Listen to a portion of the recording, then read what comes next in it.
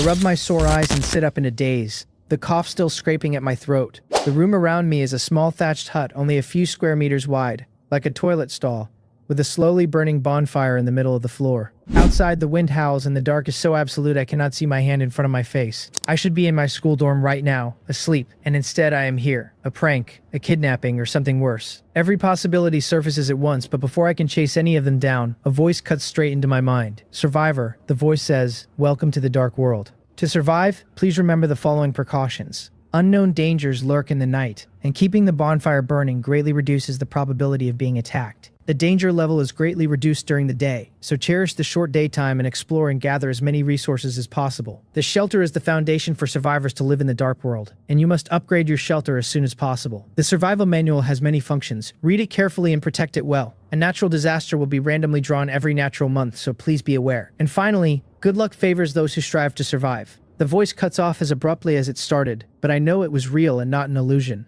Cold wind seeps through the gaps in the hut, and I shiver, taking a deep breath of cold air, then quickly tightening my jacket and crowding closer to the bonfire to squat down and rub my hands. The warmth dispels the chill enough for my frozen thoughts to start flowing again. The indoor temperature in the middle of July is winter cold. If this were China, it would have to be the very northernmost region. To be transported here in an instant, with a voice speaking directly inside my skull, is far past anything existing technology can do. I have clearly been caught up in some mysterious event, and since I am here, I might as well make the best of it. As a contemporary college student raised on internet novels, I accept transmigration faster than most people would. I take a deep breath of the smoky air, stand up, and survey the small hut for the survival manual the voice mentioned. Only a few square meters cannot hide much, and in the corner I find a black handbook the size of a notebook along with a chipped, worn stone axe. The cover reads Survival Manual in plain printed characters, and the moment my eyes touch it, information rises directly in my mind. The Survival Manual integrates the various functions of the dark world, and if it is damaged, the shelter takes corresponding damage. So the book is essentially the core of the shelter. The voice already told me the shelter is the foundation here, and if it falls, the cold alone will kill me before any monster does. My expression darkens and I flip the manual open carefully. The pages are textured like animal hide. The flyleaf carries the 6 precautions verbatim.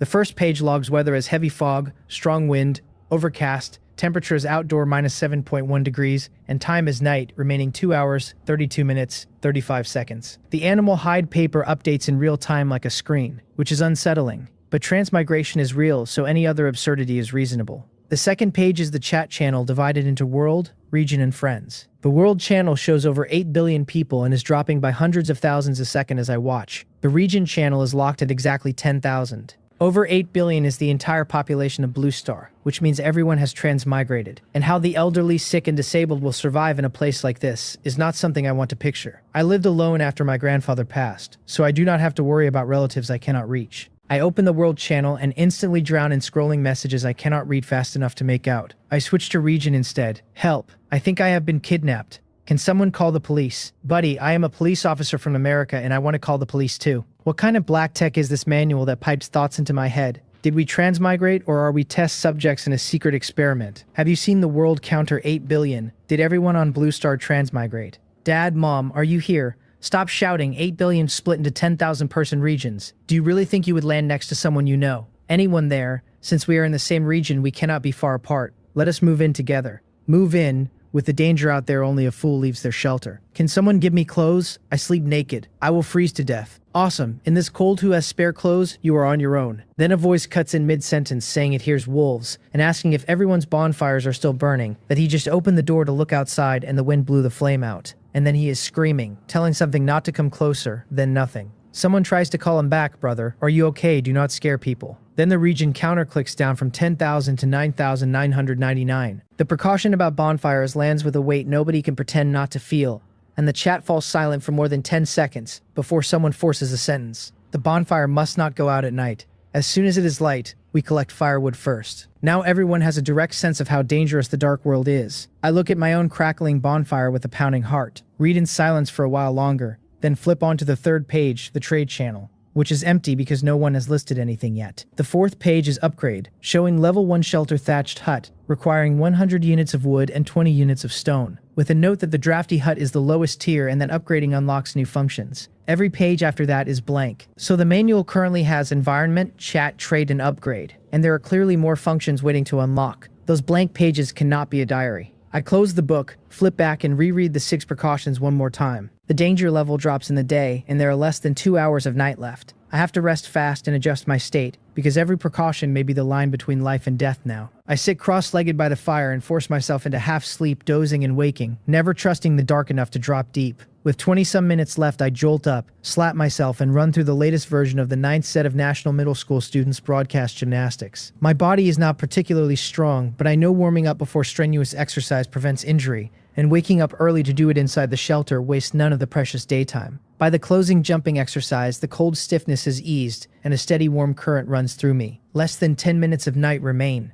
I pick up the worn stone axe, weigh it, swing it lightly. The manual identifies it as a no-rank axe of ordinary quartzite, mainly for chopping firewood and trees, usable as a weapon in special circumstances. According to the handbook, item rarity runs black iron rank, bronze, silver, gold, platinum, diamond, legendary, mythical. 8 ranks total, and what I am holding does not even reach black iron. Speechless, I wonder how many swings it will take to fell a tree.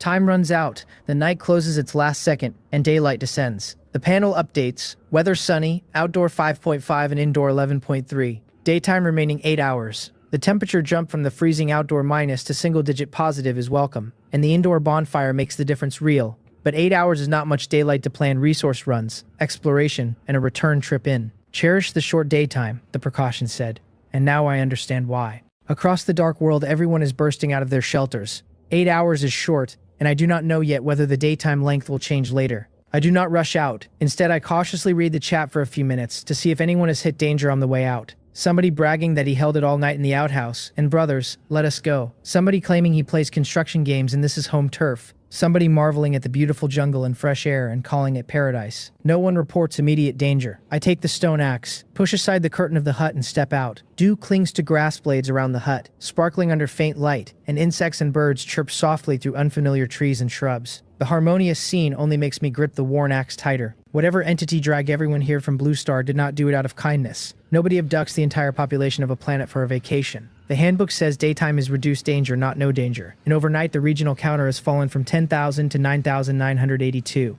More than a dozen people gone in a single night. I leave the shelter cautiously and step into the unknown. Survivors are already in the trees, and after the first axe swing, the regional channel explodes. Even the construction game enthusiast goes honest after one swing, complaining that a flimsy 10-centimeter sapling is harder than rock, and asking how he is supposed to gather 100 units of wood for an upgrade at this rate. A physical laborer type laughs that even he, doing manual labor every day, only fells 1 tree in 5 minutes for 1 unit of wood, and even he has to rest, so the day will be brutal. Someone trying to bag half a unit gets called a dummy and told to go chop his own and not forget how those people died. Someone else offers private photos for food and wood, gets called out as an online beggar, and slides into a private chat after a particularly suggestive image. Get to work, the channel says. No fire equals death. I close it. About 30 meters from the shelter, I find a small birch forest, choose a thinner sapling and swing. The recoil up the haft and the shallow notch I leave on the bark tell me everything. I adjust posture, aim at the same notch, and chop with all my strength. 8 minutes later, the sapling falls and I have 1 unit of wood. I do not rush to pick it up. I rub my arm, rest, and run the math. A strong adult collecting 1 unit per 5 minutes only manages 96 in 8 unbroken hours, and rest and food cut that down. 60 units a day would be excellent. With nightly bonfire consumption added, gathering 100 units takes at least 2 full days. Part-time work has kept me fitter than the average fragile college student, but I am no laborer. Without better tools, I am looking at 30 to 40 units a day, no more. I do not rush to join the chopping army. People who play games know exploration and quests beat blind grinding in a fresh map. And although this is not a game, mapping the surroundings and clearing dangers around the shelter makes future tree chopping safer. Carrying the worn axe, I head east toward the rising sun, climbing bushes and grass and watching for danger, all of which burns through stamina faster than flat ground. About 15 minutes later, 300 meters from the shelter, a pitch-black region rears up directly ahead, with occasional howls coming out of it that lift the hair on my neck. The transition is only meters wide and yet feels like another world entirely, completely unnatural. Facing it, I prudently stop. The clear, relatively safe ring still has more to give and there is no need to risk myself yet. Looking sideways, the boundary curves around the shelter in a circle, a dark encirclement, and for now my explorable area is the 300-meter radius. Whether it expands with shelter level, I do not know yet. Hungry and thirsty after the sleepless night, I pivot to look for wild fruit, and as I turn, sunlight catches a glint of metal among weeds along the dark border. Pushing the weeds aside, I see a wooden treasure chest hidden in shadow with a clasp that briefly caught the sun. The handbook tags it treasure chest, black iron rank, with 60% chance of unranked items, 30% black iron, 10% bronze. The manual never mentioned chests, so this is new information. The black iron probability split is honestly stingy, and my luck has historically been bad. I am a bit unlucky, which is no secret to me, but the box is more enticing than gold to a hungry man. I drag it into the open and open it without ceremony. 3 items materialize. Herring can, no rank. Fermented herring, an incomparable delicacy for certain creatures. Farmer's spring water, no rank. Ordinary water bottled by a farmer's wife, not sweet but quenches thirst. Small water bucket blueprint, black iron rank, after use grants the manufacturing technique for a small water bucket. Consumes 3 units of wood to craft a bucket of 10-liter capacity. Big bucket carries a lot.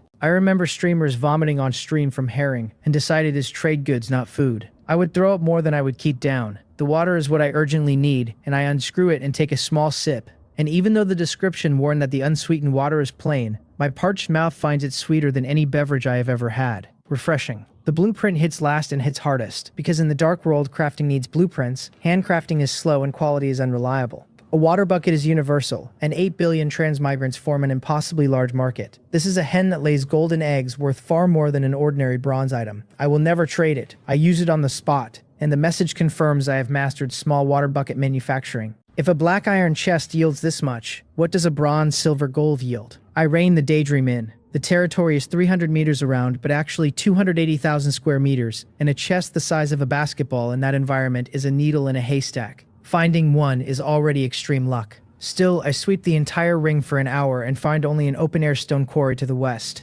No other chests, no fruit, just barrenness. The upside of barrenness is no beasts. With chests off the table for now, I follow the original plan and sweat through the birch grove for 3 units of wood, then come back to attempt a bucket. 10 minutes per bucket. I had assumed crafting would be instant. The math, chopping 1 unit takes 10 minutes including rest, and a bucket costs 3 units of wood plus 10 minutes of crafting. If buckets sell for 4 units of wood, anything above 4 is pure profit, and given the crafting bottleneck, supply will lag demand, so they will not be cheap. I will list at night when everyone is back inside. For the next several hours I gather wood, craft buckets, and reserve wood for the night's bonfire. The work is grim. 6 hours later the sky has darkened, less than half an hour to night. I have stockpiled 7 buckets and 12 loose units of wood. My movements have gone stiff and slow, and I am about to walk back when another tree crashes, and there in the open is a chest emitting a dark green metallic luster. Another chest. I rub my eyes, half believing exhaustion is hallucinating, and the chest is still there, sweeping all my fatigue away.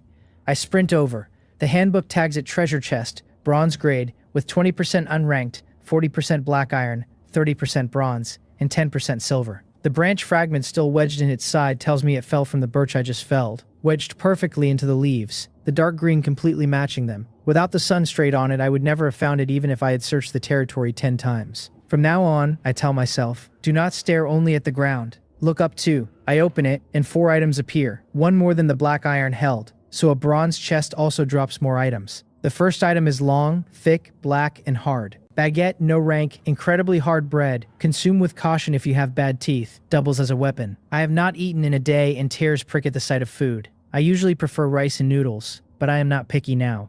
The second item. Disposable lighter, no rank, plastic case with 2/3 fuel left, and the gilded characters heaven and earth on the casing. A lighter of unusual origin, useless once empty. I caress it, reluctant to put it down. Even on Earth, in ordinary wilderness, a fire source is critical, let alone here. I cannot rub stick a fire and the bonfire died at dawn. Without a flame at night, the dark could finish me. The lighter is no rank in name only. To me it is far more precious than an ordinary black iron item. The first 2 are useful, but I am conflicted. This is a bronze chest, and I expected a bronze item. The third item answers it.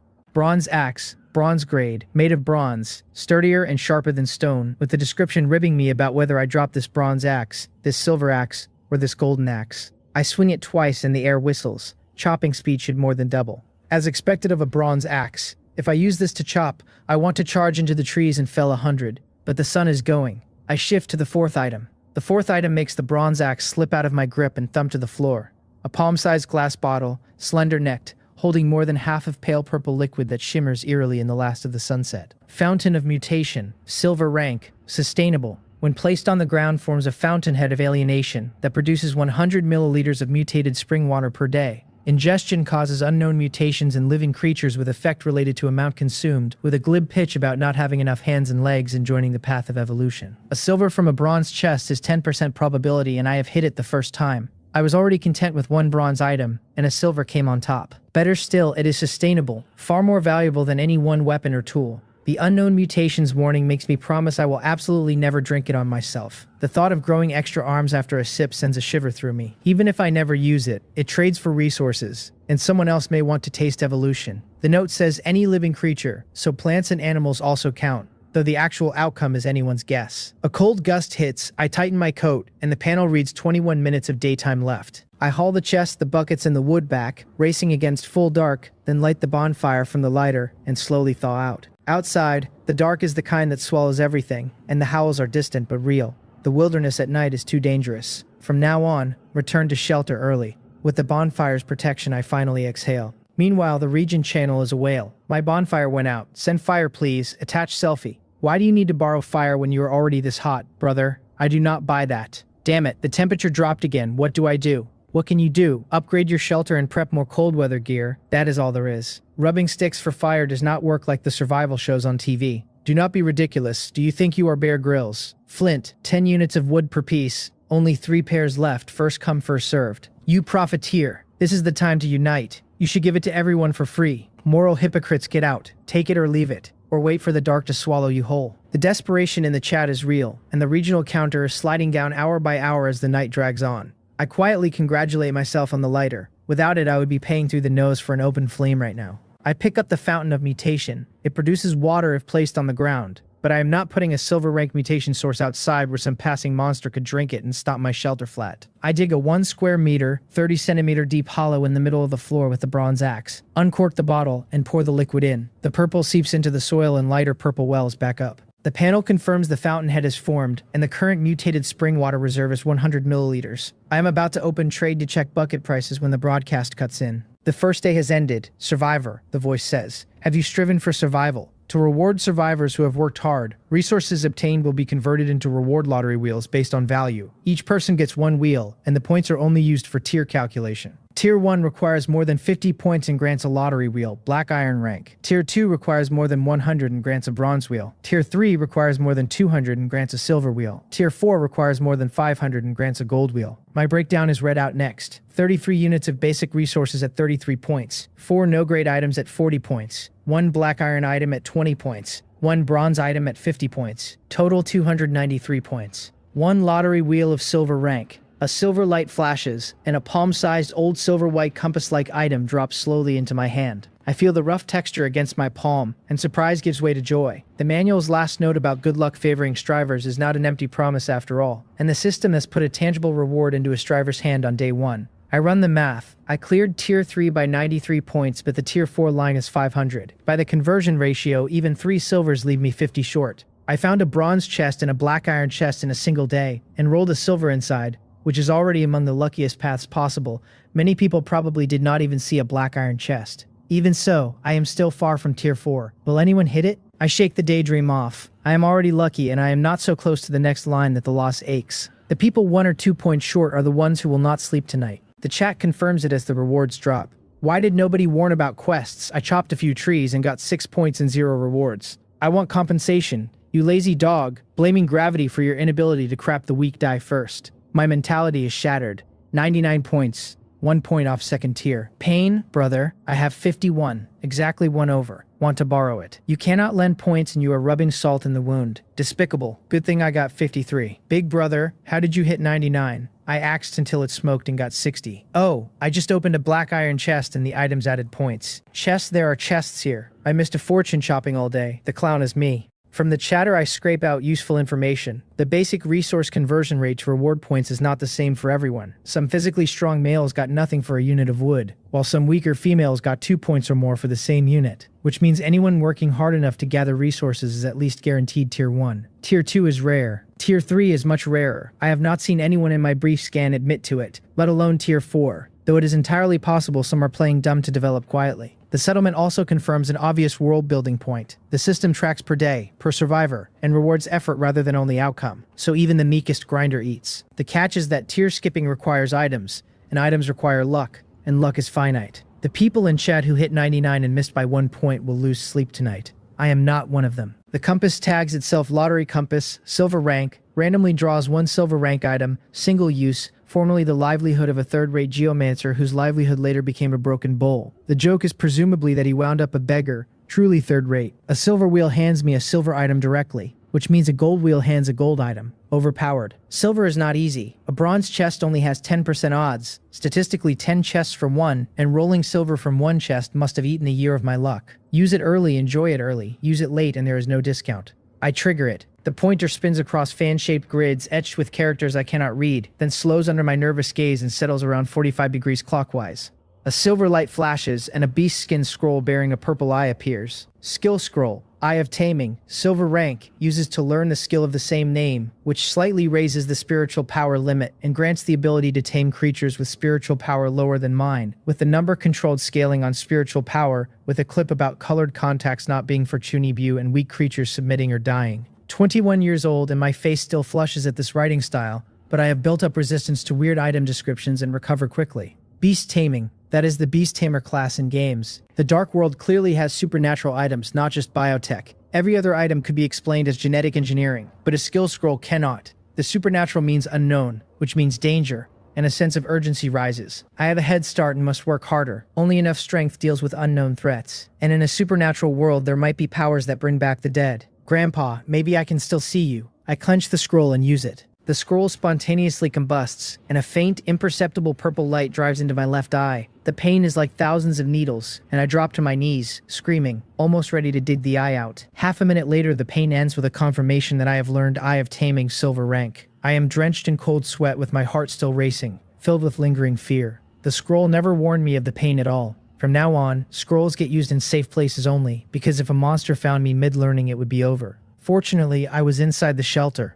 My head feels clearer, and I sense a faint instinct in my left eye, like I can control whatever I look at by thought alone. My pupil has gone light purple and looks eerie, though I do not see that yet. The eye only tames creatures with weaker spiritual power, and spiritual power involves the brain, so failure could be catastrophic. I must use it on creatures clearly weaker, and I cannot test it now in a shelter empty of any creature. I am not walking into the night to find monsters. That is just suicide. I give up testing for now and head to the empty chest where the baguette sits, planning to eat and then go list buckets. When I open the chest, my pupils contract. Swarms of large black ants, each soybean-sized with size-shaped mandibles wide open, are feasting on my baguette, with new arrivals streaming in along pheromone trails. Dark world creatures are abnormal. Those mandibles cut through rock-hard bread and kick up fine breadcrumbs, and the baguette is already a tenth gone. Thieves, I shout. Get off my baguette. This is my only food, and I have not even had a bite, and watching it shrink makes me anxious and angry. But I will not punch them with a bare hand, because their mandibles are scythes and my hand is softer than the bread, and a single bite would tear flesh in seconds. I scrabble for a tool and find none in reach. As the bread keeps disappearing, the just-acquired skill clicks back into my head. How could I forget? Ants are creatures. As long as it is a creature, the Eye of Taming can tame it. Maybe? Ants have small brains and weak spiritual power, and mine cannot possibly be lower than theirs, so they are perfect for the test. The ants gnawing at my baguette go from disgusting to adorable in an instant. There are at least dozens on the bread. I pick the happiest looking one and trigger Eye of Taming for the first time. A faint, almost imperceptible purple flickers in my left eye, and the ant freezes mid-bite. A connection clicks open between us. If I want, I can sense its thoughts and command it. I tell it to perform a few small movements, and it obeys precisely. Controlling an unintelligent creature like this carries no burden, so I sweep my gaze across the others one after another, and they freeze in place like a pause button has been pressed. Dozens go down in a single string, until no active ant remains in sight. Then I feel a subtle pressure in my brain, a protective ceiling on my control with no other adverse effect. Even on creatures as weak as ants there is a control limit. The cap must scale with my spiritual power. To control more and stronger creatures, spiritual power must rise. I will need to pay attention to items that boost it on the trade channel. After a brief contemplation, I order all the ants off the baguette and into a line on the floor, 63 of them. The handbook tags them as Black Scythe Ant, no rank, completely black, mandibles shaped like scythes, possessing extremely strong biting force, ability none. No rank, no abilities, too weak. The Black Scythe Ant is strong among ants, but still an ant, and if they had not been on my food, I could have crushed most of them by stepping. As I wonder how to deal with them, my gaze lands on the fountain of mutation in the center of the room, and my mind opens. Mutated spring water mutates creatures unpredictably, beneficial or harmful, cheap, disposable, plentiful. That describes Black Scythe ants exactly, With enough of them, some lucky ones mutate beneficially, and the rest are no loss. The thought of strong individuals coming out of this restless bunch makes me jittery. Without further hesitation, I order them all to drink a mouthful. They march down the wall I dug like a disciplined army, approach the fountain and drink without hesitation. Their bodies twist and deform. Some swell like balloons and pop into mush. Half a minute later, only 41 remain alive. 21 died in the mutation, corpses strewn around the fountain. My stomach twists at the sight. Mutated spring water cannot be used casually. The death rate is too high. But my attention snaps to the survivors. Most are grotesquely deformed. Extra legs, missing mandibles, bloated bellies several times normal that they cannot drag along. And the panel marks them harmful and useless. 8, however, stand out. Thumb-sized, dozens of times larger than before. Darker and shinier, with 10-centimeter scythe mandibles. Black scythe hunting ant. Black iron rank. Swift and possessing terrifying mandibles capable of immense destructive power. Ability 10-fold biting force. The 8 are the lucky beneficial mutations, and not only did they evolve, they jumped a rank. Ant biting force was already terrifying. These gnawed through hard bread before mutation, and now combined with 10-fold biting force, I half believe they could chew rocks. If a person were caught between those mandibles, I would rather not picture it. Hunting ants pose lethal threats to many creatures, and at scale even larger beasts would struggle. But there are only 8, so the ant army fantasy waits. I do not know where the black scythe ants came from. I will need to find their nest and capture the queen. And then the army becomes possible. The hunting ants would happily go nest hunting now, but it is night, and them tunneling around outside risks luring monsters in. Day phase only, then. The 8 hunting ants get restless, and I follow their gaze to the corpses and the deformed kin on the floor. They want to eat them. I have been wondering how to dispose of the waste, and I let them. They swarm and devour everything, corpses and living deformed kin alike, until their bellies are round, and as they eat, the pressure in my head eases significantly. The hunting ants are no longer the same species as ordinary black scythe ants, which is why they will eat their living kin without hesitation, and from now on, any failed mutation can be clean-up fed to them. I recover a good chunk of spiritual power and nod to myself, satisfied. I wonder whether the hunting ants themselves can mutate further. If black iron is already this strong, silver would be a leap. I look at them, and the 8 tremble visibly and step back instinctively, even though they cannot resist my commands. Are you serious about taking that step back? I think wryly. The seed of curiosity is planted. I cannot stop now. Before I can press further, the broadcast cuts in. World announcement. To better assist survivors and guide them in the right direction, a temporary mission is now issued. Temporary mission, upgrade shelter. Please upgrade your shelter to level 2. Survivors who rank in the global top 10% for upgrade speed receive a resource gift package, choosing one of warmth package, food package, or tool package. Survivors who rank in the regional top 100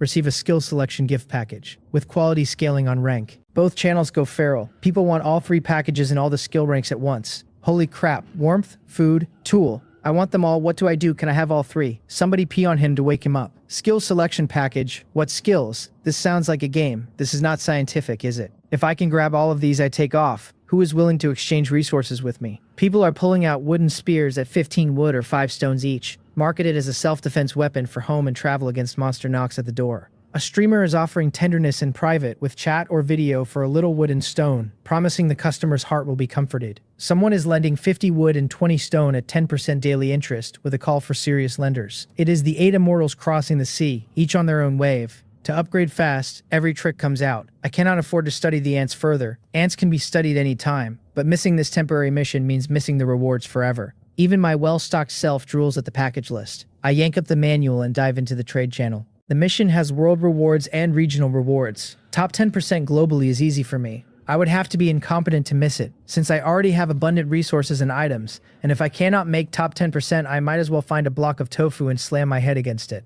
Top 100 regionally is the top 1% of 10,000. I am confident I make it, but my goal is not just to make it. The higher the regional rank, the better the skill. And I want first, or at least top 3 or top 5. I just hope no freaks live in my region. I open the trade channel and item listings scroll past, each tagged with owner, exchange terms, and a comment board. Wool sweater, no rank, owner Jang Dapio, 50 wood or 10 stone. A buyer with only 15 wood begs for a discount and gets called poor. A haggler suggests Pindu Duo at $9.99. Jang Dapio tells him to order it on the dark world and see if the courier delivers. Sharp machete, black iron rank, 60 wood plus 5 stone. The listings are varied and most are price gouged on day 1 with everyone short, with sellers fighting hagglers in the comments because the goods cost real labor. I get it, but at these prices nothing will move. The market will self-correct soon enough. The trade channel is too chaotic and gives me a headache, but a filter exists. I filter for containers and pages of them appear, sorted only by listing order. No price sort. Wooden bowl, no rank, 300 milliliters, 1 wood. Small wooden wine glass, no rank, 30 milliliters, 1 wood. Empty mineral water bottle, no rank, 500 milliliters, 2 wood. Wooden bucket, no rank, 2 liters, 5 wood or 1 stone. A container is essential because water sources mean nothing without something to carry it in. The big factor is capacity, and I look at capacity per cost. After 5 pages, almost nothing exceeds 1 liter, and even empty mineral water bottles are relatively spacious in this market. By scan, I work out that my buckets are worth around 15 wood by volume, but on day 1, nobody can afford 15. I want quick sales for upgrade points, so I listed a market-piercing 12 wood or 2 stone per bucket. Normally 1 stone mining tools are scarce, so stone goes for more, and I price the trade trap accordingly. I have 7 buckets and put them all up. I can craft more, no need to hold any back. I post on World Channel, small wooden buckets, 10 liter capacity, 12 wood listed on Trade Channel. Limited, first come first served. The reactions are immediate. A 4 liter basin for 8 wood, what a ripoff compared to this. I have 2 stone. I cannot upgrade today anyway, might as well get cheap goods. Boss Jang Hyun is generous. Do not fight me, I will take them all and resell at a profit. You beast, scalping after transmigrating brothers rush. Do not let middlemen eat the margin. I am not surprised someone calls me by name. Chat speech displays real-life avatar and name. World Channel allows 3 messages per day, so I do not waste another. Within 10 seconds, the 7 buckets are gone, and a stream of private orders comes in. Among them, someone named Jeongha asks to buy 5 buckets after the temporary mission ends. I do not know why she would want so many, but a customer is a customer. I agree. Tally. 7 buckets sold for 60 wood and 4 stone. Plus my 12 wood, I am now 28 wood and 16 stone short of the upgrade. Wood is manageable. The stone gap is the problem. Buckets are absurdly profitable. 3 wood resold for 4 times the price, but 10 minutes of crafting per unit means I cannot brute force the gap. Looking at the popularity, I want to crank out 100 more on the spot, but every second matters in a regional race, and slow crafting will not win first place. Sacrifices have to be made, so I drop that idea and start listing things to sell. Herring can. Sell. List at 10 wood. After all, it is a specialty food. Normal food is common, but Oreo-flavored herring is rare, and rich tastes are weird. Disposable lighter, keep, cannot sell. The bitten baguette, sell, listed 3 wood. I can buy a fresh one later. Bronze axe, keep. To my surprise, the herring can and the chewed baguette both sell within a minute. Even so, I am still 15 wood and 16 stone short. Sell the hunting ants? Black iron rank creatures should be worth something, but I have only 8 and there are still many open questions to study with them, so unless absolutely necessary, no.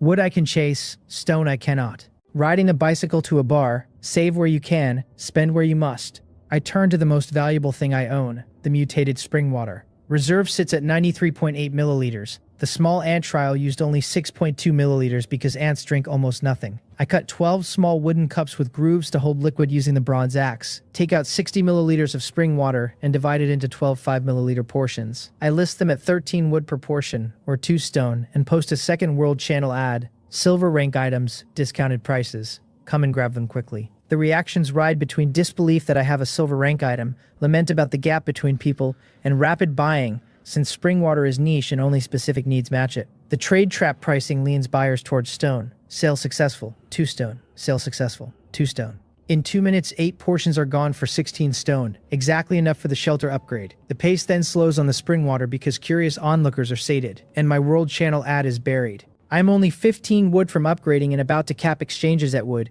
when Xiongha DMs again, asking if I can lower the price to 40 wood for the 4 remaining portions. The same rich woman who pre-ordered 5 buckets is now buying out 4 silver rank portions, which strongly suggests she has already upgraded and has wood to spare. We are not in the same region, and her offer matches my mental floor.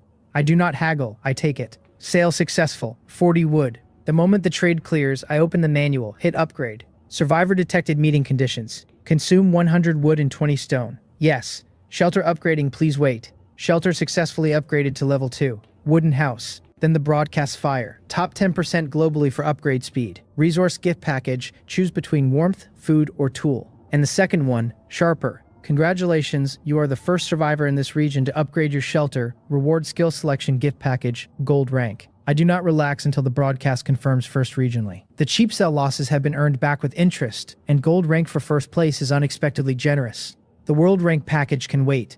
I open the skill selection card first. Palm-sized package. Inside is a card entirely golden with a question mark printed on its face. Skill selection card. Gold rank, after used, randomly draws 3 gold rank skills, from which one can be chosen. So selection means a forced random 3, almost a scam, but I have nowhere to complain or protest. A gold pick out of 3 is still strong. I tell myself to feel better and use it. The card rises into the air, spins for a few seconds, and splits into 3 golden cards with different patterns etched on them. The system asks me to choose one. Elemental Affinity, Water, Gold Rank, raises affinity with water elements by 100% and comprehensively enhances water-based skill effects. Berserk, Gold Rank, on activation greatly raises attributes and significantly boosts recovery for 10 minutes, then enters weakened state, reusable after recovery. Species Contract, Gold Rank, contracts a species and greatly enhances control over that species. These are hard-earned gold skills, so I read each carefully. Water Affinity is dead in the water, pun acknowledged, without water-based skills, and I have only a sip of farmer's water. No telling when I would even pick up matching skills. Skip. Berserk is a clutch lifesaver and could counterkill a stronger enemy at a critical moment, but the weakened state duration is unspecified. A day or 2 of weakness in this dark world is a death sentence, and the risk is unacceptable. Species Contract reads vague but matches what I already have. The term control is vague but the side effects look minimal, and mutated spring water plus Eye of Taming pushes the beast tamer path. I also have a nagging suspicion. In this dark world, everyone gets various skills, resources, and items like in a game, but unlike the games I played, there are no fixed professions or fixed skills, and what each of us picks up is random. This is a free world, full of infinite possibilities, and everyone has to plan their own growth path. With limited resources, the worst sin is wanting everything. The 3 skills here clearly correspond to Mage, Warrior, and Beast Tamer. My core resources are most suitable for Beast Tamer. My head start owes more to luck than skill, and competition is light only because everyone is starting at 0. If I do not commit to a path now and waste the head start, I will be passed quickly. I pick Species Contract and silently commit to Beast Tamer. The cards vanish and the system asks for the contract subject. The only creature I have tamed is the Black Scythe Hunting Ant, so I name it. Selected contracted species Ants. Successfully established a species contract with the Ant Tribe group. The contracted species cannot be changed.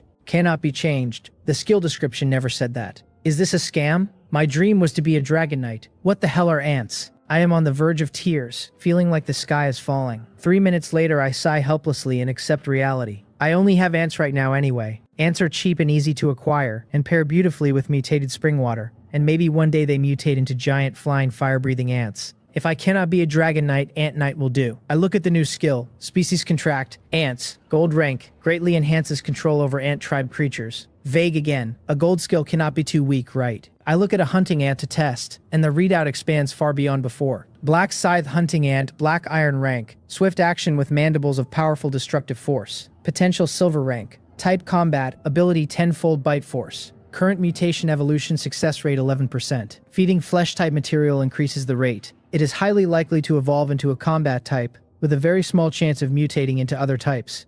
The skill is not raw combat power but a cultivation map. Potential, type, current rate, the resource that boosts the rate. Without it, cultivating ants would be flailing in the dark. With it, I cultivate efficiently and on purpose. Worth the slot. I open the resource gift package and consider the 3 options against current trade prices. Then choose Warmth. The precautions mentioned a monthly natural disaster, and given the worsening cold, the first one is almost certainly extreme cold, and warm goods will price spike. Food and water can be bought from the trade channel. Inside is a cotton suit and a cotton quilt. Far more than I expected. I put on the suit and feel my hands and feet thaw. So warm. I should sleep a little better tonight. I check the upgraded shelter. Level 2 wooden house. Upgrade requirements for level 3, 500 wood, 100 stone, plus all facilities built. Floor area is now 20 square meters, 4 times the hut, and the wooden walls feel sturdy enough not to vanish in a strong wind, greatly raising my sense of security. New buildable facilities unlocked. Storage cabinet at 30 wood, can store food and slow spoilage. Wooden bed at 50 wood, made of solid wood, improves rest efficiency. Dual-use stove at 30 stone dispels darkness from inside the shelter at night and serves as a cook fire. All 3 are essential. Food is precious here, so a cabinet that slows spoilage is huge. Last night I slept on cold hard ground and barely rested. A wooden bed will change everything. The dual-use stove dispels night darkness and lets me cook hot food in this freezing weather. Double enjoyment for body and soul. The facility costs are modest, but the next shelter upgrade is brutal and requires all facilities first. Weaker survivors without chests may not upgrade for 10 or 15 days. And even for me it is not easy. I have a craft skill to lean on though. After upgrading I still have wood, so I keep crafting buckets while reading the channel. People are envying the regional 5th place who got a silver skill. Salute to the big shot. I want skills too. Sigh, should I go all in? Can I still make top 100 regionally? Hesitation breeds defeat. Just commit and get it over with. They are interesting people and the chat is still half adrenaline and half bravado as the temporary mission winds down. Some are calculating whether they can sell the family silver for the last few units. Others are pivoting to chain craft items and selling them at thin margins to scrape past the cutoff. A few are openly trash-talking everyone who has not made the cut yet, the kind of bravado that masks panic. The skill selection rewards seem to weigh on everyone the most. Silver in regional 5th means survivors above me may have rolled gold, and the prodigies in the global front may have rolled higher than that. I buy a rye bread for 5 wood and chew while I work. My hands keep shaping buckets while my head plans next steps. Food first. My territory is barren and only the trade channel feeds me, but cold will price spike or even strangle supply, which is deadly, so a stable food source is mandatory. Growth path next. To scale ant control, I need spiritual power items. Otherwise, even ants cap out. Ant variety also matters. Based on the Black Scythe trial, different species probably mutate down different paths. Combat for some, construction for some, transport for others. So multiple species are required. Ants near my shelter are limited, so a buy task on the trade channel is the play. Plus, watching for spiritual power skills. An hour later, I have 6 more buckets beside me. The temporary mission winds down, and I scan the broader picture. Each region has 10,000 people, 8 billion total means over 800,000 regions. And the regional top 100 slots are all filled while the global top 10% still has a few open spots. Of those who have not upgraded, very few will today. Less than 1/10 of the world's transmigrants made the level 2 upgrade on day 1. Lucky people are a minority, and my expression darkens. I keep crafting. The image stays with me. 8 billion souls dropped into 10,000 person cells with thatched walls and a fire. Told to survive, and on the very first night, the death counter is already in the hundreds of thousands. I'm sitting on 3 chests of luck nobody else opened, and I cannot afford to coast on it. Buckets, food source, spiritual power, ant variety, cold preparation, partner cultivation, every line item is real, and night is not long enough to address them all. My private message blinks. Opening it is Chungha again, asking whether I have any buckets for trade now. She buys steadily and finally pulls my attention. Her avatar is a young woman with an oval face and a gentle smile.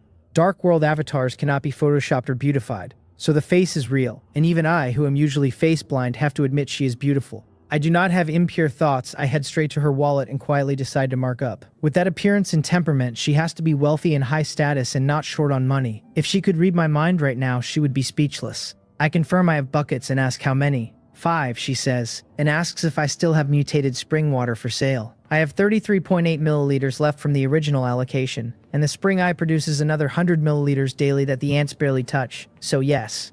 I tell her I can sell 20 milliliters now, but I want better resources for it. She should have some. In a different corner of the dark world, a tree thick enough that 10 people would need to encircle it carries a small wooden house on its main trunk. Other survivors would gawk at the engineering. Chungha is the owner, and she frowns at my message. How did he know? Well, she did buy too many tools from him at the start of the temporary mission. At that point, only people with no hope of finishing or with overflowing resources could afford to spend wood on tools, and she is the second category. She is not against my pitch. With temporary missions ended, rare items return to their inherent value. She replies, no problem, take a look at these. Multi-ear winter wheat seeds, black iron rank, mutated variant with 100 times the yield of regular winter wheat and stronger cold resistance. Ripening potion, bronze grade.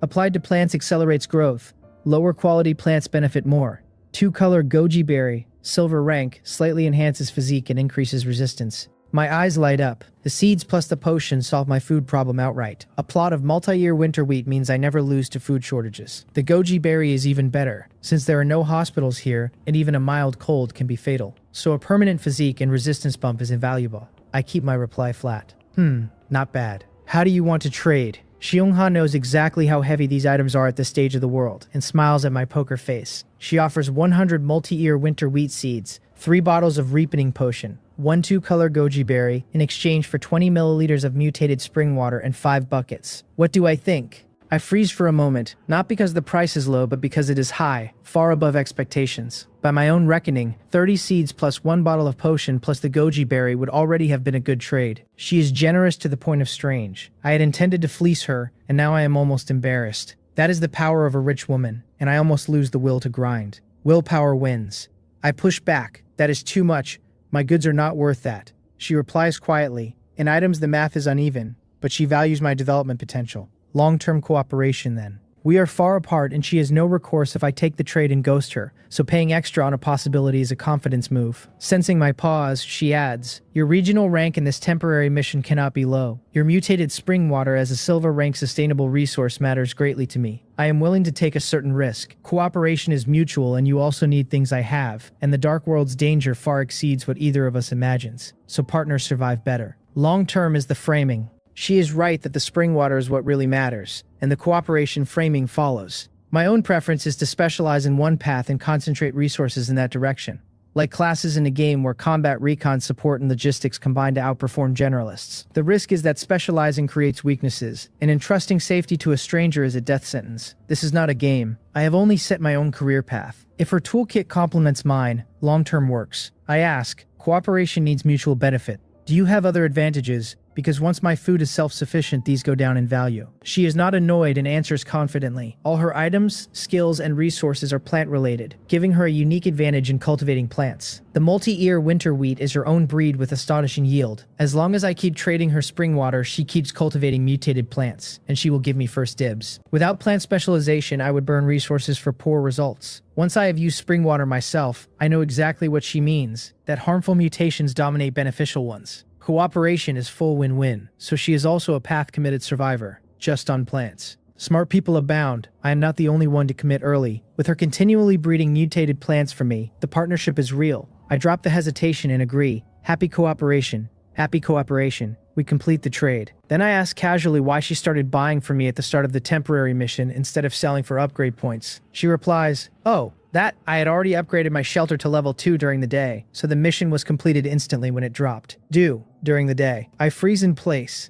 In a distant corner of the dark world, Cheongha chuckles softly, having anticipated exactly this reaction, and tells herself that showing a little strength helps cooperation. After the trade, I am near broke, so I keep crafting and selling buckets through the night. The night runs 16 hours, and sleeping all of it is wasteful. I plan 7 hours of sleep and the rest at the bench. Her offhand reveal sticks under my skin. I knew there would be freaks who upgraded fast, but daytime upgrade is on another level, and my imagination cannot reconstruct it. Even for me, felling a tree takes 8 minutes. Could she be a delicate-looking woman who is actually a muscle-bound axe wielder? Lucky we are not in the same region, otherwise I would only be competing for second place. I sketch a figure with 2 axes and bulging muscles tearing through trees, only for the face to turn around and be Cheongha. I shiver, snap out of the daze, check the time and find that 8 unconscious hours have passed. What was I thinking? Cheongha's ability is plant-related, and that is how she upgraded so fast. The muscle scenario was a fatigue hallucination. I have been crafting too long, mental and physical strength are at the limit. I push through the bucket I am working on and stop, surveying the heap in the room. The 8 hours have been rough. My hands are stiff from repetition, and the bucket that took 10 minutes early on now takes 20 as my speed sags. I have made 39 buckets, including one left over from a trade, exactly 40. I keep 10 and sell the rest for 180 wood and 30 stone. Big shot now. I look at the shelter facilities. Storage cabinet, wooden bed, dual-use stove, total only 80 wood and 30 stone. And since they are inevitable, I build all 3 at once. The built facilities place where I want them, so the dual-use stove goes in the center, the wooden bed near it, and the storage cabinet far from the heat to slow food spoilage. I throw the cotton quilt onto the bed. The stove's strong warmth, the soft warm quilt, the comfortable bed. My eyelids droop, but I push through to open the trade channel one more time. Because the seeds I traded from Cheonghao still need handling, and it is not yet time to sleep. 10 minutes of browsing pulls up exactly what I want. 3-story nursery, black iron rank, 2x2 meters, 3-story planter, increases plant growth speed by 10%. Owner Thompson 60 wood. A growth-speeding nursery is hard currency. The night is unknown ground and I will not plant my food outside, so an indoor nursery is mandatory. 60 wood is steep, but after hours of bucketing I can afford it. Hard-earned resources mean I will not pay sticker, and I haggle in the traditional way. The owner's name reads foreign, which would have killed my chances if not for the manual's translation function. I offer 55 wood. Thompson swears to God it is worth it, says it can grow delicious vegetables. I tell him post-mission everyone burned wood on upgrades and there are not many buyers at 60. He concedes to 56 and refuses to go lower. I am in a hurry to plant and sleep, so I take it and place the nursery near the door so daytime sun reaches the soil through the open curtain. Each layer is 2x2 meters with a soil tray and half a meter of headroom. No tall plants, but for me it is enough. I sow the 100 multi-ear winter wheat seeds evenly, drip ripening potion on each per Cheongha's instructions, and 1 bottle of potion is used up exactly. I water with 3 wood worth of river water. The seeds sprout out of the soil within a minute. The effect is so brutally fast it is unscientific. At this rate, harvest is days away, and clearly the dark world is past science, with its supernatural items and scrolls. I order the 8 hunting ants onto the nursery to loosen soil without harming the seedlings, throw firewood into the stove, drop into the bed, wrap up in the cotton quilt, and go out cold. The voice wakes me. Dark world announcement. Congratulations, survivors. You have successfully survived another night. A natural disaster warning will be issued. I rub my eyes and slowly come up out of the dream. The panel reads daytime remaining 7 hours, 29 minutes, 12 seconds. I jolt. Did I oversleep? Did I waste half an hour of daytime? Then I check the chat and realize I did not oversleep. Daytime has been reduced from 8 hours to 7.5. Daytime is shorter. Before I can react, the announcement continues. This natural disaster, cold wave. In 7 days, an extremely low temperature cold wave will bring extreme cold to the entire dark continent. Please collect winter food as soon as possible and strive to survive the natural disaster.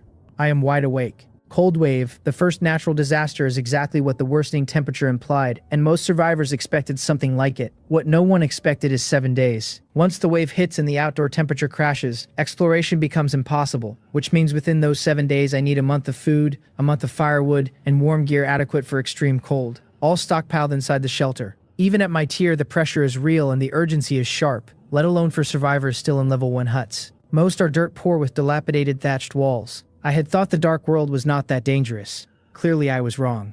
I opened the region channel. Counter reads 9,531. Day 2, the wave has not even started, and that many are already gone. Every digit is a life. The chat is whales. Cold wave in 7 days for a whole month, just kill me now. Hungry already, I have not figured out today's food, let alone a month's stockpile. Maybe the wave has stages and we can still go out early on. Do not be too nervous, everyone. The cold wave should taper instead of crashing in at full force on day 1. Within these 7 days, we have to upgrade to level 2 or even level 3, or food alone will not save us. Yes, no time to argue. I am chopping. I just got a bronze axe yesterday and the sapling pile is finally moving. Selling river water in bulk. 3 wood per liter. Deliver via trade channel. Selling raw flint.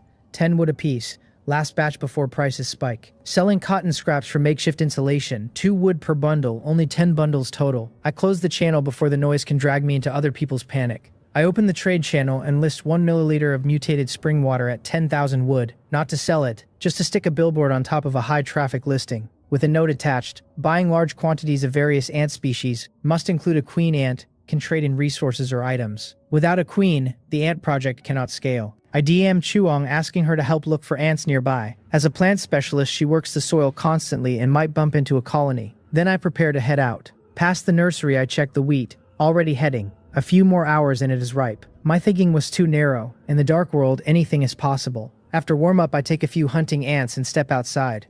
It is bright. Only a couple more degrees colder than yesterday. No other obvious changes. I set the hunting ants down and order them to find their queen and bring her back. Hunting ants evolved from black scythe ants and can read black scythe pheromones, so they have a real chance of locating the queen.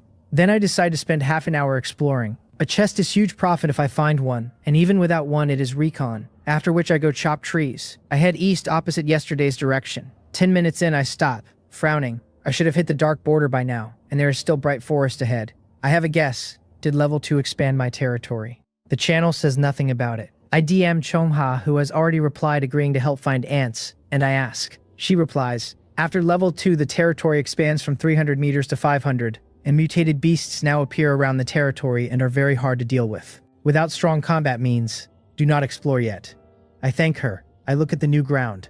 Chests are likely inside it, but mutated beasts are also very real, and even ordinary beasts would beat me right now. A moment of patience opens a wider path. I will collect resources today, evolve a few hunting ants to silver, then come back. I retreat to the birch grove. After yesterday's work, most of the small saplings are gone, leaving thicker trees that take more effort but yield more wood. With the bronze axe that is manageable, I swing. 2 hours later, a wood pile sits beside me. As I plan to stop and start crafting buckets, a signal pings through the contract and I turn. The lead hunting ant is carrying a fat-abdomined ant, and the other 7 herd over 100 black scythe ants like officers escorting prisoners, all marching toward me. I beam with joy. The hunting ants have wiped out the nest. They brought the queen. The number of hunting ants problem is gone. I drop the axe and run over. Without preamble, purple flickers in my left eye and Eye of Taming hits the queen. Black scythe ant queen, no rank. Potential silver rank. Type reproductive. Current mutation evolution success rate, 48%. Feeding flesh-type materials raises the rate, highly likely to evolve into a reproductive type, with a small chance of mutating into other types. The moment I tame the queen, the hundreds of black scythe ants behind her stop their commotion and stand obediently in place. The realization lands fast. The queen is the leader of the colony, and taming her means controlling the entire colony. Great! This dramatically reduces my spiritual power burden. Do not underestimate it. A single ant takes little spiritual power, but at scale and after evolution the cost compounds. If controlling only the queen runs the colony, I can effortlessly manage millions of ants. The image lights me up, and my gaze on the queen gets fervent. She is too critical to allow any damage, and 48% is decent but far from safe enough. Fortunately, with Species Contract, I have a stable way to push the rate up. I dump the 41 units of wood from the morning chop to one side, and decide to prioritize the queen's mutation rate, because the sooner she mutates, the sooner she breeds hunting ants, and the sooner the army exists.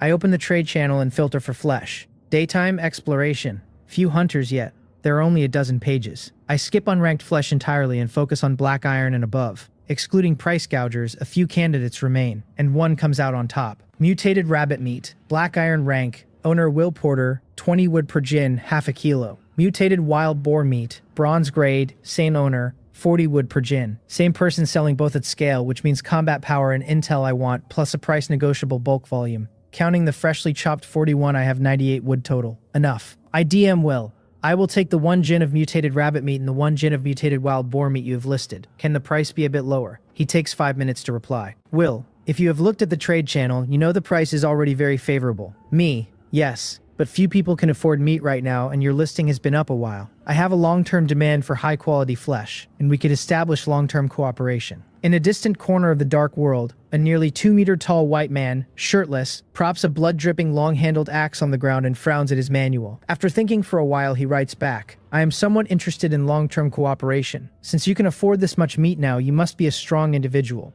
I cannot lower the price further, but I can give you a small gift. He sends item info, mutated rabbit blood, black iron rank, and mutated wild boar blood, bronze grade. Beast blood also raises mutation success rate, effectively a discount. So I reply, okay, deal. We trade 60 wood for 1 gin of each meat plus the 2 bottles of blood. After the trade, I ask another question. Will, since you can hunt this many mutated beasts, you must know about them. Could you tell me a bit? I am ready to pay for the info, since mutated beast intel matters to me. Will is generous and replies almost instantly. Of course, no problem. I had hunted plenty of beasts even before coming to the Dark Continent. Mutated beasts here, compared to Blue Star beasts, have not only grown significantly larger, but also become more violent and savage in nature, and their appearance has changed too. The mutated rabbit is 80 centimeters long and has grown a pair of sharp fangs. The moment it saw me, instead of running, it charged at me with bloodshot eyes. Zhang Hyun, if you are not good at fighting, do not provoke them. They have already surpassed the scope of ordinary beasts. With Cheng Ha's earlier warning still ringing, my caution doubles. I thank Will. Mutated beasts have territory and generally do not wander, so as long as I do not approach the new ground, there should be no danger for now. I put down the manual and take out the mutated rabbit meat and mutated wild boar meat. Both are bright red, marbled, fresh, with rich blood smell. 2 days in this world feel like a month without meat, and my mouth waters at the thought of roasting them on the stove. I push the craving down and order the queen to eat the rabbit meat first. She crawls over, opens her scythe-like mandibles, and devours it ravenously. Her rate ticks from 48 to 49 and keeps climbing. Black iron flesh on a no-rank queen is a serious tonic. If black iron pushes this fast, what about bronze? Will bronze meat instantly hit 100%? I switch her to the mutated wild boar meat without hesitation, and the rate climbs faster, hitting 65% in minutes, and stalls. For an ordinary ant, 65 would be fantastic, but for a queen with no second chance, only 100 is truly safe. Then I look at her. Her bulging abdomen is now several times bigger, and she is lying beside the boar meat too full to move. She just ate too much. Scared me for a moment. I laugh self-deprecatingly and order her to digest, then keep eating, then go back to chopping nearby. Half an hour later, I check on her again. Her rate is at 100%. That was fast. I bring her to the mutated spring water and let her drink. Her body is several times bigger than a regular black scythe ant, and one gulp takes a full milliliter before she stops. Under my nervous gaze, her body expands rapidly and the mutation finishes. Black scythe hunter ant queen, black iron rank. Potential silver rank. Type reproductive. Ability rapid reproduction. Current mutation evolution success rate 11%, with the same flesh-feeding scaling and likely outcomes as before. Quality jumps from no rank to black iron and she gains rapid reproduction. More importantly, she now breeds black iron black scythe hunting ants directly, which means I never need to spend more spring water on individual hunter cultivation as long as I keep her fed. The hunting ants already have combat power. Numbers were the bottleneck, and that is solved. Once their numbers grow, hunting mutated beasts goes on the table. The ant army I have been imagining starts to look real, but the queen cannot do it alone. I gather the 8 existing hunting ants, drop 2 pieces of mutated beast nearby, let them eat alongside the queen to raise their own mutation rate, and pair them with her for breeding. Watching her bulging belly, I laugh. You, with food, drink, and a harem, you live more comfortably than I do. You must cultivate me a good army. I leave them to it, take the bronze axe, and head out again. As soon as I reach the birch grove, a private message comes in. I open it. It is Chongha again. Jang Hyun, I found a type of ant. See if it is useful to you. Without waiting for my reply, Chongha sends over the ant's information. Sentry ant queen, no grade. An ant with 3 pairs of compound eyes, swift in movement, and skilled in reconnaissance. The queen of a recon-type colony is exactly the missing link my plan needed. Meat-eaters under the black scythe hunter ant queen for combat, plant-eaters under a sentry ant queen for scouting, and one shared ant nest for them to live together with the nucleus once I find one. I beam. I just got a black scythe ant queen, and now this. Double happiness. I tell her it is incredibly useful and ask what resources I can exchange. She replies that she found the queen while loosening soil for her plants, and it took no effort. Free for me, we are allies. I push back. I cannot accept that, even if it is small to her, it is huge to me. Xiongla then asks if I would keep an eye out for plant seeds, and says she has to get back to work and will chat tonight. She trades me a wooden bottle. Inside is the sentry ant queen plus more than 20 sentry ants. 3 pairs of compound eyes each, long antennae and dark green helmet-shaped heads, all peeking around like tiny sentries on watch. This ally is too reliable. I owe her a real favor now. Seeds. I will look. Purple flickers in my left eye and the queen falls under my control without resistance. Sentry ant queen, no grade. Potential bronze grade. Type reproductive. Current mutation evolution success rate 67%. Feeding plant-based materials raises the rate. Highly likely to evolve reproductive type with a small chance otherwise. Species contract gives me readings Chungha cannot see. Bronze potential is a lower ceiling than the black scythe hunter ant queen silver, which is mildly disappointing. Different species, different growth potentials. But the sentry ant feeds on plants, and the rate is already at 67, so the food path is far cheaper. Compared to the black scythe hunting ant, which eats meat, this is brutally cost-effective. And these are scouts, which for me may be more useful than combat ants. The sentry ant queen with her 4 eyes, antennae, and round belly looks at me, and I nod, satisfied. Plant matter from any old grass works, but growth rate caps if the plants are ordinary. For that I need the plant expert. I shamelessly DM Chungha again, asking if she has high-quality plant materials that are plentiful and filling. She is busy and replies in 3 minutes asking what kind, food or otherwise. Any plant, I tell her, wood or leaves, does not have to be food. She says. How about this? Sandalwood wutong wood, bronze grade. I knew I asked the right person. I tell her this is great, and ask how she wants to trade. And please do not give it for free again. Otherwise next time I will be too embarrassed to ask. She smiles to herself. Small things reveal character. And although I have what she needs, if I were too greedy she would only do limited cooperation. Only with acceptable character does she treat me as a long-term ally. She replies fairly. Although bronze grade, it is still wood with limited uses. So 1 unit of sandalwood wutong for 5 units of regular wood. I take it without haggling. I place the wood beside the new sentry ant queen and 10 of her sentry ants, and they start gnawing. The rate climbs fast. 5 minutes later, all 11 hit 100%, and I bring them to the spring water. The sentry ant queen mutates faster than the black scythe ant queen. 1 minute and she is done. The 10 ordinary sentry ants finish even quicker. Sentry ant queen, black iron rank. Potential bronze grade. Type reproductive. Ability rapid reproduction. Current mutation evolution success rate 10%. Plant materials raise the rate.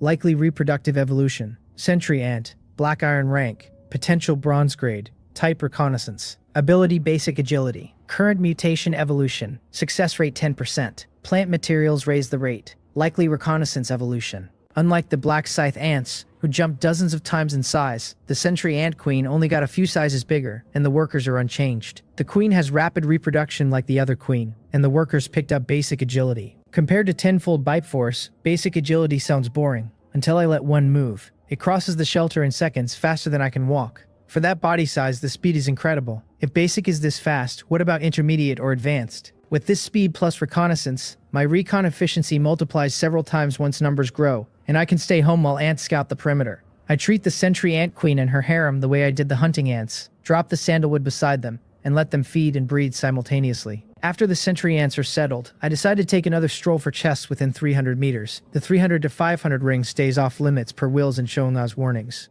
Half an hour later I have nothing. Either I picked the area clean already, or luck is dry today. As I reach the easternmost 300 mark and prepare to turn back, I freeze. A small tree under 2 meters tall stands ahead, hung with a dozen fist-sized red fruits, lush and tempting.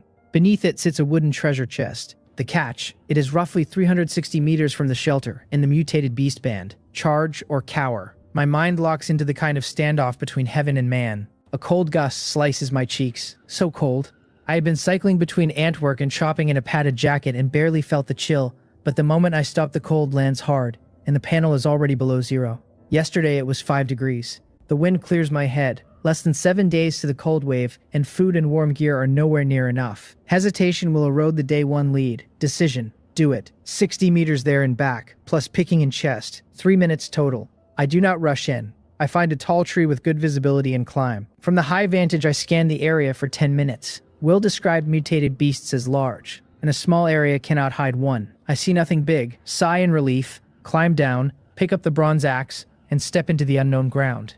Per the consensus on the channel, within 300 meters resources are basic, wood and stone, water if lucky, and beyond it resources are richer with naturally growing black iron and bronze items. But the danger climbed sharply. First time inside, a lie to say I am not nervous. The 60 meters takes nearly 2 minutes, no incident. I reach the small tree and start picking, stuffing 6 red fruits into my unbuttoned collar before my clothes bulge to capacity. I do not push. The tree is not running away. Right hand still gripping the axe, I scoop the wooden chest with my left arm and turn to run. The closer I get to the 300 line, the more I relax, already daydreaming about what is in the chest. Then a sound like wind through grass. Behind me, wind, on a still evening that has no breeze. And yet I do not feel any wind hitting my body. The dissonance lands a beat after my ears do, and reflexes catch up. I drop the chest, swing the axe up to block and pivot. A dark shape leaps at me. I block on reflex with both hands. A bang. Force surges up the haft and I retreat 5 steps before steadying. The attacker bounces back too. Squirrel, but standing 50 centimeters tall on its hind legs,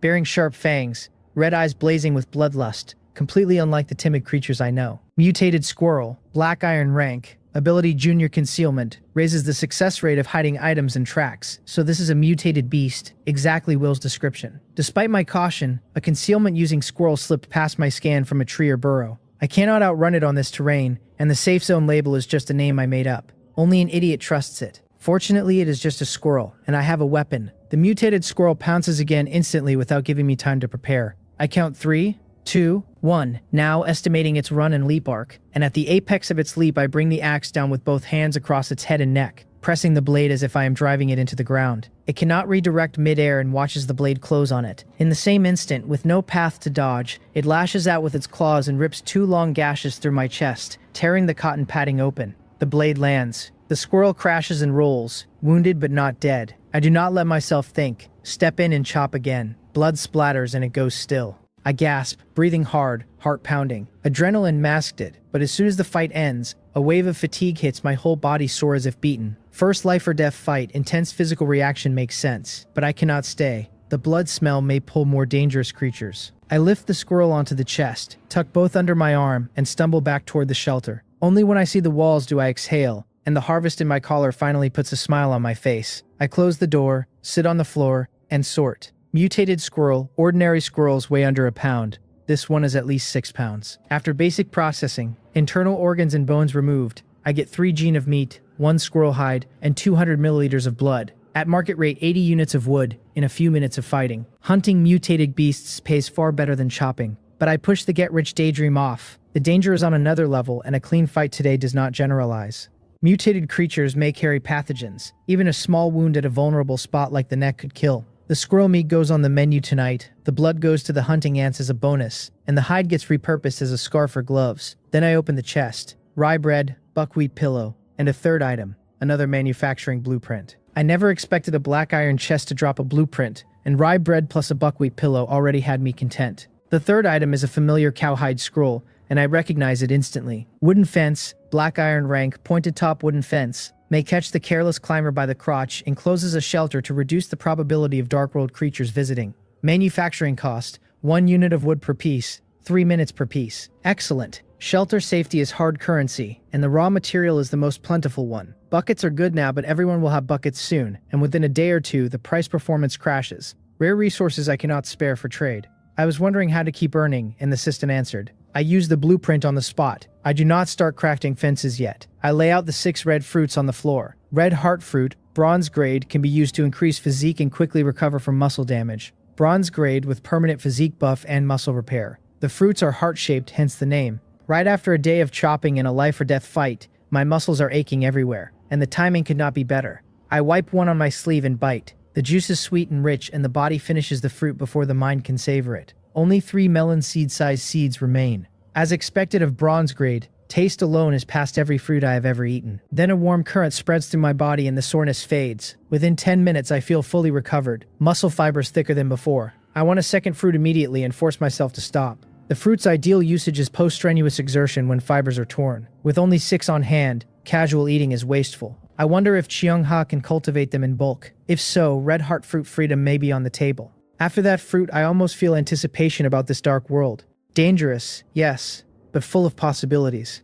I DM Cheongha the fruit's information and ask if she can cultivate it. She replies almost instantly, excited. Bronze-grade fruit, physique plus quick recovery, she can cultivate, but the higher the rarity, the lower the cultivation success rate. So she will need more seeds and ideally a branch from the mother tree. She is a true plant fanatic. No wonder she committed to that path. I tell her I found this in the newly unlocked area, that there is one tree with over 10 fruits left, and that I encountered a mutated squirrel earlier and bled around there, so I cannot return today. She is alarmed. I fought a mutated creature. Am I injured? Treat it now if so. Lucky, no injury, I tell her. Good, she says. The dark world is harsh, and she does not have healing plants yet. By the way, squirrels are hoarding experts. The den must have a stash of food. Scout it when safe. I was so focused on running I forgot squirrel habits. Without her reminder I would have missed it. I thank her and ask her to try the cultivation. I trade 3 red heart fruit seeds and 1 fruit to her, refusing the resources she offers in return. She gave me sentry ants for free, and this evens it out. On her side, Cheongha looks at the heart-shaped fruit and shakes her head with a wry smile, deciding she should pay attention to ant-related items now, or she will keep owing favors, and noting she should ask Baekhyun, who likely has relevant intel. After the conversation, 3.5 hours of daytime remain. The new ground is tempting, but the mutated squirrel was an early warning. Meeting a carnivorous mutated beast at my current strength means dinner for it. I switch to fences. I make one and use its size to estimate. Enclosing a decent area takes at least 100 fences, plus 5 hours of crafting time, which is too steep. I scale to 30 or 40 fences for a smaller perimeter, finishable before dark. I have 38 wood on hand. Enough. I head to the woodpile by the birch grove and start crafting in place. 2 hours later, after the red heart fruit's repair work, I am full of energy and craft non-stop. A pile of fences accumulates. I stand back satisfied, then carry several to the shelter and use the bronze axe as both shovel and hammer to drive them into the frozen ground. The ground is rock hard from the cold, and installation eats real effort. By the time the fences are all in, the sky has gone fully dark. 31 minutes of daytime left. Outdoor temperature is -10, and standing still after sweat builds is painfully cold.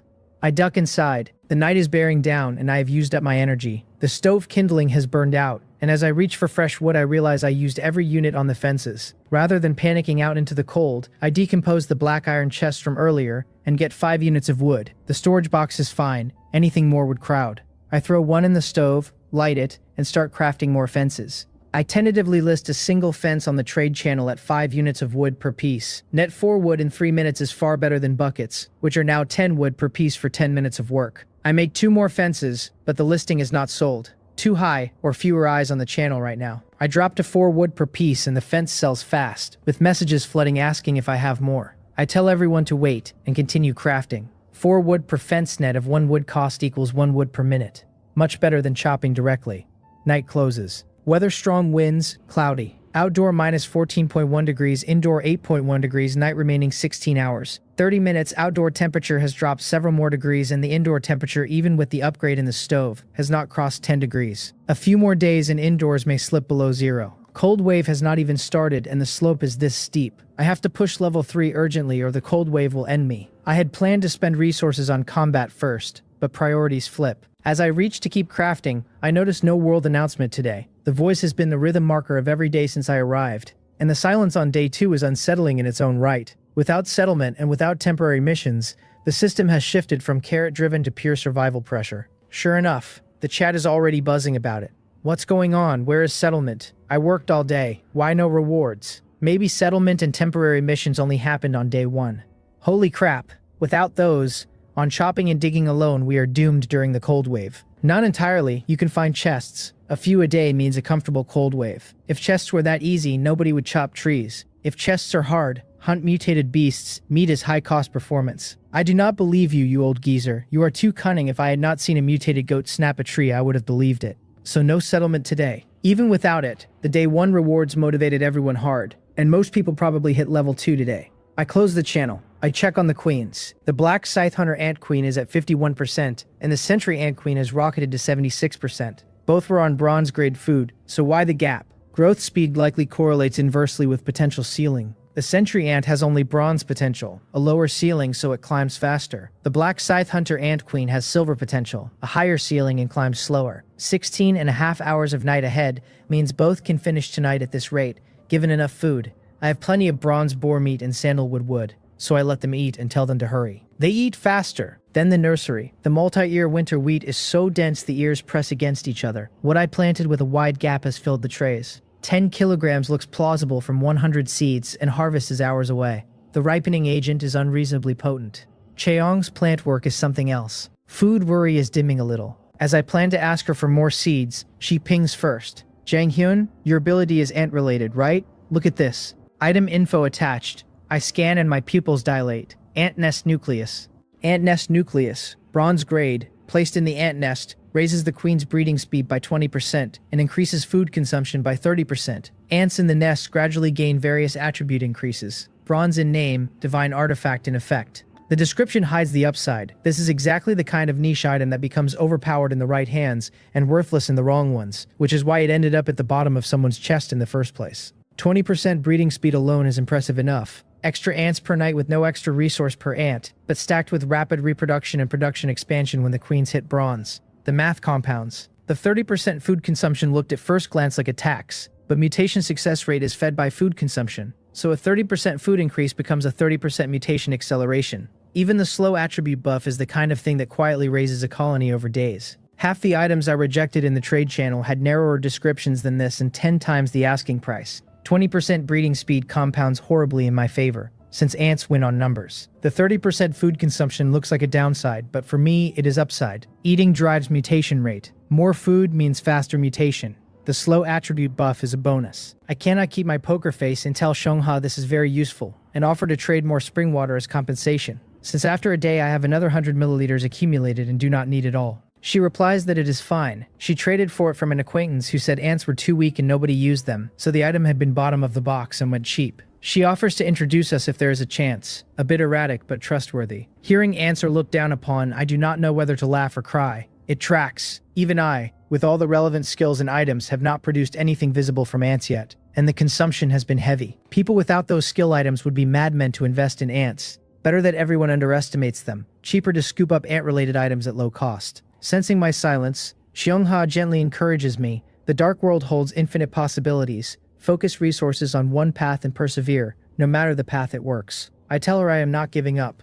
I have a premonition that an explosion of strength is near. I thank her and start the trade. I put up 50 milliliters of mutated spring water and receive the ant nest nucleus, 100 multi-year winter wheat seeds, and 3 bottles of ripening agent. She protests I am giving too much, but I insist. Tomorrow during the day I will try the squirrel den and the red heart fruit tree. I will contact her after I have plant seeds. Done, she says, and she will keep an eye out for ant items. The trade leaves both of us better off. She gets a reliable spring water pipeline for her plant work. I get a reliable food and seed pipeline plus a niche item scout, and the favors balance over time. Cooperation in this dark world is hard to start because no party has reached to enforce a deal, so each transaction also doubles as a character probe. After 2 days of trades, my read on her is steady. Her read on me, judging by her continued generosity, is also steady. I look at the nucleus. Black, peach pit-sized, rough surface, irregular. The description says place in an ant nest, so the question is where to build the nest. Underground is logical, but outside is monster country. Inside the shelter with fences up is safer. I pick a spot near the spring water source. Tell the hunting ants and sentry ants to stop eating and dig a nest. Sentry ants for speed, hunting ants for power. Under 10 minutes a decent ant nest is dug. Better still, since both species are tamed by me, they share a single nest, which never happens in nature. Both groups benefit from the nucleus simultaneously. I drop the nucleus in and have everyone move in. Eating speeds visibly increase, and so do mutation rates. The sentry ant queen, already high, looks like she will finish in minutes. I hold off on letting the queens breed yet, because babies inherit queen quality, and if she breeds at black iron the new ants are black iron, and upgrading them later costs heavy resources and precious spring water. Push the queen to bronze first, then her babies are bronze. The sentry ant ceiling is bronze, so once she hits bronze she breeds at full power.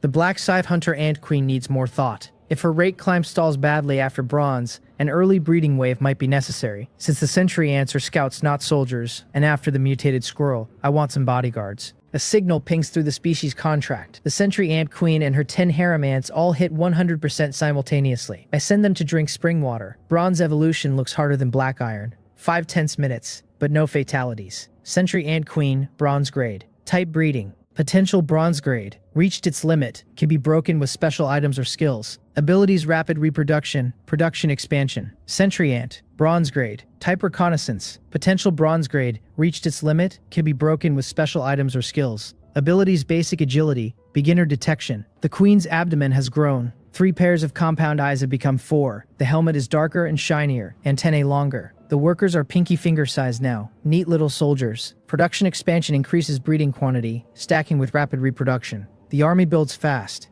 Beginner detection on the workers. Given how strong basic agility was, even beginner detection should be serious.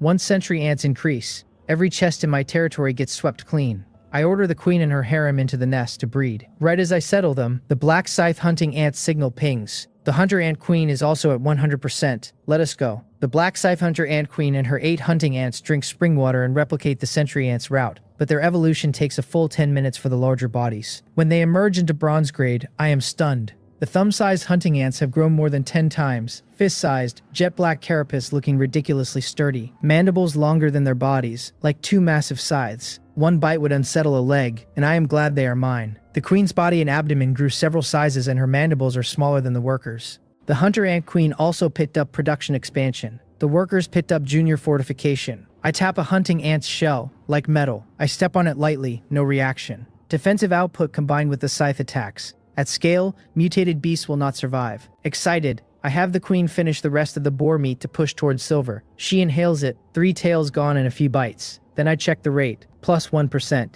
3 tails of bronze meat is worth roughly 12 units of wood, which means raising her 100% on bronze meat alone would cost 1,200 units of wood. The bronze to silver gap is brutal. Bitter smile, fine, take it slow, bronze hunting ants are already enough. Build a bronze hunting ant army first, push queen to silver later. I send her into the nest to breed too. They expand it before starting because the original is too small. Now logistics. Sentry ants eat plants, even wood, so the supply line is essentially the same as my fuel pile. Hunting ants eat meat, and I do not have much. Meat is also expensive on the channel and unreliable in supply, since most survivors do not have the strength to hunt mutated beasts and the few who do, like Will, lists small portions. I throw the mutated squirrel meat I had set aside for myself into the ant nest for the hunter queen, and dinner becomes the rye bread from the chest, choked down with water.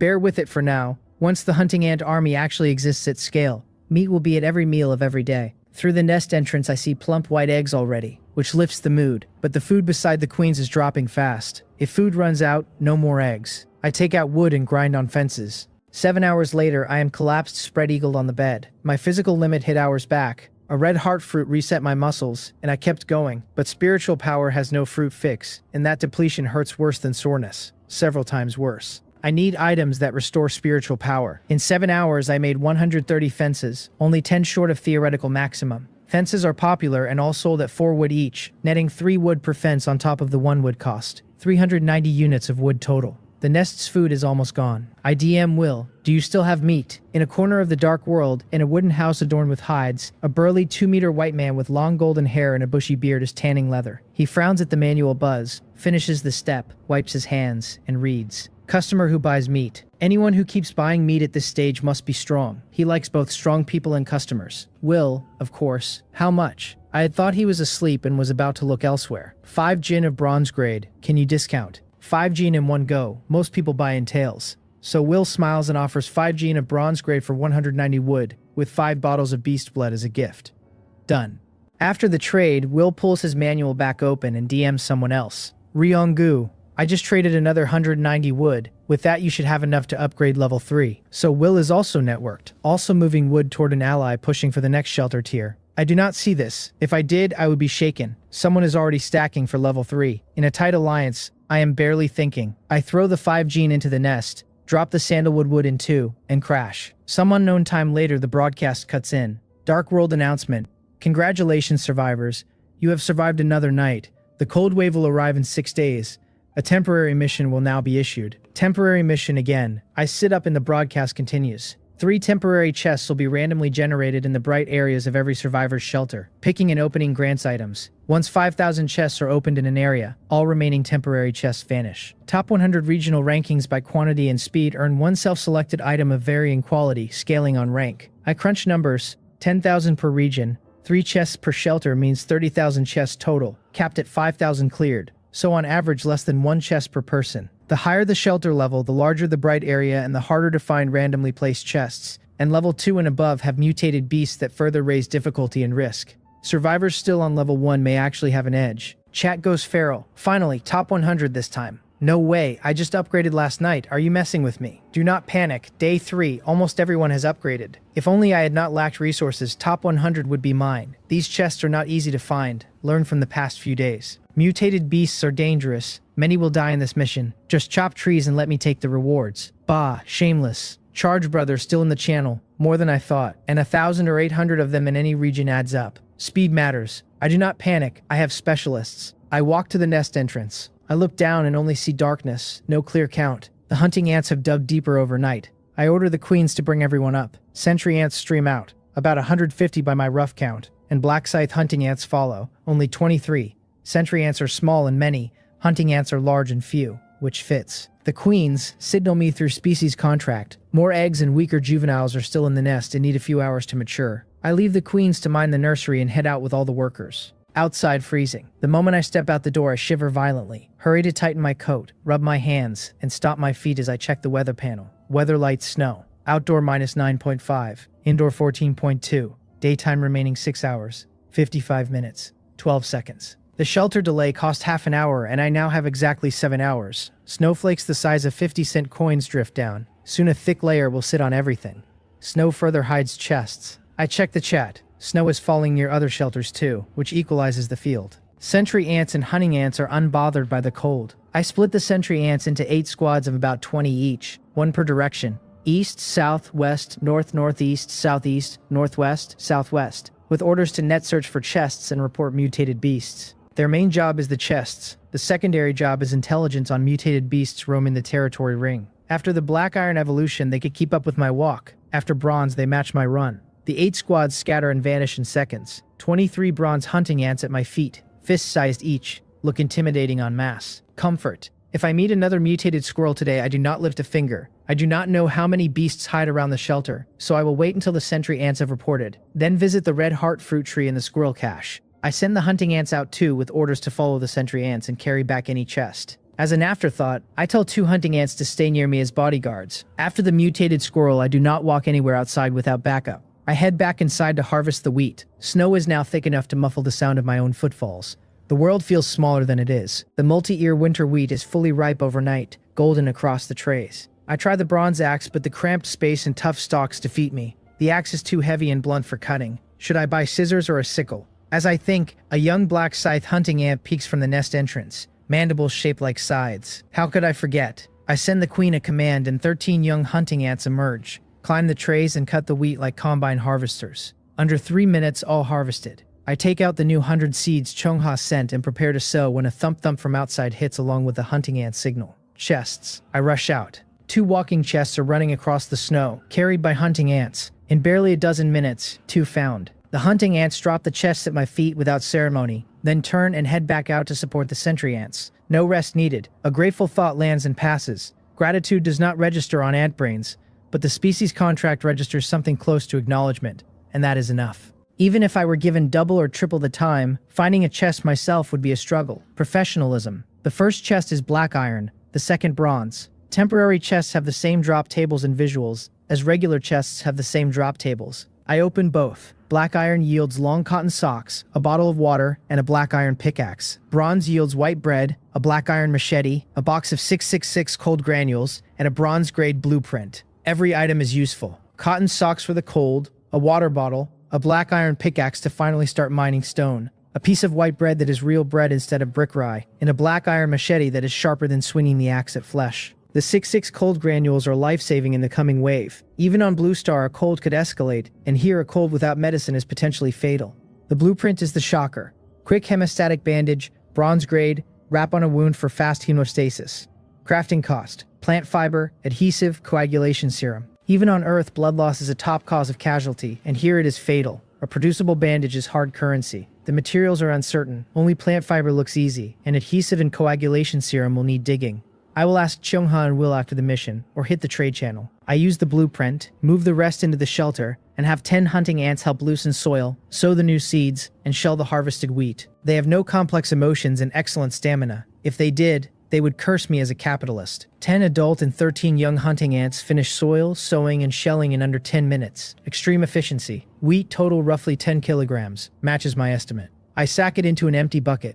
An idea. If I lend hunting ants out to others, will they still answer me? Or does Eye of Taming and Species contract require physical proximity? If they answer regardless, I can run a labor dispatch service with hunting ants for farm work, harvest assistance, recon by rental, all at far better margins than buckets or fences, and at zero risk of being undercut, since nobody else has tamed hunting ants. Chianga alone is a major customer, since my multi-ear winter wheat seeds came from her and I have no idea how much she has planted. If her field is anywhere near my crop's density, manual harvest would eat her entire daytime for days. I will verify the contract distance when I have time, but it is something to remember. 10 kilos is enough for me alone for over a month, but I am not alone. The whole ant gang eats too. Cold wave is close, food storage is the priority, and ant numbers have to be controlled, especially hunting ants who eat meat. Cap the hunting ants at 50 for now and replace losses. Sentry ants are small and plant-based, so cap at 1,000 for now. Territory expansion will produce more recon work. The sentry ant ceiling will get raised as shelter levels open more ground. The hunting ant ceiling stays low until I have a stable meat pipeline beyond what the hunter queen requires for her own breeding. After a stable food source, the ant army can grow without strangling itself. The principle is the same as for me. Specialize, do not bloat, and never run a colony past what the food chain supports. Another dozen minutes pass. The third chest still has not been found, and I had 2 in under 10. Anxiety climbs. I keep crafting fences while waiting. 20 minutes later, the sentry ant signal pings and I jump up, and immediately the next signal hits and freezes the smile. Mutated beast spotted. Last chest is nearby. I grab the new black iron machete, take 10 adult hunting ants and run southeast. After 5 fast minutes, I stop about 400 meters from the shelter. 40 sentry ants are scattered close by. Without ant sense, I would never spot them. And the 13 remaining hunting ants are also nearby. Producing each hunting ant is expensive, so seeing 0 losses is a relief. 50 meters ahead is an earthen mound over 6 meters tall. A 2-meter cave entrance carved in the center. A massive mutated wild boar sleeps at the cave mouth. The last chest sits under its head as a pillow. Mutated wild boar.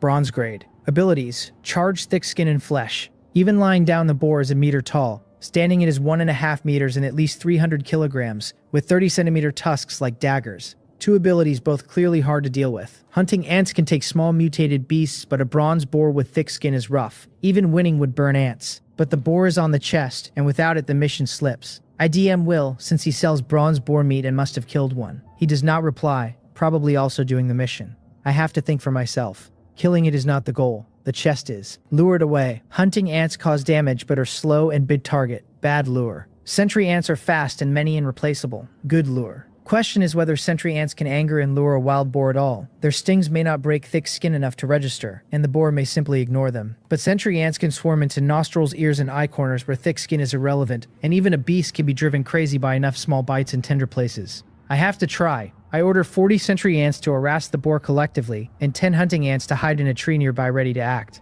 When the boar leaves, they go in and grab the chest. I leave the area fast. I am too large a target to stand here, and a charge from the boar would be the end. As I clear 100 meters, an angry roar erupts behind me, ground shaking with thump thump thump. Plan succeeded, half the win is provoking. The rest is luring far enough for the hunting ants to steal. I jog back to the shelter. Outside is so cold that standing still stiffens limbs in minutes, and only inside the shelter do I thaw. I keep crafting fences to distract myself. 1, 2, 3, and the hunting ant signal pings. I rush out. A hunting ant is trundling toward me, carrying the chest across snow. I take it. Black iron temporary chest. Disappointing on rarity, but ranking is by count and speed, not rarity. I open it. 3 items spill out before I can look. A familiar broadcast cuts in. Survivor, congratulations on finding 3 temporary chests deployed in your territory in 49 minutes. 53 seconds. Temporary mission. Treasure chest scramble complete. Your count and speed rank first in the area. Reward. 1 self-selected gold rank item. A small golden box drops into my hand. I have only encountered a few silver rank items so far, each abnormally strong. Gold should be more so. As I prepare to open it, the broadcast fires again. The total temporary chests collected in this area has reached 5,000. All remaining uncollected temporary chests have disappeared. Mission ended. Wait. I just opened my 3rd and the mission is over. So in my entire region, no other survivor found 3. Are these chests really that hard? For level 2 and above survivors, larger territory plus mutated beasts makes sense, but level 1 survivors with 300-meter ranges and no mutated beasts should have managed 3. Too weak. For sentry ants, the chests are easy. Without the boar pillow, I would have wrapped in 20 minutes. I was tense and the field could not see my taillights. The chat is wailing at the abrupt end. Already over, I only found one. The hiding spots are insane. One was on my shelter roof. Mine was buried with one corner exposed. I thought it was a welfare event and got nothing in an hour. Probably nobody found all 3. If someone did, I will wash my hair standing on my head. So the chests were placed in anti-human spots, and the snowfall further obscured them. Other survivors search by sight. My sentry ants do not. No matter how hidden, if it is in territory, no problem. Without the sentry ants, I would have found one at most and missed top 100 easily, let alone first. The chat keeps rolling. Surely no one could have found all 3. Probably not. Only 1 hour total. If someone really did 3, I will wash my hair standing on my head. That kind of bravado that masks suspicion. I do not advertise my result. The hidden first place is exactly the place I want to be. The kind of nail that does not stick out and does not get hammered. The sentry ants got the credit silently, and I get to keep my edge for the next round. I look at the squad with gratitude and then pain. The team that lured the boar, 10 hunting ants and 40 sentry ants, returned with 10 hunting ants and 12 sentry ants. 28 sentry ants dead. Of the survivors, almost all are wounded, missing antennae, broken legs. Ants have no minds and only follow orders, but they are mine and they earned this win. 28 sentry ants died trampled by a sleeping animal. The survivors are walking with broken legs and missing antennae. I am supposed to be the one who chose this path, and they are the ones bleeding for it. The boar will not see another sunset. I sentence it silently and turn to the items.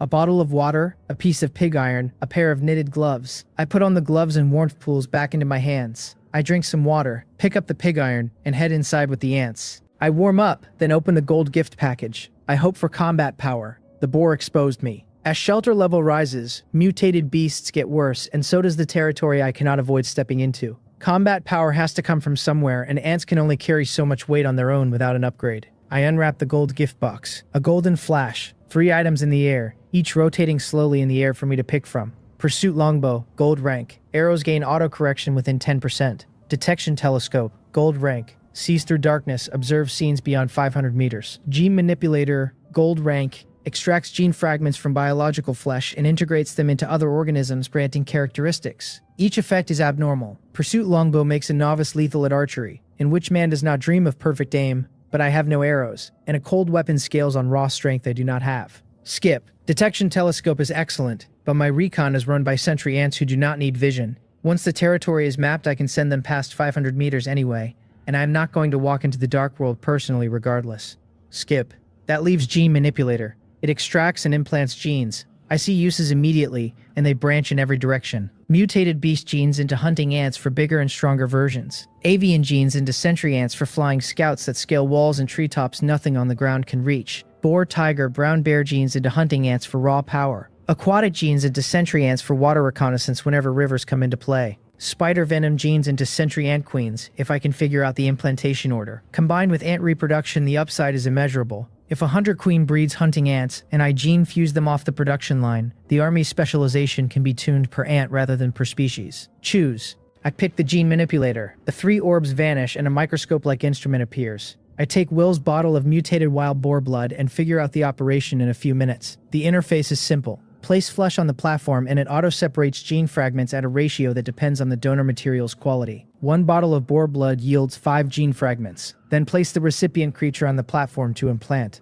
I select a hunting ant. 5 minutes and its body twists violently and I feel a signal. Energy, energy, energy. The panel, black scythe hunting ant, bronze-grade mutated wild boar gene fusion in progress, requires intake of flesh or plants to complete fusion. The fusion gave it omnivory. It can eat plants now to finish. I do not have meat ready, so I send it outside to graze. It charges a small white birch tree, opens its scythes, and chews the entire tree down in 10 minutes. The ant then changes drastically. Fist-sized to small piglet-sized, hundreds of times bigger, with thick bristles all over. No one would call this an ant. Half-meter scythe mandibles. Ferocious. The gene manipulator straight up upgrades my ants. Updated panel. Black scythe hunting ant. Bronze grade. Fused genes. Mutated wild boar. Currently 0 gene fusions possible. Can fuse 1 more upon reaching silver rank. So below bronze ants fuse 1 gene, after silver they can fuse 2. Silver is a strength leap. Pushing the hunter queen to silver becomes more urgent. A survival manual notification pings. Will, how to kill a mutated wild boar, did you encounter one? He warns even he does not confront one head-on. He used poisoned arrows to wear it down. If I had picked the pursuit longbow, that path would have been mine. Now I have a better option. The gene-fused hunting ant. Same volume, ants are nearly invincible. Just to be safe, I fuse more. Half an hour later, 20 gene-modified hunting ants stand in front of me. Too big for the shelter, so I plan to dig an outdoor nest later. First the boar. I do not let grudges sleep overnight when strength permits. Killing the boar gets revenge for the 28th century ants it crushed plus several hundred gin of meat, gene fragments for more hunting ant upgrades, and bulk food for the hunter queen, which between bronze meat at scale and the nucleus food bonus could push her to 100% in silver in one shot. At silver, she breeds silver-grade hunting ants directly. My entire combat ceiling rises, and silver-mutated beasts start to look survivable. The boar dying tonight is not just emotional payoff. It is the next gate. I take the 20 hunting ants and head for the boar's lair. 460 meters from my shelter. In a cave, the mutated wild boar is gnawing a sweet potato, in a foul mood after being woken by ants and chasing some down to crush. Still grumpy, it dug up a sweet potato. Now it sees dark figures approaching. Mutated boars are still bad-sighted, but the trespass on its meal is enough. Eyes red, snorting, it charges. The arriving party is 20 modified hunting ants. The boar gets a few howls before being literally torn to shreds. Only a pool of blood and flesh remains. I watch from 100 meters. I had been worrying about losses, and instead the boar is gone in a flash. Not ants, war machines. A new sense of security wells up. Yesterday I was crawling away from a mutated squirrel with 2 gashes through my padded jacket. Today 20 modified hunting ants reduce a 300-kilogram bronze beast to pulp in a flash. The shape of my survival has changed in 2 days, and the engine of that change is the Eye of Taming, the species contract, the mutated spring water, and now the gene manipulator stacking together. None of them by themselves would matter. Together they move the floor. The 300-kilogram corpse will draw monsters at night, so I butcher on the spot rather than dragging it back. Even at half-meat yield, that is 300 gin of bronze boar meat. Meat prices have dropped because more hunters kill beasts, but bronze boar meat is still about 30 wood per gin.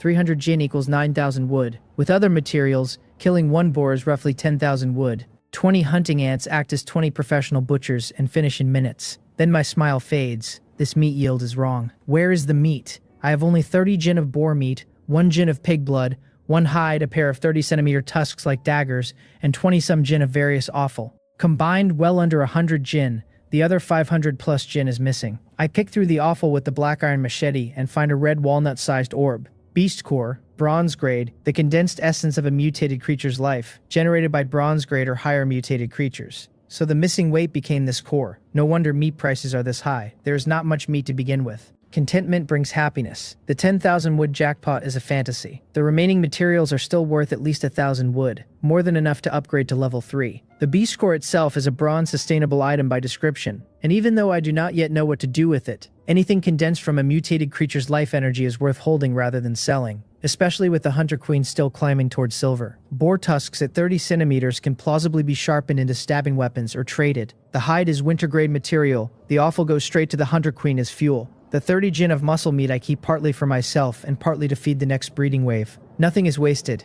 Upgrading level 3 requires 500 wood and 100 stone. I currently have around 200 wood, leaving a deficit of 300 wood and 100 stone. As more chests have produced pickaxes of various rarities and a few survivors found pick blueprints, stone mining has scaled up. The wood-to-stone exchange rate has dropped to about 1 to 2. Bronze meat is around 30 wood per gin, so 20 gin would more than cover the upgrade. But I am also short on meat, and unless I have to, I will not sell.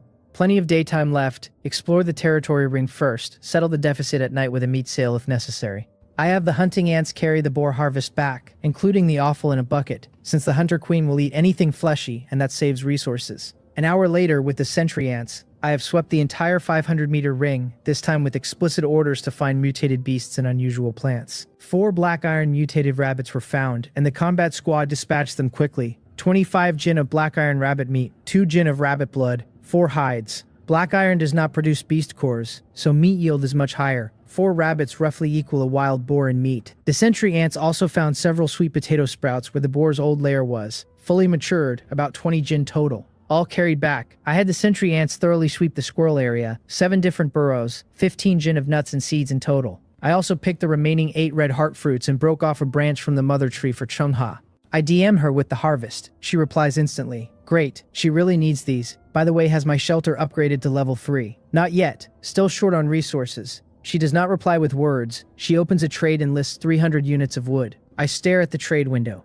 To casually push 300 wood across a long-distance link, she has to already be at level 3 with a comfortable surplus. She follows up with a careful warning. After level 3, the territory expands to a 2,000-meter radius, and silver mutated beasts may appear in the new ground. They are very independent and may not stay in one place with strength far above bronze mutated beasts. She underlines the words may not stay in one place, because that is the part that matters. Bronze beasts had territories I could map and avoid. Silver beasts roam, which means tomorrow's safe path could be tonight's death zone. 2,000 meters is a huge territory. Going from a 500-meter ring to a 2,000-meter ring is a jump from roughly 78 hectares of accessible ground to roughly 1,250 hectares, more than 15 times the previous coverage. Sentry ant patrols at this scale require either far more sentry ants or smarter pathing, and the sentry ant queen's production expansion ability suddenly looks indispensable. Roaming silver beasts inside that area are bad news for the same reason a bronze boar was bad news in a smaller ring. They do not stay put, and territory edges become moving targets. My modified hunting ants are bronze with one fused gene. I do not yet know if they can fight silver. The information matters and concerns my safety. I have countermeasures though. Sentry ant border patrols give early warning at the territory edge, and a chain of sentry ants along the perimeter can be tasked to scout and flee on the first whiff of a silver mutated beast. The hunter queen pushing to silver soon will let her breed silver hunting ants directly, which short-circuits the resource bleed of upgrading individual bronze hunting ants one at a time. Border early warning plus a reactive silver army equals a defensible posture even before I have hunted my first silver mutated beast. I thank her, close the manual, and tell the hunting ants to chop trees. I had wanted them to chop earlier, but they were too small and inefficient. After the boar gene fusion, the problem is gone. Curious how many trees they take down in the remaining hours, I head into the shelter and dump the boar offal and rabbit meat into the hunter queen's nest to keep her rate climbing while I craft fences. The new hunter queen rate, with the nucleus's 30% food consumption boost stacked on top of organ-grade meat, climbs visibly inside the manual panel. Every 10 minutes I peek and the percentages crawled another 2 or 3 points. Nucleus, organ feed, and a queen with potential ceiling at silver. Every input is now compounding.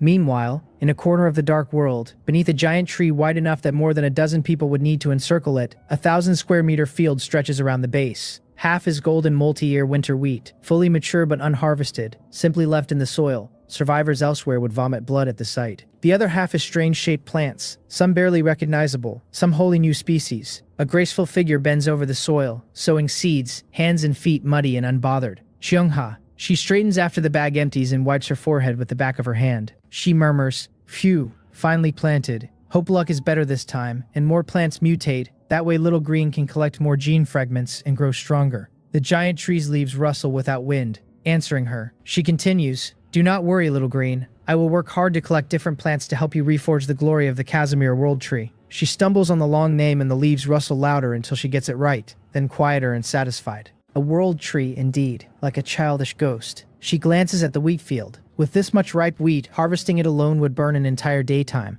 if Little Green could help her. But Little Green expends serious energy in active labor and must conserve to guard against the silver black bear to the northwest. She returns to her shelter on a tree branch up to 30 meters above the ground. From a bronze chest, she takes a golden scroll. Mutual aid contract, gold rank. Select a target, establish a mutual aid contract. Both parties cannot harm each other. With permission, can teleport to the other's shelter. Usage limit 5 times. Ally. She decides to think it over tonight before deciding. Daytime is precious, so she tucks the scroll away and starts compounding ripening agent at the work table. Her workbench sits beside a large window of polished wood, and the bottles of mutated plant extracts are arranged by hue and viscosity.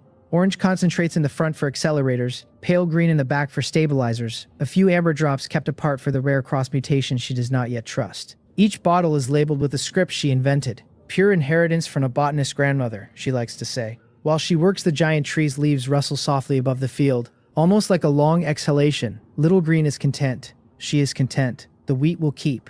The contract waits in the chest. By the time I surface from the focused crafting trance, fences pile up to my chest and the cramped shelter has run out of floor space. I emerge with stiff arms and gulp from a mineral water bottle. Outside it has gone dark earlier than I expected. The manual reads 3 hours have passed and I am amazed I worked through it without break. 2 days ago I could not last 2 hours. The red heart fruit's repeat use has thickened my fibers. Wood production has scaled across the population, so survivor demand for safety fences is higher, and prices have ticked up rather than down. I list the new fences at 6 wood per piece on the trade channel and head out to the birch grove to check on the hunting ants. The birch grove is gone. Hundreds of birches reduced to low stumps. The entire forest converted to logs in 3 hours. I stare at the bare ground, surprise and disbelief and pleasure all at once. The hunting ants are at the far edge in an open clearing, still working. They fell the trees, then trim branches with their scythes, then stack them neatly. Hundreds of clean logs piled with craftsman precision. I had only ordered them to chop. They added the trim and stacked themselves. Their stamina is essentially limitless. I count the haul. 2,029 units of wood. 3 hours. With this kind of wood, I can upgrade 2 level 3 shelters. I no longer need to sell meat. But this kind of harvest is not repeatable. My territory has only one dense forest, and the hunting ants have leveled it. The remaining trees are scattered and total roughly 1,000 units of wood across long distances, so collection is inconvenient. If only I could rent the hunting ants out, labor dispatch, get rich in minutes. Realistic question first. Even at full hunting ant deployment, hauling 2,029 wood back takes 2 to 3 hours, and I have under an hour of daylight left. It cannot all reach the shelter. But this is my territory. I am the only survivor in it, and the wood is not going anywhere overnight. Better still, upgrade the shelter on the spot and skip the haul. I open the trade channel for stone in bulk. After some browsing, I land on Gichin, who has listed 300 units. To list this much this early, he must be capable. The price is too high. 2.5 wood per stone when market is 2.1 to 2.2. I message him, can the price be lower? I need a large quantity. In a corner of the dark world, in a level 2 shelter, a disheveled bearded young man banging on a stone axe perks up at the manual beep. Big customer, finally. He drops the axe, opens the manual, and forces composure. Gichin, large quantity. How large? Someone today bought 10 stones and also called that large. Me. I will take all 300 units of stone you have listed. Is that a large quantity enough? On his side, he nearly cries with excitement. He badly lacks wood. His shelter is in stone country with few trees. His original stone axe broke before he collected much, and he survived only because a chest dropped a silver mining pick. After he dug too much stone, the price dropped, and his high listing has been waiting for a fated buyer. Almost a full day with no inquiries. And finally, a customer. Do not panic facing a big fish, he tells himself. He replies, brother, this price is the lowest. You do not know how hard stone is to collect. I'm the only one offering this much at once. You sly dog, raising the price on contact. I shake my head and reply, 2.1 wood per stone. Deal if yes, I can also accumulate slowly tonight. The night is long. He insists. Brother, every stone is bent over flesh and blood. Are your stones going to turn into Sun Wukong? I am unmoved. Then forget it. He has to take the deal because he genuinely needs wood and cannot afford to gamble on my bluff. Fine, brother. Your way. If I were not in a hurry, I would not part with them. He sends a friend request and we trade 300 stones for 630 wood. I accept the friend. Of the original 2,029 wood, 1,399 remain, plus the 300 stone, level 3 upgrade plus a buffer for facilities. Easy. I open the manual. Do you wish to consume 500 wood and 100 stone to upgrade the shelter? Yes. Shelter upgrading, please wait. The wood and stone vanish from my inventory as the panel ticks the consumption, and a small spinning indicator hovers in my mind's eye. The upgrade is started. I look up at my old level 2 box from 100 meters out and brace for whatever the upgrade animation looks like. The chat channel is quiet at this hour, with most survivors deep into their nightly bonfire crouch and preparing for the 17-hour dark. The cold pricks my cheeks despite the cotton suit and the gloves. I tighten the collar and walk a few steps closer to the construction zone, watching to make sure no mutated beast wanders into the gap during the build process. 5 minutes later, the shelter completes the upgrade to level 3 exquisite wooden house. The waiting felt longer than the timer because my eyes were on the dark ring of the territory edge the whole time, half expecting a silver mutated beast to wander in and find me out in the open, with no fence and no cover. I am still at the old grove site. With the trees gone, the line of sight to the shelter is clear, and I watch the upgrade visually for the first time. A globe of darkness wraps the original 20 square meter wooden house, and when it dissipates, an 80 square meter exquisite wooden house with a stone-laid base stands in its place. Compared to the level 2 box, this is a real house. Space, safety, aesthetics, all step changes. Building a house in minutes from nothing is more black tech, and I have stopped trying to understand the engine. New buildable facilities. Level 1 farmland, 200 wood, 100 square meters of monster immune protected farmland for planting. Level 1 animal pen, 200 wood and 50 stone, 100 square meters of monster immune protected pen for raising creatures. Level 1 workbench, 100 wood and 50 stone, a workbench that speeds item crafting and reduces fatigue. Farmland is an absolute steal. I paid 56 wood for a 12 square meter 3-tier nursery, and 100 square meters for 200 wood is many times the rate. The pen is more useful than I first thought. Hunting ants and sentry ants are growing in numbers, and letting hunting ants tunnel under the shelter is a collapse risk. The workbench is exactly what it sounds like. Slave driver's whip for crafting, increasing both speed and stamina. I build all 3 at once. 500 wood and 100 stone total, equivalent to another level 3 upgrade in resource terms. Farmland and pen near the shelter, workbench beside the stove indoors. The farmland fence is tall and clearly demarcated. The pen, smaller, sits to the side. I have the hunting ants carry some wood inside for the night and head in. The level 2 shelter at 20 square meters have been claustrophobic with bed, stove, cabinet, 3 empty chests, 3-tier nursery, and the spring water source competing for floor. 80 square meters with no room dividers is suddenly empty and spacious. Insulation has improved noticeably too. Closing the door alone, the chill drops, even before I light a fire. After a level 3 upgrade, I feel real comfort settle in, the kind I have not had since I arrived. As long as the stove burns, the cold wave should not freeze me. The cold wave's 2 threats are extreme cold and food, and I now have enough preparation on both axes to exhale. I light the stove and consider dinner. Inventory: 20 gin of multi-ear wheat, 9 red heart fruits, 22 gin of sweet potatoes, 30 gin of bronze boar meat, 25 gin of black iron rabbit meat, plus chest bread. The startup phase is over. Tonight is barbecue. I have been on rye bread for days and gave the meat to the hunting ants, without tasting. I save when I should and spend when I should. I am no miser. I wipe the black iron longsword clean, cut large slabs of boar and rabbit, chop into cubes, split sticks with the axe, skewer and roast on the stove. The slabs are thick and slow to cook through, but that is fine. Flip occasionally. The smell turns on within minutes, and I swallow audibly. Wait, no barbecue without seasoning. Cumin, chili powder, black pepper. Without those, no soul. I check trade channel. Nobody's selling. I post on the chat channel, anyone selling cumin, chili powder, black pepper. Paying high. The chat detonates immediately. Holy cow, why is Boss Jang-hyun buying seasonings? Is he doing barbecue? Cumin, chili powder, barbecue.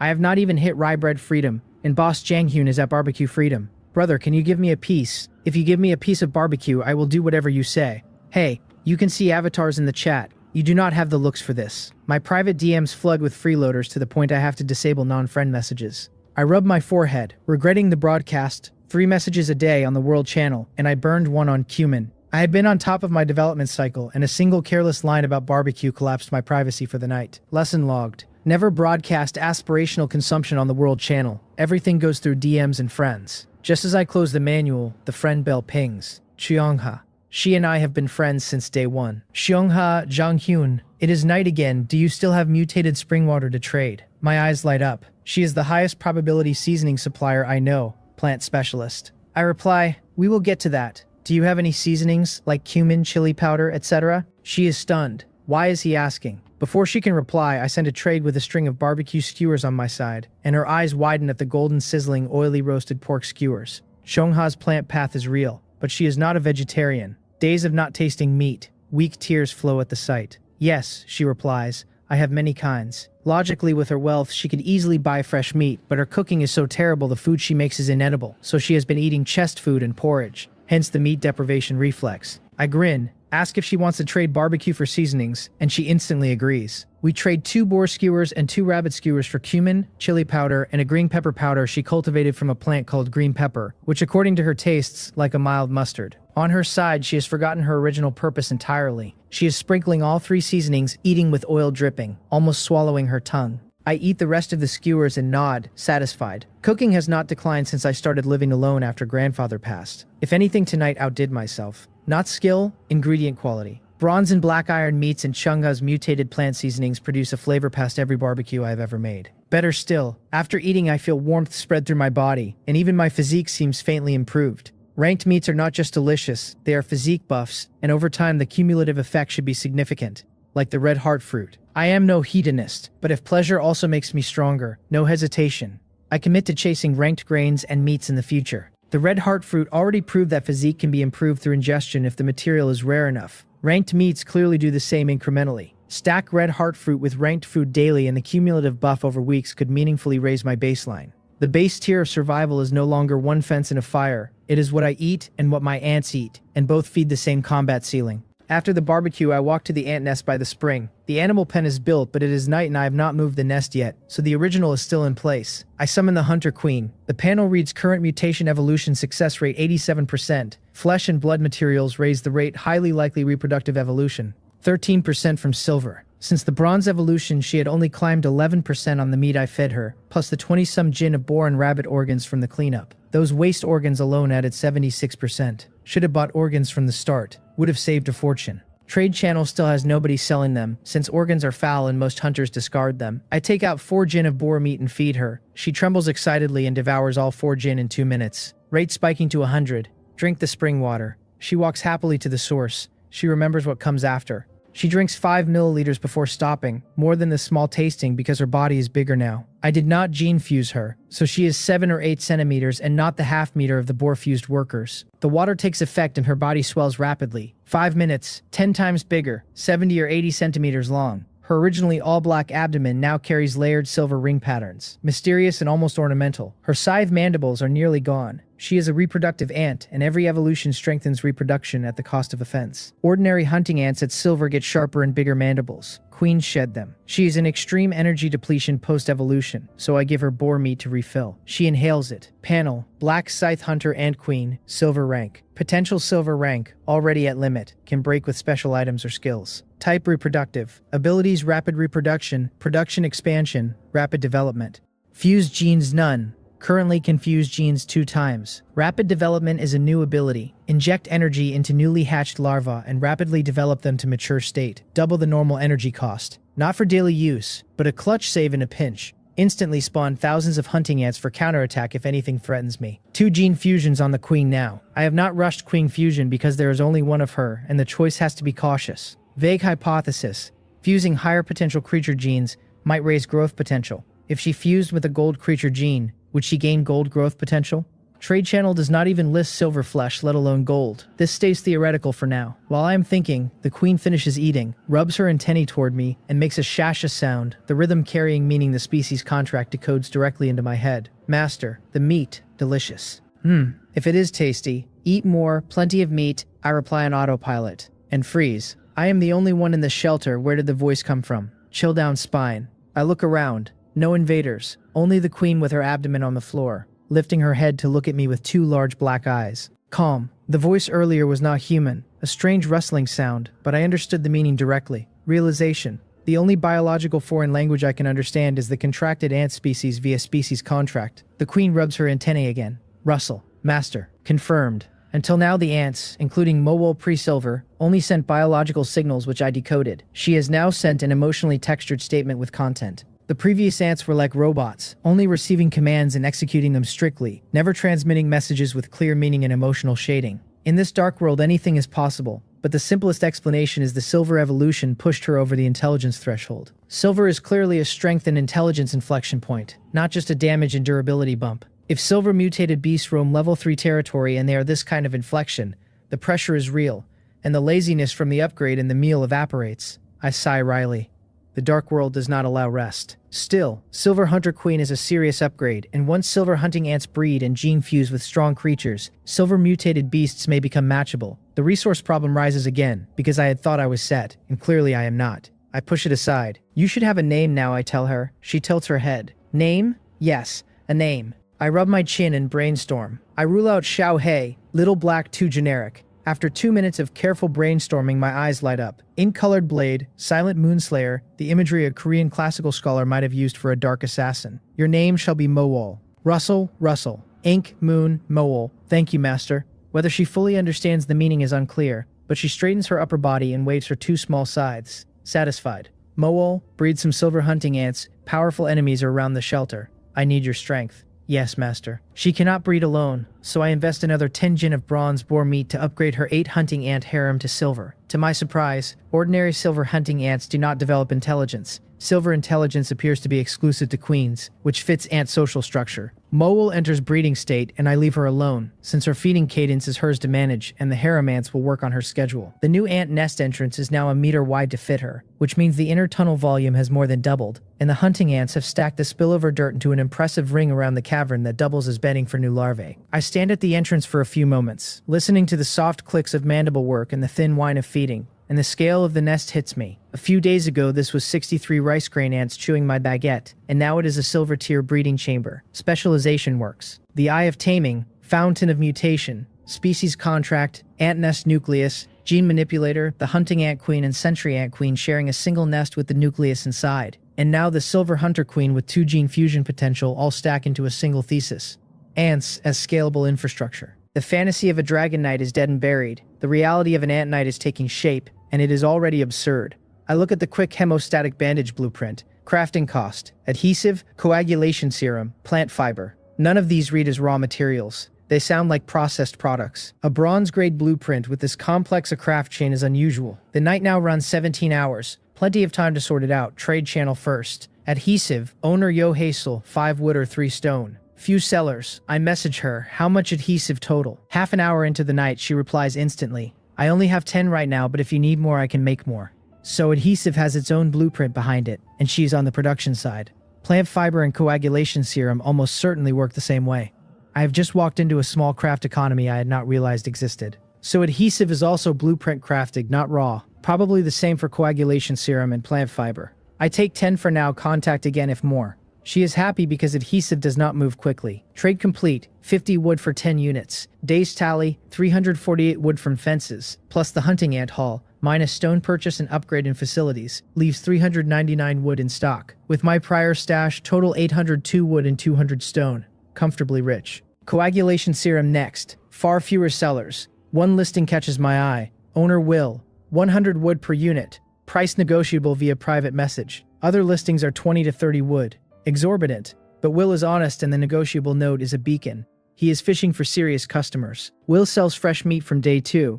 Hunts heavily. Has plenty of blood. And coagulation serum is plausibly a blood derivative. I message him. Will, your coagulation serum is too high. Market is 1/5.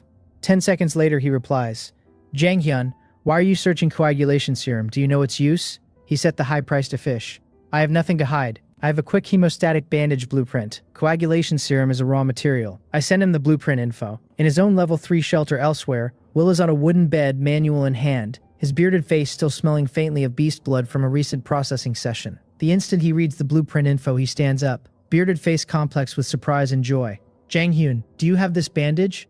I can give you coagulation serum and mutated wild boar meat for free. Is Will injured? I almost ask before realizing the rhetorical answer. He fights vicious mutated beasts daily. Injuries are routine. I reply, I just bought adhesive. I only need coagulation serum and plant fiber to synthesize. He instantly, I have 15 portions of coagulation serum free. Just give me 1 bandage after you make it. 15 portions free at 30 wood per portion is roughly 450 wood, more than the bandage's value. Will really needs it. I could take the deal, high profit. But Will is more valuable than the resources. The dark world is full of crises, and a fighting force of his caliber might save my life. I reply, I will buy your coagulation serum at market price. But the first bandage I make is yours, at normal market price. You provide me coagulation serum long-term going forward. On his side, warmth. Janghyun can be a true friend.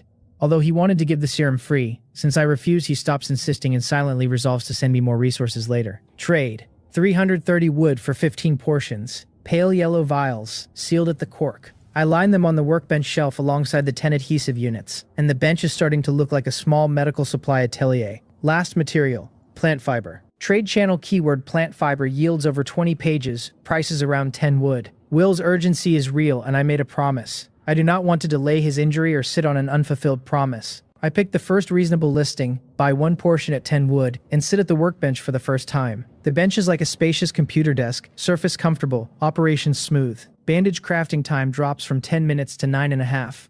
Half a minute does not look like much per item, but as crafted volume scales the saving stack. At 100 items that is 50 minutes saved, at 1,000 items it is more than 8 hours, and the fatigue reduction makes the back half of any session more productive. The bench is not just a fixture, it is the throughput multiplier for everything I make. Done. I trade request Will, who clearly is guarding his manual, and accepts instantly. I list 1 bandage, he lists 200 wood and 10 gene of bronze boar meat. Bandage cost is roughly 40 wood. 200 wood plus 10 gene of meat is at least 500 wood total. I look up. Will replies, part is the price. Part is gratitude. Your bandage is a very valuable medical item, beyond ordinary resource pricing, and unless resources are scarce, do not sell it easily. I accept the trade, but his words land. Medical items. I have not seen any in the trade channel. The bandage is bronze in name, but the manufacturing chain is much harder than ordinary bronze items. The dark world may be deliberately controlling medical supply across the world. Why, I cannot guess yet. I shake it off. Too far for me to be useful right now. The medical supply control hypothesis stays in the back of my head as a flag, though. If true, it has implications. The dark world wants survivors to die at expected rates from injury, and the bandage I just made is one of the very few items that breaks the model. A bandage that resolves blood loss has compounding effect on the population dynamics of survivors. Every hunt becomes more survivable. Every mutated beast confrontation becomes more profitable. Every survivor with one becomes incrementally tougher to remove from the population. A medical supply pipeline, even at small scale, distorts the death curve the system is enforcing, and the system reacts by limiting raw material availability rather than banning the items outright. The work is therefore feasible, just slow and politically sensitive among other survivors who learn what I am brewing. Hence the artificial scarcity. Hence Will's warning that a bronze bandage is far more valuable than its rank suggests. Hard not to wonder what other deliberate scarcities the system is enforcing. Clean water, antibiotics, antitoxins, prosthetics, heat sources at scale. Each unanswered category is a market gap, and a future supply pipeline I might own.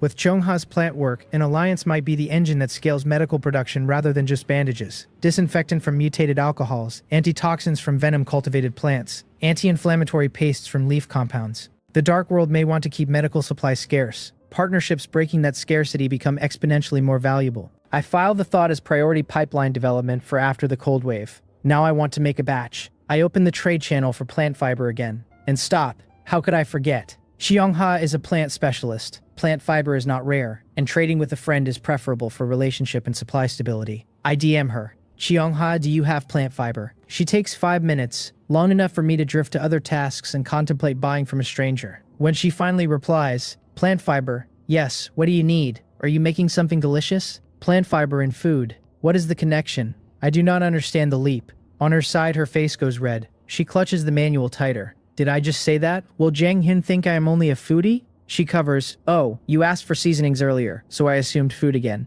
Explanation makes it worse. I let it go because she clearly cares about her image. She continues, by the way, I have plenty, byproduct of stock plants, currently 39 portions. I do not need them. I will give them all to you. Does everyone have to be this generous? Your 39 portions are 390 wood at market. I refuse to take her at a loss and trade 50 milliliters of mutated spring water for the lot. I also tell her I am making bandages and she gets priority supply if needed.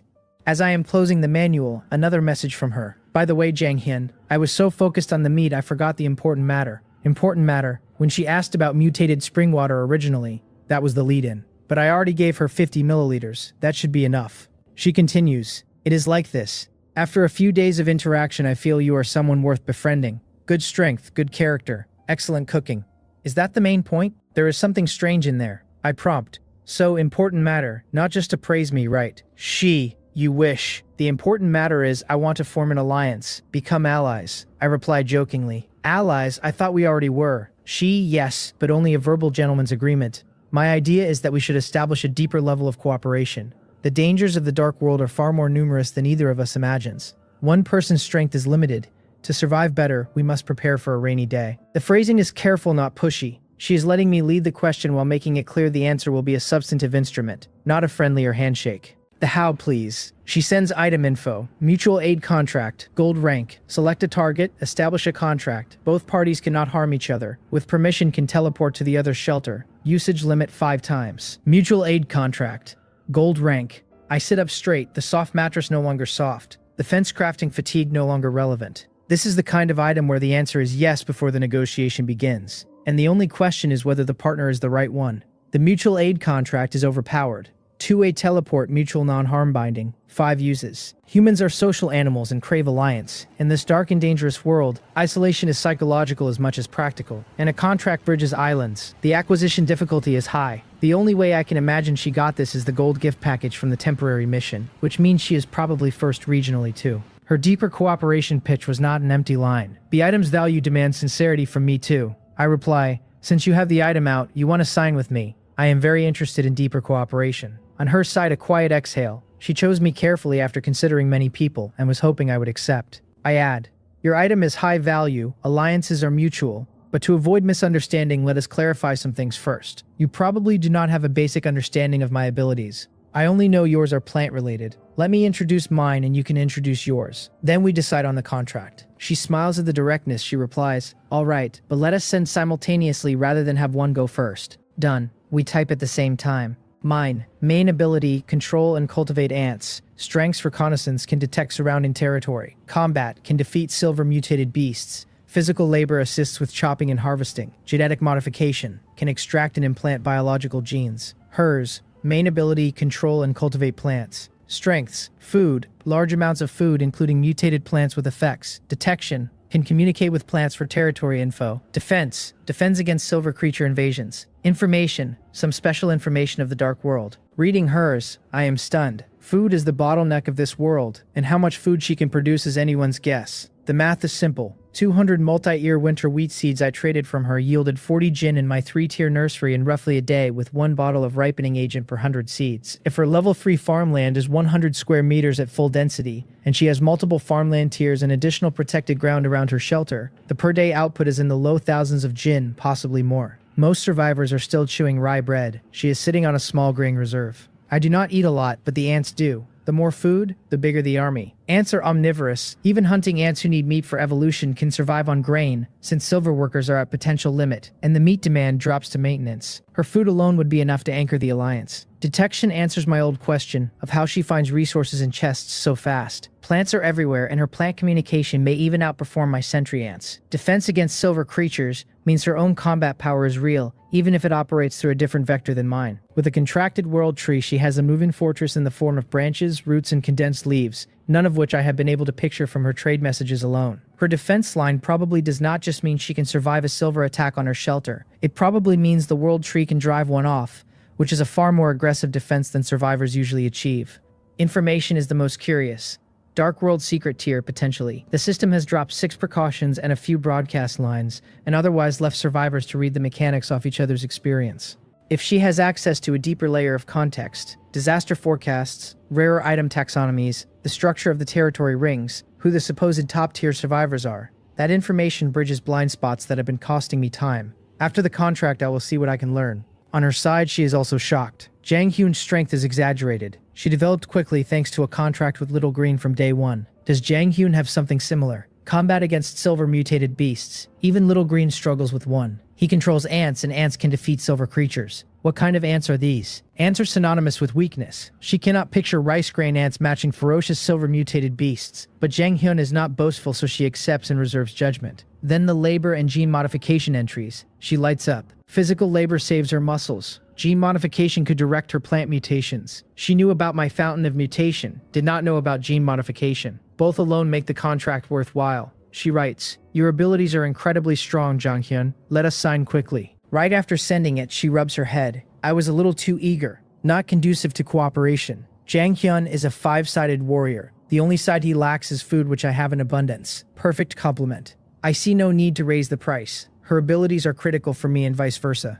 I reply, "That is exactly what I was thinking. Sign, I look forward to deeper cooperation." She, happy to cooperate, writes your name on the scroll. Touch with finger. She trades the scroll over with her name already written in elegant brushwork. Up to 5 names per contract. If all sign the same scroll, all 5 become allies and the binding extends across the entire group. I touch the scroll and a black mark appears under my fingertip. I write, Jang Hyun next to her elegant signature. My handwriting is poor. I have not done calligraphy in years and have barely written by hand in this dark world, and it looks crooked next to her elegant signature, abstract and dragon and snake-like. The contrast is severe. I worry briefly that the contract will reject an abstract scrawl as not legibly representing a real name, but the contract clearly cares about identity rather than aesthetics. A few seconds later, a connection clicks in my mind. The kind of subconscious tether I felt when I first learned Eye of Taming, only thinner and pointed at a person rather than a creature. The tether does not give me access to her thoughts or her location in any granular way. It is more like a knowledge that she exists at the other end, and that she cannot harm me without breaking the binding. The mutual non-harm clause is enforced at the system level. There is no way to fake it. Friend list updates. Her avatar now has a request teleport option in addition to chat and trade. System. Survivors Chang-hoon have successfully established a contract. Protected by the power of the contract, neither party may harm the other. I trade the scroll back. On her side, she looks at my signature and laughs softly. It is unique. She picks up the manual. Jang Hyun, is it convenient for me to visit? I am stunned for a moment, because the question is not just polite. Visiting in person is a step beyond the contract. In the dark world, going to someone else's shelter or having someone come to one's own is dangerous either way. Relatively speaking, going somewhere else is more dangerous because you are on unfamiliar ground without your defenses around you. For Chong-ha, a woman, to actively volunteer to come to my shelter so soon after signing is a stronger signal of sincerity than the contract itself. Visiting another shelter or being visited is risky. Visiting is more so since you are off your own home turf. For her to volunteer to come herself is a major signal of sincerity. I reply, okay, but it is messy here. Hope you do not mind. Not at all. At this stage everyone is focused on survival. My shelter is messy too. She is about to teleport when she pauses. First meeting, she should bring a gift. She paces back and forth in the wooden house, frowning slightly, and then her eyes light up at the world tree outside. I have got it, little green. Give me one of your world tree leaves, please. The tree shakes its leaves violently. She expected the protest. I know it is hard to condense one, but I am visiting our mutated spring water big client. The reason you have evolved so fast is the spring water. No high-grade gift would be poor manners. And what if he stops giving us spring water? The tree's rustles soften, and a slender branch reaches her with a golden leaf. Successful plotting smile. Thank you, little green. Do not worry, I will exchange more spring water for you. She plucks the leaf carefully, places it in a small cloth pouch, opens her manual, and sends the teleport request. With a flash of white light and a gentle rustle from the world tree, she disappears from her own shelter. On my side, I wait a few minutes and see the request. I accept. A peculiar circular pattern emitting a white glow appears out of nowhere on an empty space near the center of the shelter, like an anime magic circle. With a flash of white light, a tall, graceful figure in a white dress appears on it. She sways curiously from side to side, looks herself up and down, then turns to me, who is standing in the room, and smiles slightly. Nice to meet you. I am Chung-ha. Bright eyes, white teeth, like a lotus emerging from water. Even a steel-straight man pauses for a half-beat. I recover. It has been a while. I am Jang-hyun. We greet each other with mutually good first impressions. She holds out the golden leaf. Small gift for our first meeting, nothing much. So formal. She even brought a gift. I take it absently, and information about the leaf instantly appears in my eyes. World Tree Leaf. Gold rank. A leaf condensed from the essence of World Tree energy. Consuming it can increase lifespan by 10 years. My pupils contract. Consumption increases lifespan by 10 years. How many emperors and dynasties on Blue Star wasted manpower and resources chasing the elixir of immortality? And here she is handing one over like passing a cigarette. Even knowing she is rich and generous, this is a first meeting gift is too much. I take a breath and offer the leaf back. This is too valuable. I cannot accept. She seems surprised. Who could refuse lifespan? And then her eyes clear. How can a given item be taken back? Moreover, in a safe environment, lifespan is priceless. But here we may not live many more days. The math changes. Yes, who can guarantee a peaceful retirement in the dark world? I sigh and accept. The reasoning is sound. Lifespan in a safe context is priceless because the marginal value of a year scales with peace and prosperity. In a world where day 5 may be your last, the marginal value of a year is much lower, and the leaf is functionally just another buff. The transactional logic strips the awe out of the gift, and that strips the social burden too. She is not handing me a generational treasure, she is handing me a tool. I move a few steps to the spring water source. The pool is the same as the day it formed, lighter purple welling up where the original seeded the soil, the surface texture faintly viscous compared to ordinary water. I take an empty glass bottle from a box, bend down, fill a small bottle, and offer it back. This is mutated spring water, our usual trade. I have not needed much recently, plenty left. Consider it my welcome gift. She recognizes it instantly, and her eyes briefly contract. That bottle is at least 100 milliliters, more than the past few days of trade combined. She is about to refuse, then remembers her own argument and accepts. Basic social etiquette has reasons. After exchanging gifts, the wariness drops noticeably. There is something in the formality of an in-person meeting that the manual cannot replicate. Body language, voice cadence, the small tells when someone is choosing words carefully. After only a few minutes in person, I have a much better read on her than I did after days of trades. She is not just a rich woman with plant skills. She is meticulous, easy to read once you know to look, but with reserves she keeps locked up tight. The information line in her ability list is not idle. I sit on the wooden bed, she on the workbench chair, and we begin discussing details. She, Jang-hyun, what are your thoughts on level 4 shelter? I am surprised. I expected combat, gene tech, or labor first. After my own level 3 upgrade, I had been busy with facilities, dinner, Moal's silver evolution, the bandage. I never checked level 4 conditions. I gave it the back burner because the level 3 upgrade just landed and resources are not infinite. I admit it sheepishly. She smiles. That is fine, only day 4, level 3 this early already makes you one of the best. Take a look, and we will discuss. I open the manual and turn to upgrade. Shelter level 3 exquisite wooden house. Upgrade conditions. 2000 wood, 2000 stone. Upgrade all upgradable facilities to level 3. 1 gold rank beast core. The first 3 lines I scan and dismiss as time and labor problems. The last line I freeze on. A gold rank beast core. The first 2 are time problems for me at most. Resources are scaling. Beast cores come from bronze and above mutated creatures. I have only 1 bronze core from the boar.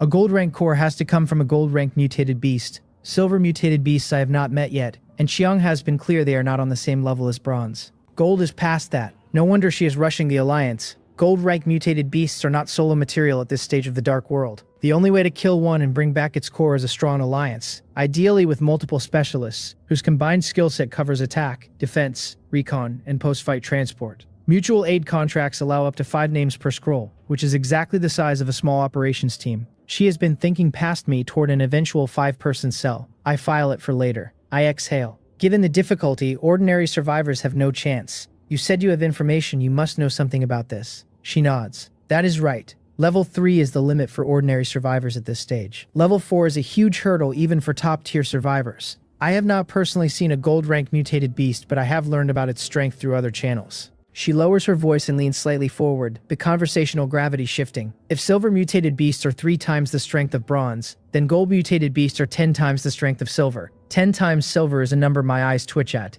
Each strength doubling produces an exaggerated upgrade, and 10 times stacks several doublings on top. But I am not dizzy this time. I have my own scaling plan. With a silver hunter queen breeding silver hunting ants and gene fusing them, a gold rank mutated beast may not be insurmountable. I tell her, by the way, you do not know my specific combat power. Let me show you, then evaluate whether our current resources can threaten a gold rank mutated beast. I get up and walk to the ant nest. She stands too, both curious and slightly hopeful. Could she have struck gold and Zhang Hyun can solo gold rank mutated beasts? The ant nest entrance had been widened to a 1-meter diameter circle to fit Mowal's post-evolution body. When Xiongha first walked in, she had been curious about the big black hole in the room, but the unfamiliarity kept her from asking. Now she watches as Mowal crawls out at my command. Round head, long antennae, small scythe mandibles, abdomen with silver patterns, and a body length over 70 centimeters. Xiongha's mouth forms an O. You call this an ant? Where are there ants this big? These are your ants. No wonder you said silver combat power. Ants win on numbers, and at this size with hundreds or thousands, ordinary silver mutated beasts go down in seconds. She regains composure. If they are ants of this kind and there are enough, fighting gold-rank mutated beasts is plausible. Even winning is not out of the question. But the count would be in the thousands or tens of thousands and resources would be enormous. Also, every gold-rank mutated beast has different abilities. Flight, burrowing, fire, ice, and a counter ability to your ants would make killing very hard. Still, defending against gold rank at this stage is impressive. I shake my head. Her name is Mowal. She is my main combat queen, but my fighting style does not rely on her, since the hunter queen is reproductive type and offense is shed in evolution. Mowal, let your silver citizens come out. Such a formidable ant is not the main force. Xiongha is on the edge of her seat, and her usual graceful poise is starting to crack at the corners. She had been mentally adjusting to a partner who can defend against silver mutated beasts in a pinch. The idea of a partner who can solo more than that, by stacking silver tier ants in numbers and gene fusing them with 2 silver creature kits each, is forcing her to recompute the alliance's center of gravity in real time. Her plant-based defense was the comparable counterweight to my ant force. If my ant force is multiples larger than she assumed, the alliance becomes asymmetric in my favor, which is uncomfortable for her sense of fairness even if it is good for both our survival. She does not say it aloud, but the small rapid blinks give her away. Mole's antennae move toward the entrance. After 10 or so seconds, larger blacker creatures emerge one by one. 6 in a row, each over a meter long with thick matte black carapaces, and half-meter long sharp scythe mandibles that are shiver-inducing on sight. They do not move like animals. They move like assembled machines, weight balanced perfectly on 6 legs, articulation crisp and silent. Xiongha is thoroughly stunned, slender hand trembling as she points, momentarily speechless. Each one of these is a silver hunting ant, enough to dominate territory in the right conditions. 6 of them at my command, with 2 gene fusion potential each, is a striking force well past silver tier on its own. Once Mowal breeds the next batch, the count climbs from 6 to 30 to 100 to several hundred. Every silver ant a fortress on 6 legs. I find her shocked face cute, the regal mask fully off, and continue the demonstration. My main combat ants are silver, and they can fuse the genes of 2 mutated creatures. Bronze ants fusing bronze creature genes more than doubled combat power. Silver ants fusing 2 silver mutated beast genes should triple or quadruple combat power conservatively. She abandons the elegant posture. With a bitter smile, when we exchanged information, I thought you were exaggerating. Now it seems you are being conservative. Actually, you should have the ability to hunt gold rank mutated creatures on your own. I shake my head. You are overestimating me. My ants are weapons. Manufacturing them costs resources up front and maintenance is heavy. Your kind of plant specialization producing food at scale is equally important to me. Do not belittle yourself. I almost said you're kind of rich and corrected mid-sentence. She, already in shocked Zen mode, did not catch it. She asks the crucial question. How long, how many resources to cultivate 1 silver ant, and how much daily maintenance in multi-year winter wheat units I gave you? Good question. I have been pushing rarity, not yet auditing the costs. With species contract intelligence, I can ask Mowal directly. I take a handful of wheat from the cabinet, walk to Mowal, stroke her head, and hand her the wheat. Mowal, with enough wheat, how many citizens can you cultivate per day? And how much wheat does each citizen consume per day? She straightens, takes the wheat with her tiny upper ant legs, hugs it briefly, and chews through over 30 grains in a quick smacking rhythm. Then she looks up and speaks in rustles. Master, Mowal understands. She reports for half a minute, and 10 eyes shifting in a slow dance as she annotates each number with biological context. Feeding cycle, gestation cycle, energy partitioning, idle versus active maintenance. I crouch beside her, listening and translating internally with species contract, and gradually a clear table of figures forms in my head. When she finishes, I straighten with a bitter expression. With ample food, Mowal can cultivate approximately 120 silver ants per day. Each silver ant requires 100 jin of wheat to cultivate from the larval stage to maturity. The daily minimum maintenance per silver ant is 1 jin of wheat for idle keep. Intense labor or sustained combat is 10 jin per ant per day. The earlier 6 silver hunting ants were cultivated from the bulk meat I dumped earlier. 20 jin of boar meat plus the offal, and Mowal is now empty. 20 jin of meat for 6 ants is unsustainable. Even on cheaper grain, 100 jin per ant blows past my imagination.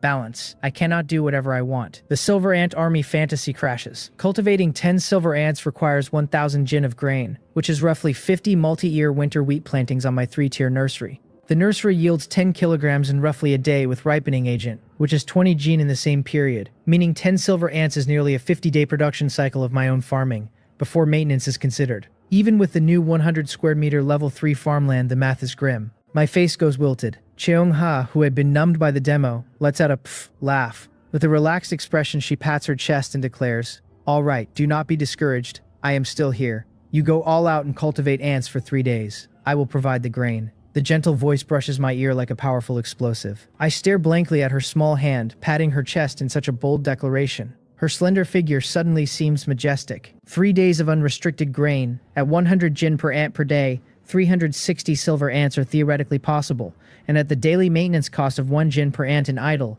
and 10 jin in combat, an army of 300 or 400 silver hunting ants becomes sustainable on a steady wheat supply. Combined with Mowal's 2-gene fusion ceiling and the hunting ant's silver tier 2-gene fusion ability, the floor for what they can fight rises dramatically. Cheong-ha has just handed me the runway I did not have. I steady myself, exhale, and tell her the offer is accepted, with a clear caveat. Once the ant army stabilizes and we begin hunting mutated beasts cooperatively, the meat returns to her ratio so that her resources do not run a one-way deficit.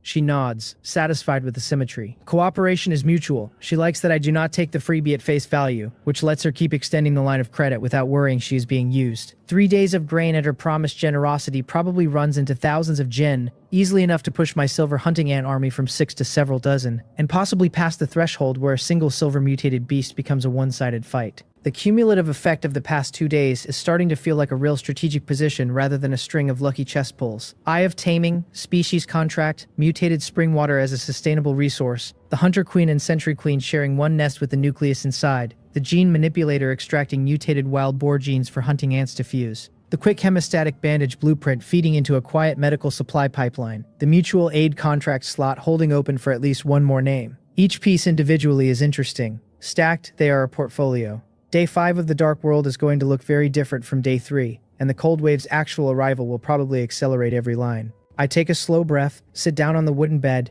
and let the quiet of the Level 3 shelter settle. Cheong-ha is on the workbench chair across from me, hands folded in her lap. The 2 ant queens are deep in their nest, breeding through the night. Outside, the temperature is plunging, and somewhere in the new 2,000-meter ring, a silver mutated beast may already be moving. Tomorrow we plan in detail, and the next move is mine to make. The Day 5 baseline is the day when the Cold Wave's first tier of cold lands and survivors begin paying for everything they did not stockpile, and the day when my hunting ant army either crosses the Silver Army threshold or stalls. Either way, the answer to that question is already in motion right now, before either of us has fully thought it through. Tonight we trade a few more notes, settle the cooperation rhythm, and let the Alliance take its first sleeping breath. The 5-name slot on the contract scroll is already on my mind. If will is the next signature, the cell crystallizes around food, plants, ants, and combat in roughly that order, and the team becomes structurally capable of facing gold-ranked mutated beasts within reasonable preparation.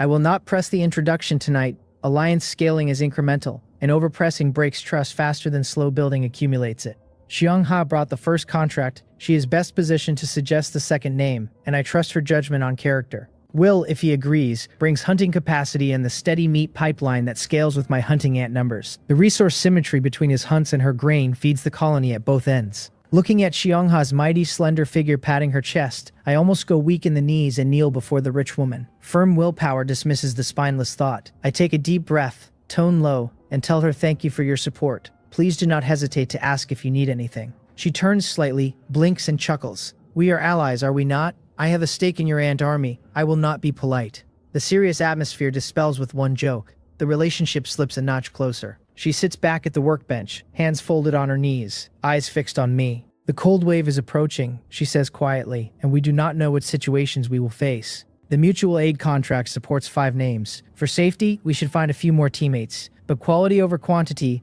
only elites with reliable character and strength. I had planned to suggest the same, but the contract is hers and I did not want to lead. I nod. I do not know many people, only one I would consider an elite right now, but I need to interact more and confirm. If he is reliable, I will introduce him to you. Same here, she replies. If I find someone suitable, we discuss and vote. It is getting late, she says. She has to head back, prepare enough food, and not delay my silver ant cultivation. She stands and is about to leave when I stop her. You forgot your item. The bottle of mutated spring water still sits on the table. Also, take these with you, they should help. I have Mo summon 10 more bronze gene-fused hunting ants from the nest. Through the contract, my ants now hold a non-harm clause toward Cheongha, and even register a faint affinity for her. I teach the 10 hunting ants 2 simple actions, tilling and harvesting, make them obey her commands, and walk her through the command syntax. She takes them excitedly. 10 minutes later, her message arrives. Jang Hyun, your ants are really useful. My multi-ear winter wheat was harvested instantly. Here's some grain for you first. I will plant another batch and send you the next yield as soon as it matures. Go cultivate silver ants with confidence. She opens a trade. I glance at the wheat quantity and my pupils contract. 10,000 jin. Even knowing she is rich, 10,000 jin is excessive. I subconsciously click agree, and only after the click do I realize where I will put it. A massive amount of wheat materializes from thin air and pours down. I have only enough time to order Mowol back into the nest. Then I lunge to shield the fountain of mutation with my body before the wheat rain buries me. Cheongha on the other side has no idea what predicament her grain has caused. She happily commands the 10 hunting ants, strong as oxen, to keep tilling and planting. The level 3 shelter at 80 square meters saves me. 10,000 jin spread across that floor only reaches 8 or 9 centimeters. Not enough to bury me alive. I clear the wheat off facilities only, leaving the floor a wheat carpet, and half an hour later, sweating, I sit on the wooden bed and call into the wheat block nest entrance. Mowol, cultivate silver hunting ants with all your might. 10,000 jin can theoretically yield 100 silver ants if every grain goes into cultivation. And even reserving daily maintenance for the existing colony, the cultivation budget should still produce dozens overnight. Daily consumption matters, but if Cheongha's promise holds, the next wave will arrive before Mowol finishes 100. The wheat at the entrance shifts an inch. Rustling, Mowol acknowledges and begins. Rich woman, you have put me in a tough spot, but you were busy planting, so it is unintentional. As I think about it, something is wrong. I pick up the manual and reread her chat history. Ants, useful, harvested instantly. Go plant another batch. My 12 square meter 3-tier nursery yields about 20 jin per round.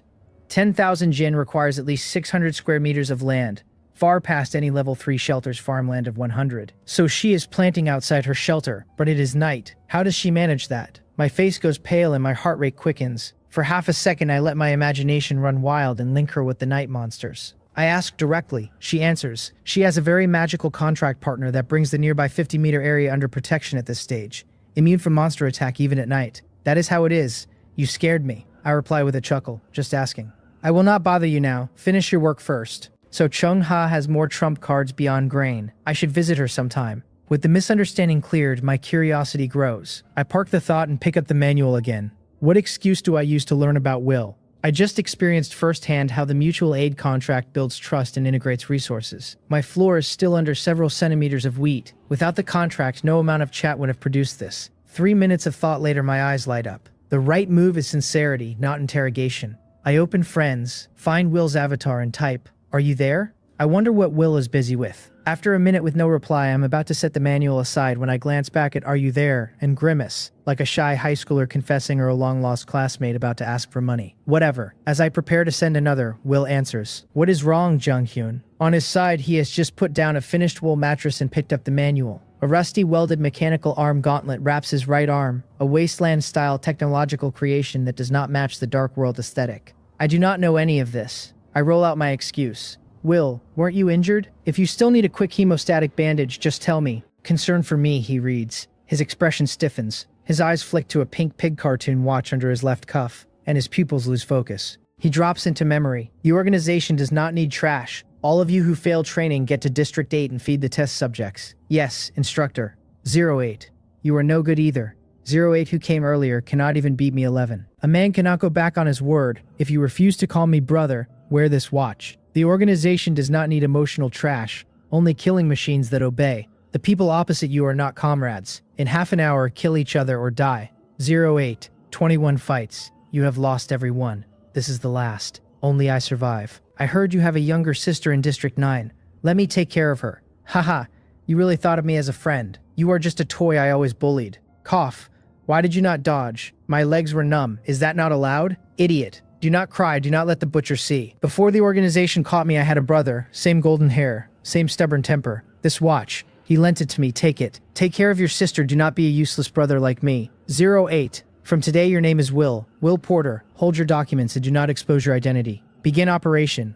Will sits dazed, 2-meter frame obscuring the workbench. A drop of turbid liquid down his rough face. The tingling sensation halts the memory. He sits up. Pupils contract, expression returns to calm, and he pulls down the left sleeve. He exhales and replies, I am fine, thank you. If you need me for anything, just say so. I will do my best. Will is genuinely uninjured. The reason he was so eager for a bandage earlier was his sister, 09, in another shelter who injured her left leg from a mutated beast a full day ago. With only rare spring water to clean the wound, the ulceration was worsening and amputation or fatal infection was a real possibility. His sister is his only hope for survival. He had been frantically buying on the trade channel with no responses, and then I appeared. With my bandage, 09's wound healed and did not infect. Before coming to Blue Star, he had been with a terrifying organization and had not felt cared for in a very long time. Hence the memory hit. I, on the other side, frown over my next move. The plan was to ask what kind of creature injured him to gauge his strength. After his sincere reply, I cannot keep calculating and testing him. I press my finger and type something different. Will, I just reached an agreement with a powerful survivor and signed a mutual aid contract, forming a small team. We agreed to help each other and share resources. If you are interested, we can exchange basic ability info. I attach the contract description. Will's eyebrows twitch. He is grateful and trusts me, but he has 09 in a former organization tail. Although the Dark World scrambled the planet, the organization's foundation will not vanish. An association with him is a hidden danger he does not want to bring to me. Then he reads the contract details. Establish mutual non-harm with permission. Teleport to the other's shelter. His pupils contract. If he and 09 sign the same contract, he can teleport to her shelter and resolve threats she encounters. He stands up abruptly, eyes fixed on the manual with fervor. To tell, or not to tell. Will stares at the rusty gauntlet on his arm and lightly traces the number 9 carved into its side with his left hand. He takes a deep breath. He replies, Jang Hyun, I have another companion. Could you consider her as well? He cannot expose 09. The organization concern outweighs gratitude. I am slightly taken aback. Spots are still open, but although the contract is in my hand, the owner is not me.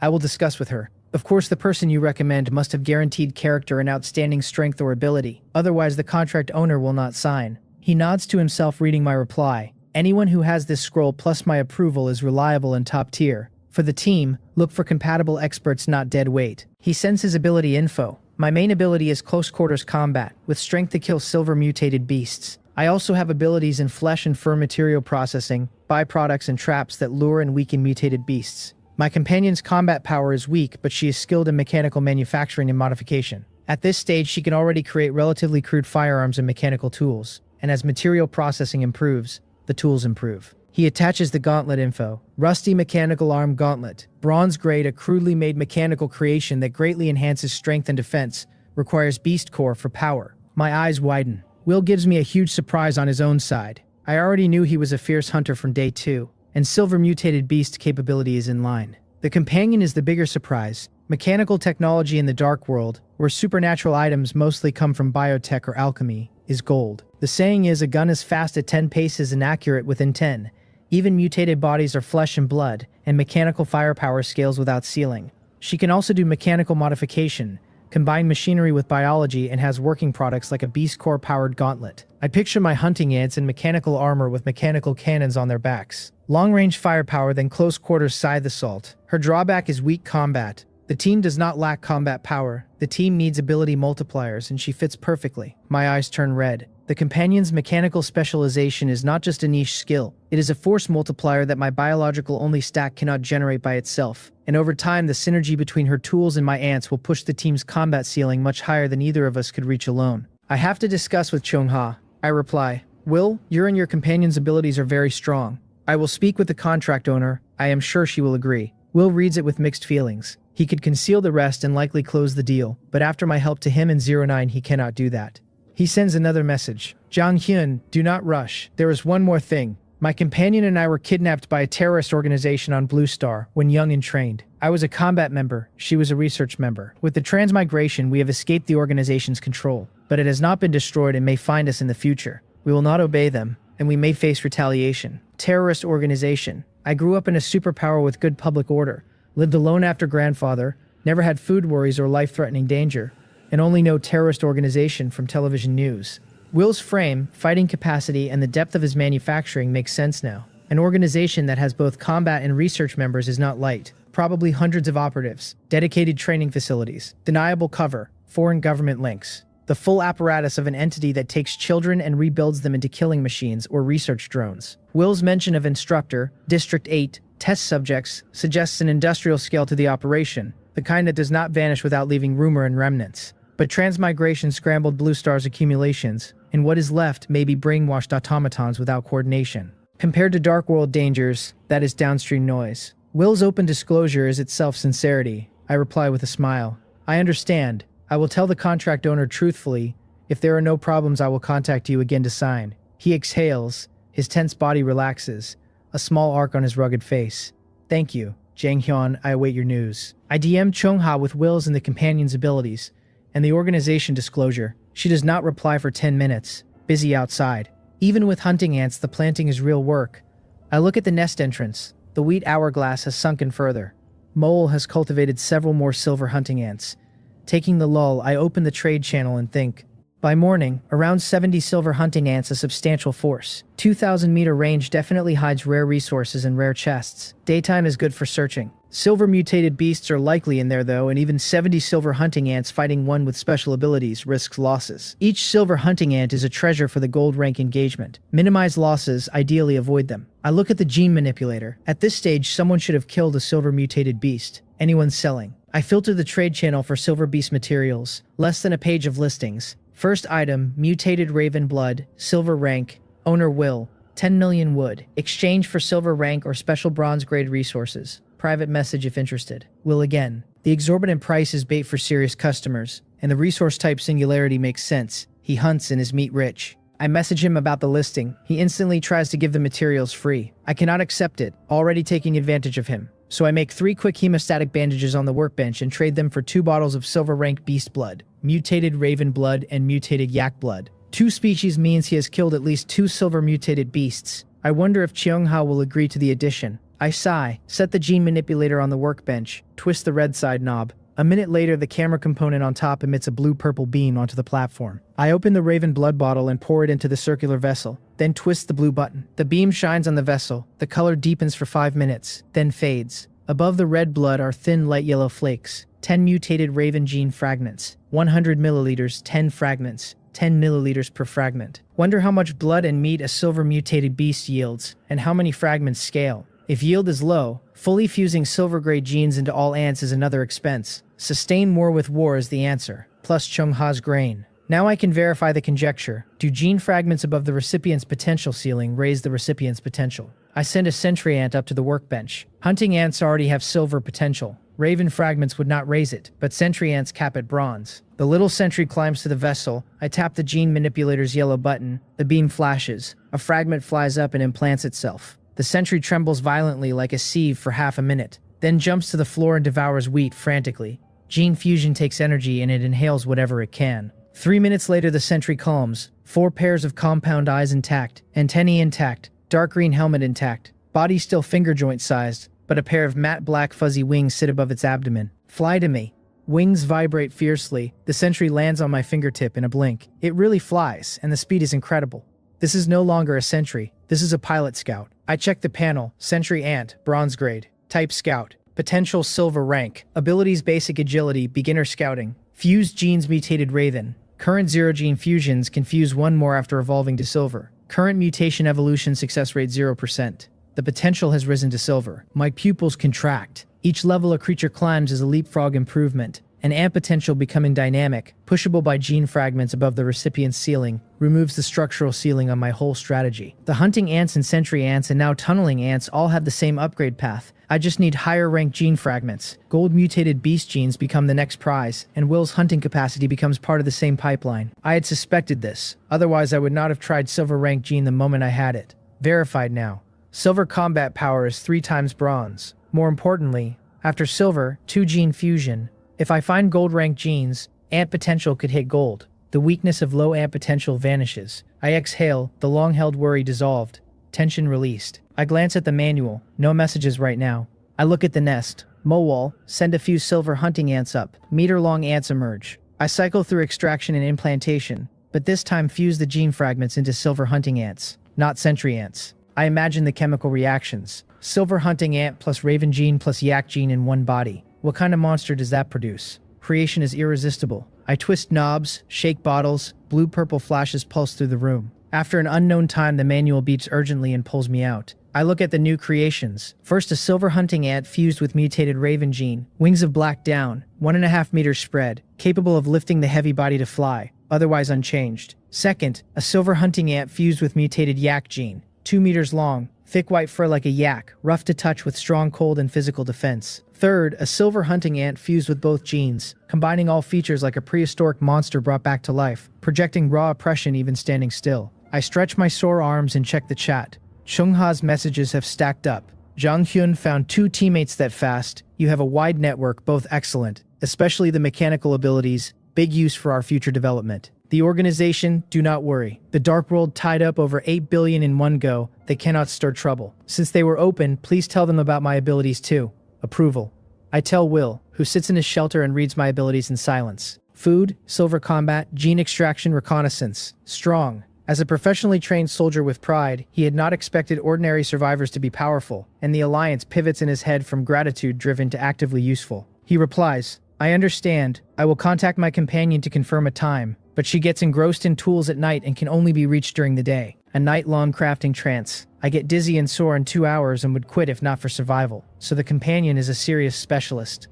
Professionals are different from amateurs. Then we do the call during daytime. I return to the workbench and continue gene extraction, but only 1 gene per hunting ant. 2 gene fusion is potent but not cost-effective with limited silver gene supply. By the time I run out of silver gene, I have 1 black scythe hunting ant fused with raven plus yak, 9 fused with yak only, 8 fused with raven only, and 1 sentry ant fused with raven for the verification. I stretch and yawn, and the manual beeps again. Stranger message. Joe Munchel, boss, I saw you were buying ants in the trade channel. Do you still need them? Ants. I open the trade channel and look at my mutated spring water listing. Right, the buy task note, posted on the natural disaster announcement day. So much has happened that I forgot. Ants are like rare species in the dark world. And finally, a contact. I reply, yes. In a corner of the dark world, in a level 2 shelter, a tattered, thin young man squats by a fire, sniffing, eyes glued to the manual. The single word yes jumps over the 1 remaining lens of his glasses. His nose tingles. His stomach cramps. He grabs the manual with trembling fingers. Boss, do you have anything to eat? Half a bread will do. I have lots of ants. Lots. He sounds desperate. I ask for the ant info. Tunneling ant queen. No grade. Ants that love to dig nests. The architects among ants. There really is something. Construction type ants. Exactly the variety I was missing. I reply. Just the queen and a few ordinary ants will do. Let us trade. He almost faints from excitement. 2 days hungry. Firewood low. On the brink of giving up, only the survival instinct kept him browsing the trade channel. He had despised the industrious ants digging holes everywhere. Now they are the cutest creatures in the world. He kneels on the floor, blocks the path with his hand to let the tunneling ants climb in, and loads 23 plus the queen into a shriveled empty mineral water bottle. Then he sends a trade. I see 23 tunneling ants and 1 queen on his side. He had asked for half a bread. Clearly extreme hunger and resource thin elsewhere. He may not last days. Ants are critical to me. I have searched for days during exploration with nothing to show. As long as he keeps finding ants, an investment is worth it. I put 100 gin of wheat from the floor pile, a bucket of purified water, and 100 wood into the trade slot, and click agree. Trade clears. The mineral water bottle of tunneling ants appears in my hand. Each is about 5 millimeters, dull earthy brown, triangular head, long forelegs like mining picks. Excellent diggers on appearance alone. On his side, Joe Munchel stares at the items. Boss, why so much? Just some ants. Half a bread or 1 bread would have been fine. I smile and reply, "It is all right. To me, it is worth this price. This is what you deserve. If you find new ant species, I will give you the same. For me, these resources are nothing. 100 gene of wheat is the volume of a few floor tiles in my room. Wood is just one slot of one of my professional logging team's daily run. For him on the brink of death, an astronomical figure that resets his survival horizon by weeks. His eyes burst with light. Cling to Boss Jang Hyun's leg. Find more ants. Survive. Thank you, boss. I will continue to work hard." I encourage briefly and put the manual on the bedside. I read the panel. Tunneling ant queen. No grade. Potential bronze grade. Type reproduction. Current mutation evolution success rate 63%. Feeding earth element materials raises rate. Likely reproductive evolution. Tunneling ant. No grade. Potential bronze grade. Type construction. Ability rapid digging. Rate 54%. Earth element material feed raises rate. Likely construction evolution. They evolved by eating dirt. That is too cheap. Probably already eaten dirt extensively, hence the high starting rate. Sleepy and drained, I tame the queen, send her and the others into the nest to eat dirt, and crawl into the wooden bed under the thick blanket. An unknown amount of time later, a familiar voice wakes me. Dark World announcement. Congratulations, survivors. You have passed another night. 4 days until the cold snap. Work hard to gather resources to get through this harsh winter. Daytime already. I open my eyes. I stretch, cells and muscles waking with me. Manual, weather, sunny, outdoor -11.2, indoor 13.1. Daytime remaining 6 hours, 28 minutes, 15 seconds. Yesterday's snow day was -9. Sunny today is 2 degrees colder. At this rate, before the cold front, -20 is plausible. Daytime is shrinking. 7 hours yesterday, 6.5 today. When the cold front arrives, daytime may be 3 or 4 hours, which is barely enough for resource searching. The system is pushing survivors to their deaths. I open the chat channel. World counter, 7.1 billion. Region counter, 8,218. My pupils contract, over 1 billion gone worldwide, nearly 1,800 gone in this region.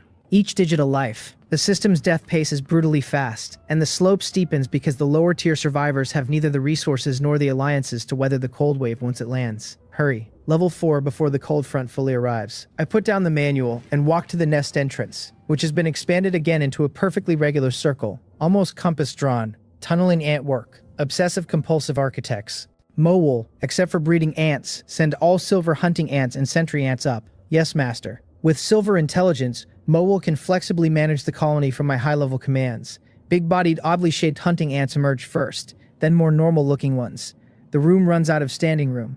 I open the door and signal them outside. Cold seeps in. I shiver and tighten my coat. About 70 silver hunting ants, the count from last night's cultivation. But how did the nest fit them all without my shelter collapsing? I ask Mowol. Truth. Last night the tunneling ants were chief architects and commanders, with the black scythe hunting ants as the main digging force, building a nest that is sufficiently stable and spacious. The dirt was compacted by hunting ants' strength into the nest walls and into rock crevices underground. A bold idea hits me, and the more I turn it over the better it sounds. If tunneling ants are this good at construction at no grade, what could a silver tier construction colony with intelligence build? Could they actually engineer an underground palace? Underground is safer than above ground. No nocturnal monsters wandering close. Warm in winter, cool in summer. Issues to solve. Lighting, air, water source, structural stability. I do not want to be buried alive. Structural stability is critical. The tunneling ant queen needs to be silver to gain intelligence and become a proper architect. Their digging now is gene instinct, not rushed. Explore the territory ring first, palace later. Outside, wrapped in a down jacket from the trade channel, I count 63 silver hunting ants, including gene-fused individuals.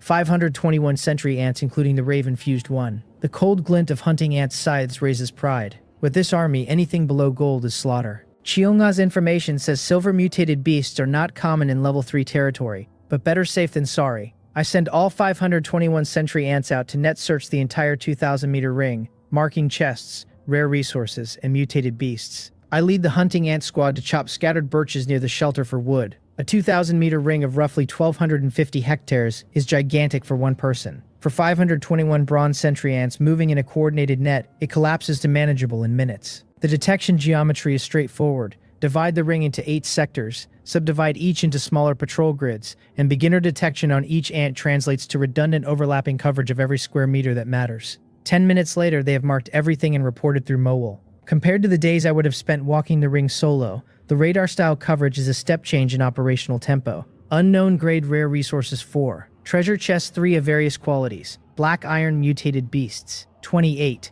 Bronze mutated beasts 7. Silver Mutated Beast 1. These are not ants, these are living radars. Sentry ants currently distinguish mutated beast ranks but cannot effectively identify resources or chest grades. Enough for me. Depart. Bring all chests back. Clear out black iron and bronze mutated beasts. 60 hunting ants surge out and disappear. I lead 3 hunting ants toward the resources. Resource collection methods vary. Ant intelligence is not flexible enough, so I see for myself. The silver mutated beast I saved to witness firsthand. Hunting ants could handle it, but I want to gauge the strength gap to gold. The first resource is 800 meters east. With red heart fruit and ranked meat behind me, my physique allows fast travel without panting. Under 10 minutes through brush, I arrive, and smell something foul before I see it. The stench is like a bloated carcass that burst in scorching sun. Fermented contents splattered, rancid fat and decaying organs, with a faint alluring sweetness layered over it, that only makes the nausea worse. I gag from afar and almost lose dinner. I cover my nose and look through the trees. A 200 square meter open space, a black mud pit at center with bursting bubbles and partly rotted animal bones. In the dead center, a half-human tall plant with all black roots, stems and leaves, and a palm-sized blood-red flower at the top. The sweet scent comes from the flower. The kill mechanism is obvious. The scent attracts animals, the plant kills them and uses their bodies as fertilizer. Wicked plant. Useful resource. Black blood flower, silver rank. Consuming directly or drying and steeping in water can greatly increase life potential. And the scent can cause hallucinations. A silver rank resource. Increased life potential and advancement probability. Phrasing too vague to fully parse on a casual read, but combined with silver quality the effect should be strong, and worth the smell to recover. Transplant first, test later. Consult Chong-ha on transplant method. I send her the info. While waiting I turn to leave, and my gaze sweeps the rotting mud. Black rot soil, bronze grade, fertile soil with strong foul odor. The mud is also a resource. The sentry ant could not distinguish them and probably mistook flour and soil as one resource. Unexpected gain. The smell is the problem. Cannot bring it back to the shelter, especially with a will and companion alliance imminent, and guests possibly visiting. Leave it for now. I rush out of the stench and inhale fresh cold air. Mind clearing. Phew. Alive again. Hope the rest are not as fragrant. I continue. Cold wind keeps cutting my face. Biting chill mixed with tree scent fresh air. Inspiration hits. I clap. Tunneling ants only need earth element material to raise their rate, and black rot soil is bronze earth element material. There is enough black rot soil to evolve a large batch of bronze tunneling ants. Just now my brain was gas mask impaired. Tunneling ants are dirt eaters. The recycling solves the black rot soil problem. I order Mowol to send a hunting ant to bring all tunneling ants over. Pang of guilt. Do ants have a sense of taste? Never mind, no intelligence yet. I check the other 3 resource points. Less smelly, no double resources. Red iron ore. Bronze grade, 1200 meters northeast. Exposed surface as tall as a person. Unknown depth underground. Arrow bamboo, bronze grade, fist-thick arrow straight stalks 10 meters tall, hundreds of them with winter shoots beneath. Jade bean, bronze grade. Sounds grand. Actually a soybean variant with jade-colored skin. Only a few dozen plants. With soybeans I can extract soybean oil, stir-fry vegetables, deep-fry meats, an invaluable delicacy. Quantity is too small to extract much, but the glutton Cheonha will surely cultivate a high-yield variant.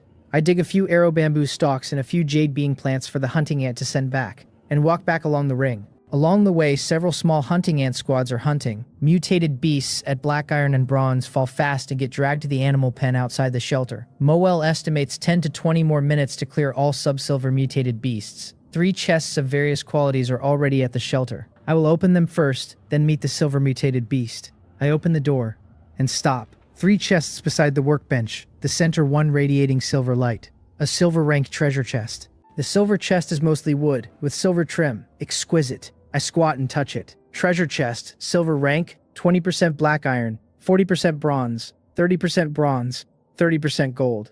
Compared to bronze chests, item quality climbs a level and gold is on the table. I have only seen 3 gold items so far. World Tree Leaf adding 10 years of life, mutual aid contract that connects 5 survivors, gene manipulator that tripled my combat power. Each was overpowered, and the probability that a silver chest contains another such item is real, if the dice roll right. The probability is low, but hope exists, and one must dream in case the dream comes true.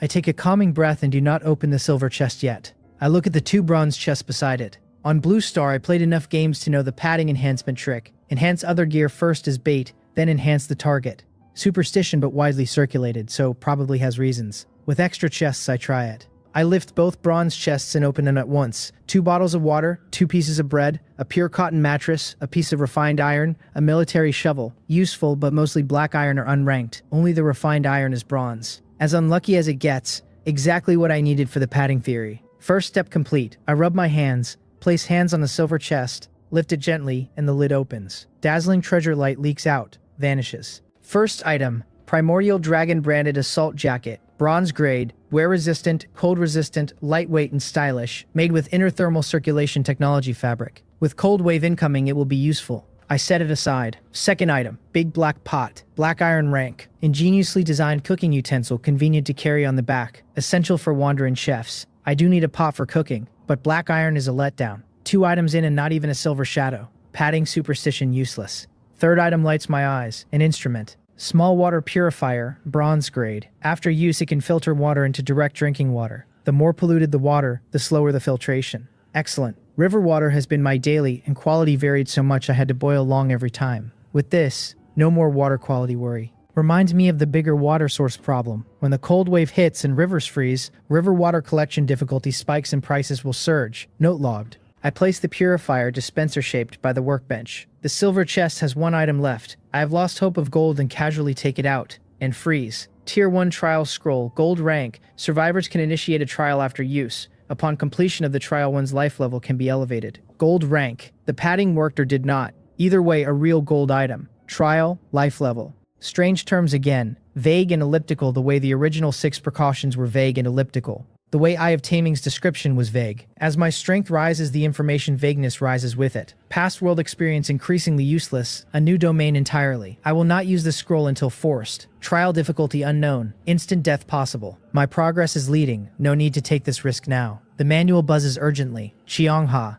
Zhanghyun. I just harvested another batch of multi-year winter wheat convenient to receive. Oh, you found a silver rank plant. Black blood flower. Life potential. That is a good item. She knows about life potential. I am stunned. She mentioned earlier she had some special information about the dark world. I had not paid attention. I had not encountered unknown info then. Now after a string of incomprehensible items I see the value. Her information may rival her grain capability. I ask, what is life potential? She pauses to organize. Plant specialization lets me contract some plants and view their information. One plant info field is potential, the growth limit, which differs across plants. Black iron, bronze, etc. So her ability mirrors mine but for plants. Are you saying the black blood flower can raise a creature's life potential? So a black iron ceiling creature could push to bronze? Or silver? If so, it is not very useful for me. Gene fusion already raises ant potential. She replies, that is right, but it is not just that. You are very perceptive. Humans also have life potential. Humans evolve too, but not on the black iron silver ladder. A different path. We are at tier 0. With sufficient life potential and certain conditions met, we can advance to tier 1. With greatly improved physical fitness and other benefits she does not yet understand. She is not yet sure how to advance, since the world tree only remembers half the relevant information and the most crucial conditions are missing. Tier 1, that is the trial scroll. I send the info. Junghyun, how do you have this? Oh, just got it from a chest. Got it from a chest. From a chest. Be more humble. She steadies herself and warns, this item is extremely valuable. Do not use lightly, every advancement is a leap in life's hierarchy, and must be treated with caution. Wait a few days, by then one of my abilities will break through and I will be able to detect human life potential. She can detect human life potential too. She is like Doraemon, constantly pulling out new things. The fact that she casually mentions detecting human life potential as one of her abilities suggests her contract with the World Tree is far deeper than a defensive partnership. I am not in a hurry. The trial scroll goes into a sealed compartment at the bottom of the chest near the workbench, too valuable to be in casual sight. I thank her and open a trade, arrow bamboo and jade bean for her side. The jade bean for soybean oil makes her thump her chest and promise a high-yield delicious oil variant. Then she sends 10,000 jin of wheat. This time I am prepared. Daytime, so I dump the wheat directly into the outside farmland. The 100 square meter level-3 facility I had built right after the upgrade and never used, since Chongha is the grain pipeline. Now my farmland is piled high with ripe wheat. The animal pen next to it is filled with mutated beast corpses dragged in by hunting ants. Farmland for grain, animal pen for poultry. My usage seems wrong, but as long as there is grain in the farmland and beasts in the pen, the labels do not matter. I shake my head. I run to the black blood flower location, and under Chongha's guidance pluck a petal and cut a branch, traded to her for cultivation. Of course a hunting ant does the picking. The black rot soil ring is a no-go for me. After the trade I notice the ant is covered in black rot soil. It sleeps in an outdoor hole tonight. Then I remember the tunneling ants on dirt duty. I locate them by contract. The queen and ordinary tunneling ants are lying with round bellies beside a black rot soil section with a missing chunk. No longer eating. Mutation evolution rates all at 100%. Tunneling ants started at high base rates and bronze-grade soil pushed everyone to 100 quickly. I send a hunting ant to bring them back to the shelter for spring water evolution. Anticipating new abilities at bronze. Mole pings. Master, all 28 black iron and 7 bronze mutated beasts in the area have been killed. Cleared already. Even if early ants are weak, with sufficient quantity and quality the efficiency is terrifying. Time to experience a silver mutated beast firsthand. Mole. Gather all silver hunting ants. Yes, master. I head for the silver mutated beast location with the hunting ant army assembling along the route. The bigger picture is starting to come together. Tunneling ants for construction and earth element specialization. Hunting ants for combat scaling at silver with 2 gene fusion. Sentry ants for reconnaissance with raven fuse flyers extending the recon ceiling vertically. The 4 ant types now form a complete operational set. Scouts, soldiers, builders, and a reproductive queen at the center keeping the colony scaling. With the gene manipulator, every ant in the colony can be tuned individually as silver tier genes flow in. With the mutual aid contract slot still open, the team can absorb a 5th specialist later. The thesis of ants as scalable infrastructure is no longer aspirational. It is operational, and Chungha's grain pipeline keeps the engine fed. 5 minutes later, I arrive near the hunting ant squad's staging area. Slow my steps and look forward. Dozens of dark figures are hidden beneath a 3-meter-high reverse slope, motionless as mountains and silent. The silver mutated beast is 300 meters behind the slope, currently feeding Promowal's intel. I crouch and slowly climb the slope to peek. Under a tree thick enough that 2 people would need to embrace it, a massive snow-white figure nearly 3 meters long is facing away from me, devouring a mutated wild boar. From its head, occasionally lifted while tearing meat, it is a wolf-type mutated beast, a mutated unicorn wolf with an ice blue horn on its head. Wolf-type beasts have keen senses. Why has it not detected us? A gust of cold wind blows past with a faint blood scent, and I get the answer. We are upwind. I relax and focus on the wolf. Mutated unicorn wolf, silver rank. Abilities: charge, thick fur, ice spike. Maybe distance or the rarity of the species. But the panel only shows abilities, no detail beyond names. Charge and thick fur are obvious. Attack and defense. Ice spike is the wild card. A mage skill in games. If silver mutated beasts can master extraordinary abilities, gold rank mutated beasts surely can too, and conquering gold may not be as simple as I had imagined. I am not soloing this and not yet conquering gold. I push the worry off and slow my movements, retreating 200 meters and hiding behind a thick tree before signaling the hunting ants to swarm. The hunting ants instantly come alive, climb the slope in seconds, and charge in unison toward the mutated unicorn wolf. With thump thump thump impact on the ground, the wolf abandons the half-eaten mutated wild boar and turns. Dozens of dark, grotesque, scythe-armed creatures, some running, some flying, are charging in. A single howl and the lines clash. I climb a tree for a vantage. The wolf is already encircled by hunting ants, and seemingly about to be torn apart, when its ice blue horn flashes a pale blue light, and more than a dozen forearm-length ice spikes scatter outward, hammering nearby hunting ants with thump-thump impacts, sending them flying back to the ground hard. Spikes that miss fly 300 or 400 meters before embedding in tree trunks. These ice spikes are absurdly powerful, comparable to assault rifle fire. Glad I did not watch from up close. Fortunately, the skill is not casual. After the attack, the horn visibly dims, the ability clearly carrying a heavy resource cost, and the remaining hunting ants pile on without giving the wolf a second window. Seconds later, the mutated unicorn wolf is silent on the ground. I exhale and climb down. I need my own strength to grow. Even watching from a tree is risky.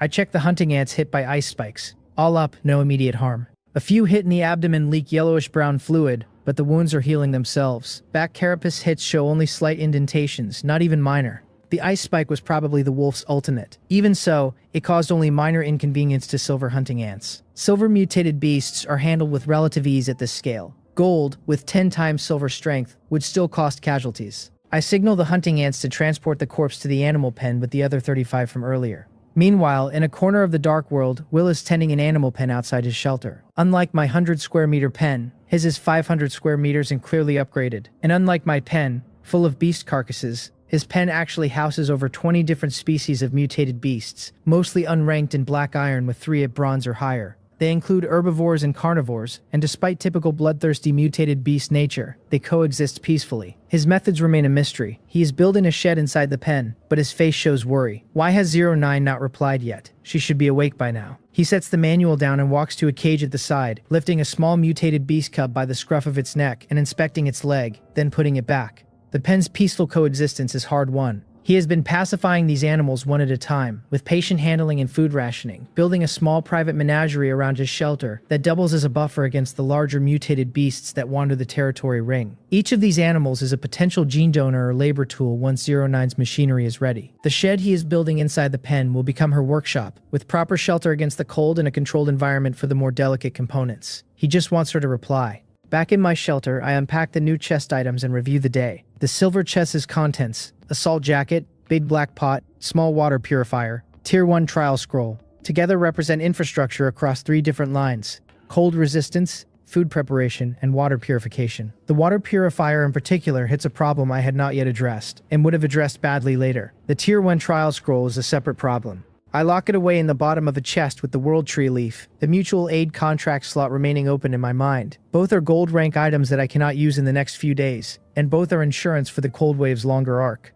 The animal pen outside is filled with 36 beast carcasses now, a logistics problem of its own. Bronze beasts produce beast cores, which means roughly 7 beast cores are sitting in the pen waiting to be extracted, on top of the boar core I already have. Beast cores are worth more than meat at the same rank, and the level 4 shelter requires a gold rank beast core. Working on that path means cultivating a hunting cycle on silver, and eventually gold beasts, which my hunting ant army is now starting to enable. Meanwhile, the mutated wolf carcass has the abilities of charge, thick fur, and ice spike, 3 gene categories that map cleanly onto hunting ant upgrades: charge for impact, thick fur for defense, and ice spike for ranged ability. If ice spike can be transferred via gene fusion into a hunting ant, the hunting ant army adds ranged damage to its melee sides and changes the entire tactical envelope. I send a hunting ant to bring the wolf corpse back faster, and I tell Mowal to prep the gene manipulator session for tonight. The trial scroll, the world tree leaf, the tier 1 advancement, the medical supply pipeline, the gene transfer of ice spike, the tunneling ant evolution to bronze, with whatever new abilities that brings. The addition of Will and 09 to the contract. Every line item is a discrete project, and the Cold Wave's 4-day countdown is the deadline against which every line is racing.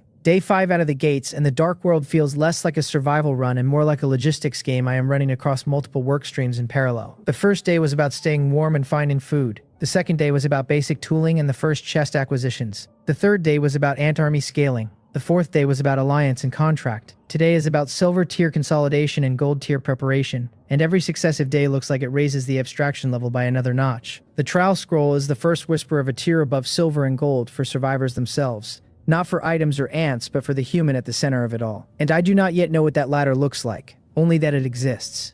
A practical thought lands. If humans can advance to Tier 1 via a trial, then survivors who stay at Tier 0 are a known entity I can model, and survivors who climb to Tier 1 are an unknown I cannot. Xiongha's caution about not using the scroll lightly is therefore the right caution. Once she can detect human life potential, the scroll's risk profile becomes legible, and I can plan rather than gamble. The probability of Tier 1 being a one-shot trial that snaps the scroll on use is non-trivial. If I fail the trial, I lose a gold rank item with no fallback, and if I succeed without preparation, I may find Tier 1 difficulty matches Tier 0 physical ceiling, leaving me no improvement and a wasted scroll. Wait, cultivate, coordinate. The scroll will still be in the chest a week from now, and a week is a different person from where I stand right now. The right time to use a Tier 1 trial scroll is the moment Xiongha's life potential detection comes online and confirms my reading is high enough to clear the trial without burning the scroll on a fail. Until then, it is a backup card, not a primary play. I close the manual, pat Mowal on her shiny head, and step toward the workbench to start tonight's gene work on the mutated unicorn wolf corpse. The hunting ants drag the carcass into the shelter through the back entrance. 3 meters of snow-white fur and bone,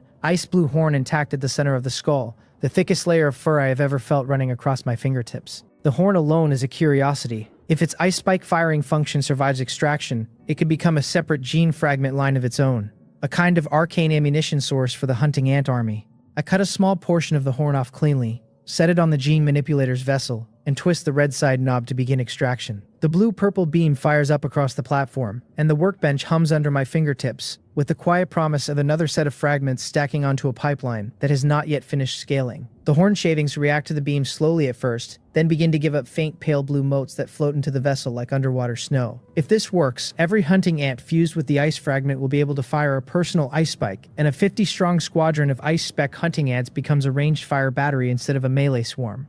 The combat envelope shifts from melee only to mixed arms in a single extraction. Just as Will is wondering, his manual beeps. He flinches, fearing it is me asking. He has not contacted 09 yet. He picks it up. 09. Will, is the mechanical arm gauntlet malfunctioning? No, it is fine. Something else. Meanwhile, I had just returned to my shelter and was about to deal with the mutated beast carcasses in the animal pen when my manual chimes. Will. He must have discussed it with his companion. Will. Zhang Hyun, sorry for contacting you so late. My companion has agreed to form an alliance. Relief. A slight smile. The silver mutated beast was a wake-up call. I must unite as many forces as possible, and Will plus the mechanically skilled 09 are invaluable. I tell him it is all right. Still early. After signing, we are allies. No need to be polite. I retrieve a mutual aid contract from Seonha and trade it directly to Will. The contract is extremely valuable, but one should not doubt a chosen person and should not choose a doubted person. This level of trust is necessary.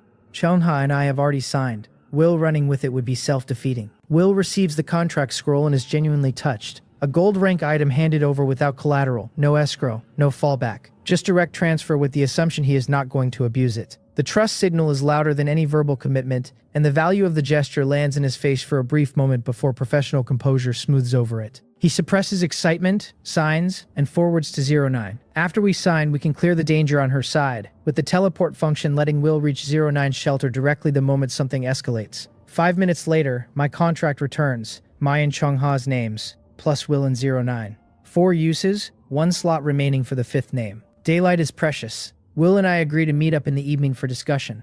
I put away the manual and start processing the carcasses. With 4 people in the contract now, 2-on-2 communication has too many permutations and runs into stale-state mismatches as different pairs catch up at different speeds. A roundtable tonight is far more efficient. 1 shared context, 1 pass-through decisions, 1 set of synchronized commitments. I dissect the mutated unicorn wolf myself. First time on a silver mutated beast. 15 minutes flat. 30 gin of silver rank fresh meat, 1 silver beast core, a complete snow white wolf pelt, and the unicorn horn intact. The horn registers a silver rank material, ice blue unicorn horn. A unicorn horn containing ice power can be used as a raw material to create items. I do not yet know exactly how to use it, but silver materials are bound to be valuable. Decoration for now. The wolf pelt will become a rug or chair after processing, and even decoration in this world signals strength to anyone who teleports in for a meeting. The animal pen still has 35 carcasses. Doing them all myself would eat 3 hours and most of daylight. I let the silver hunting ants process them with their scythes, since the loss in finesse on black iron and bronze materials is acceptable.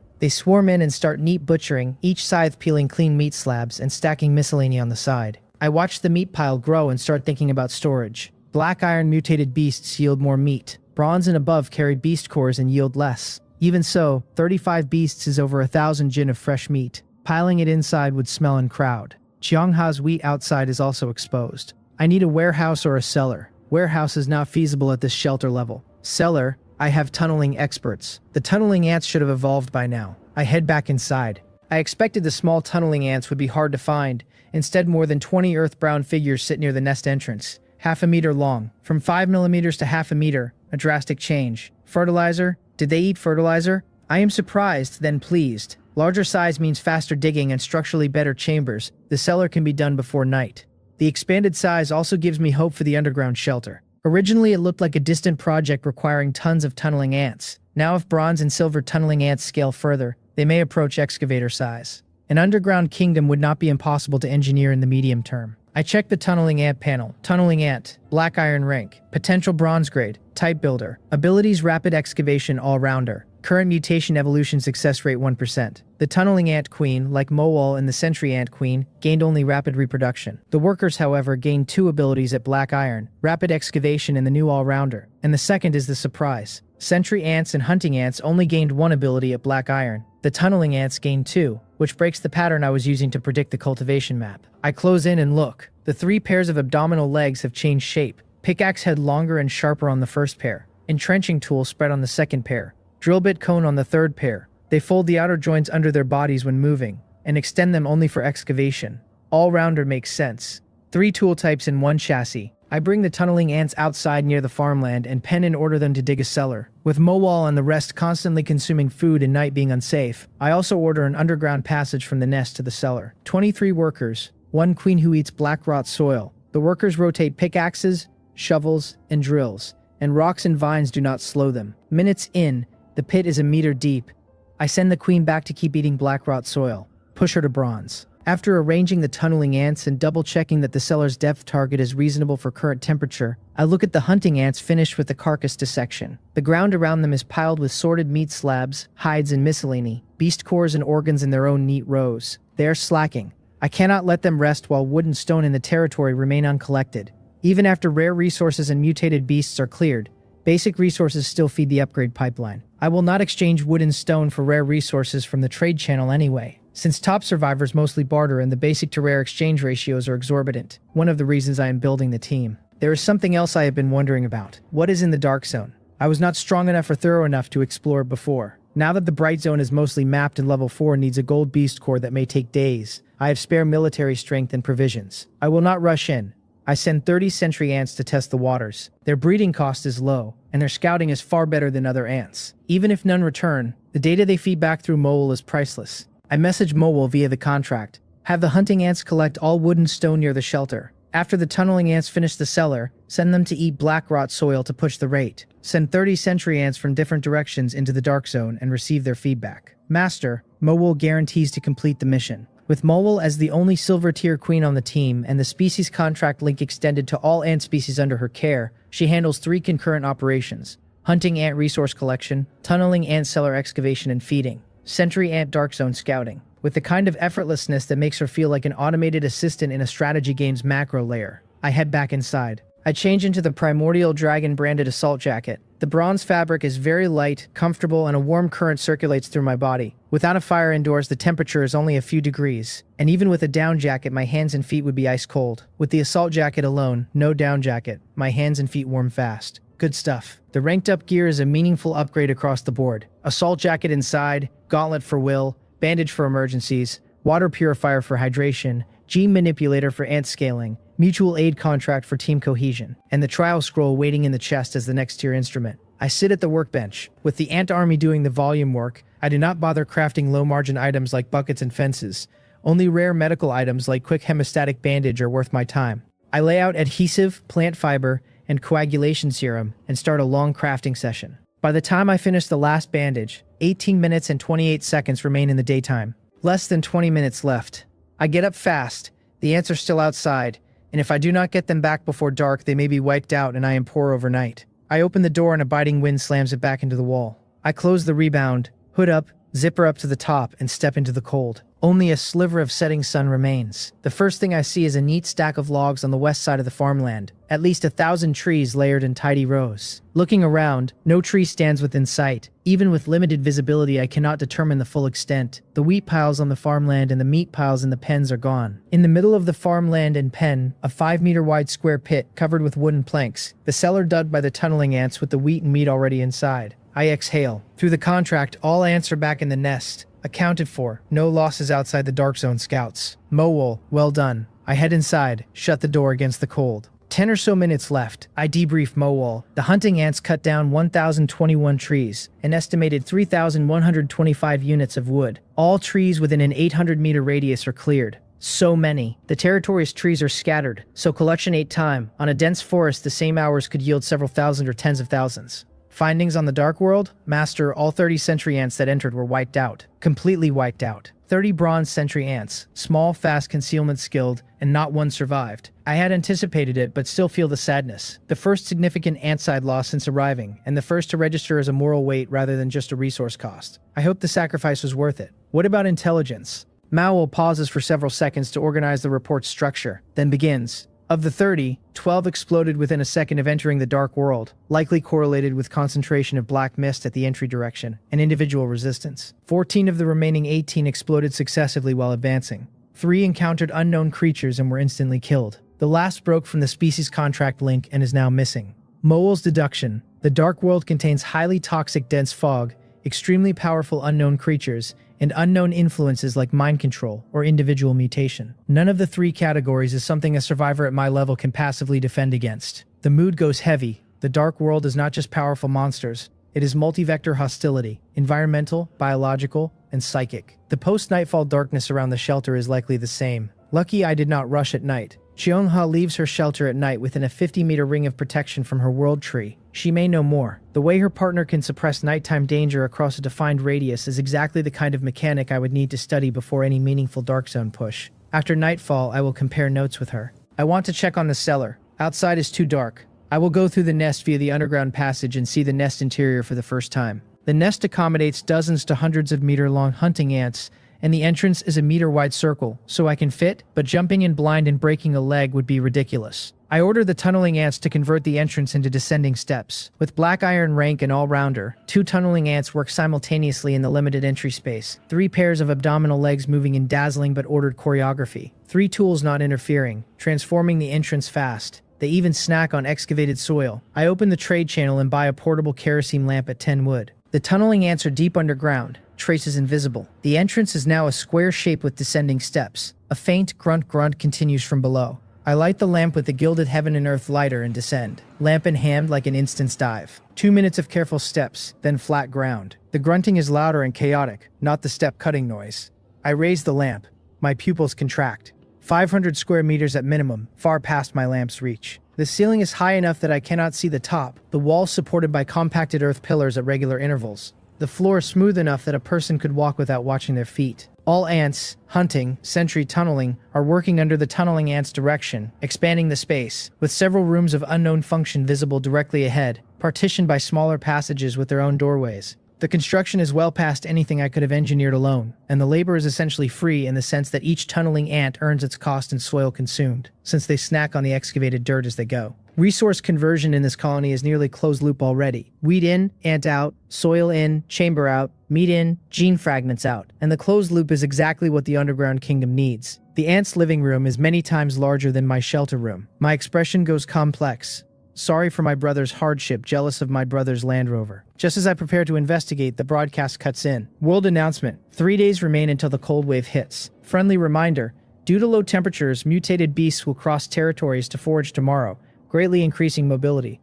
Some lucky territories may encounter gold-rank mutated beasts, with additional rewards for the first regional kill. The world chat explodes. Survivors lament. Half-day waiting, and instead of a temporary mission, you raise the difficulty. The cold snap is already brutal. This is not lucky territory. This is unlucky territory. Anyone who wants this fortune can have it. My mood goes heavy too. The first part, mutated beast mobility, is not a worry. My hunting ants treat ordinary mutated beasts as food delivery, and I would prefer more of them. The second part, gold mutated beast on lucky territories, is the concern. Today's silver fight made it clear there is a real gap between my strength and a gold beast. A gold rank mutated beast in my territory could overturn the shelter in minutes.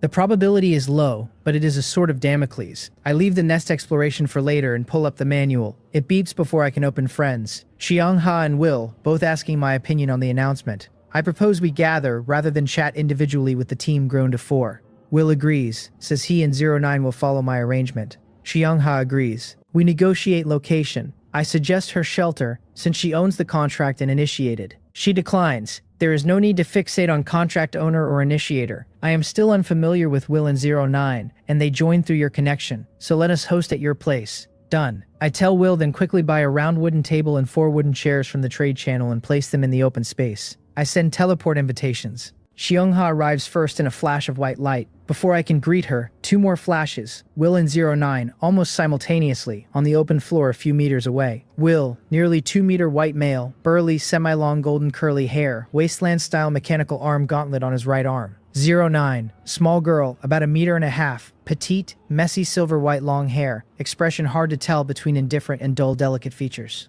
The contrast between them is striking. We size each other up. Both sides confirm identities at a glance. Will, 09, welcome. Please have a seat. We sit at 90-degree angles around the table. No small talk. Straight to the point. Xiongha, with a bitter smile, opens. Our initial goal for forming the team was resource complementarity and jointly tackling gold beasts to upgrade level 4. I thought we would have time to develop, but gold beasts have already arrived. I shake my head calmly. Plans cannot keep up with changes, but no need to be pessimistic. The announced changes start tomorrow. We still have time. Mobility and gold beast probability should rise day by day. Initial gold rank probability has to be low, or few would survive. Xiongha calms, nods, continues. Better safe than sorry. While it is still tonight, we formulate a response plan and gather everyone's advantages to deal with potential gold beasts. Solemn nods around the table. I lead. My ability is to control ants, specializing in reconnaissance and combat. I notify Mowol to bring up several silver hunting ants. Different forms emerge: ordinary, giant, winged, gene-fused individuals.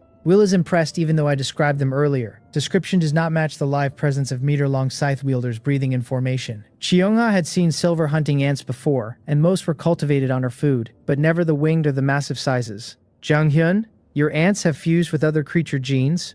I nod and confirm. With sufficient high-quality mutated beast flesh, I can create more special individuals at greater strength. Even 2 silver gene-fused ants in small numbers struggle against a gold beast. Reinforcement comes from 2 directions. Strengthen each ant by other means, or have a sharp blade combat power that absorbs gold-tier hits and reduces ant attrition. I look at Will and 09 on this part. Chonha I know already. Will rests his right gauntlet on the table heavily, the metal clicking against the wood with a deliberate weight, looks up, and says in a low, deep voice, I can be that sharp blade. Will, a gold beast is over 10 times silver strength. Close contact is extremely risky. Do not gamble with your life. Will looks at me gratefully. I am not treating him as a tool, but truly as a teammate whose well-being matters first, and shakes his head. Do not worry, Janghyun, I will not gamble. I have a burst skill that grants gold-tier combat power, but only 10 minutes. After 10 minutes I will be at their mercy. 10 minutes. A faint familiarity tugs at memory and pulls the right name forward. The 10-minute window plus weakness phase fits a profile I have seen before. Is your skill called Berserk? Will is stunned. How did you know? The first temporary mission's reward was a self-selected gold skill. I drew Berserk in the offer set but did not pick it. What a coincidence, Will sighs. The skill fits my system perfectly, paired with a recovery skill that minimizes the weakness duration. A self-selected skill once chosen is not drawn again from the offer pool by anyone in the same wave. If you had picked it back then, I would not have gotten this skill at all, and the entire spearhead role would not exist on the team.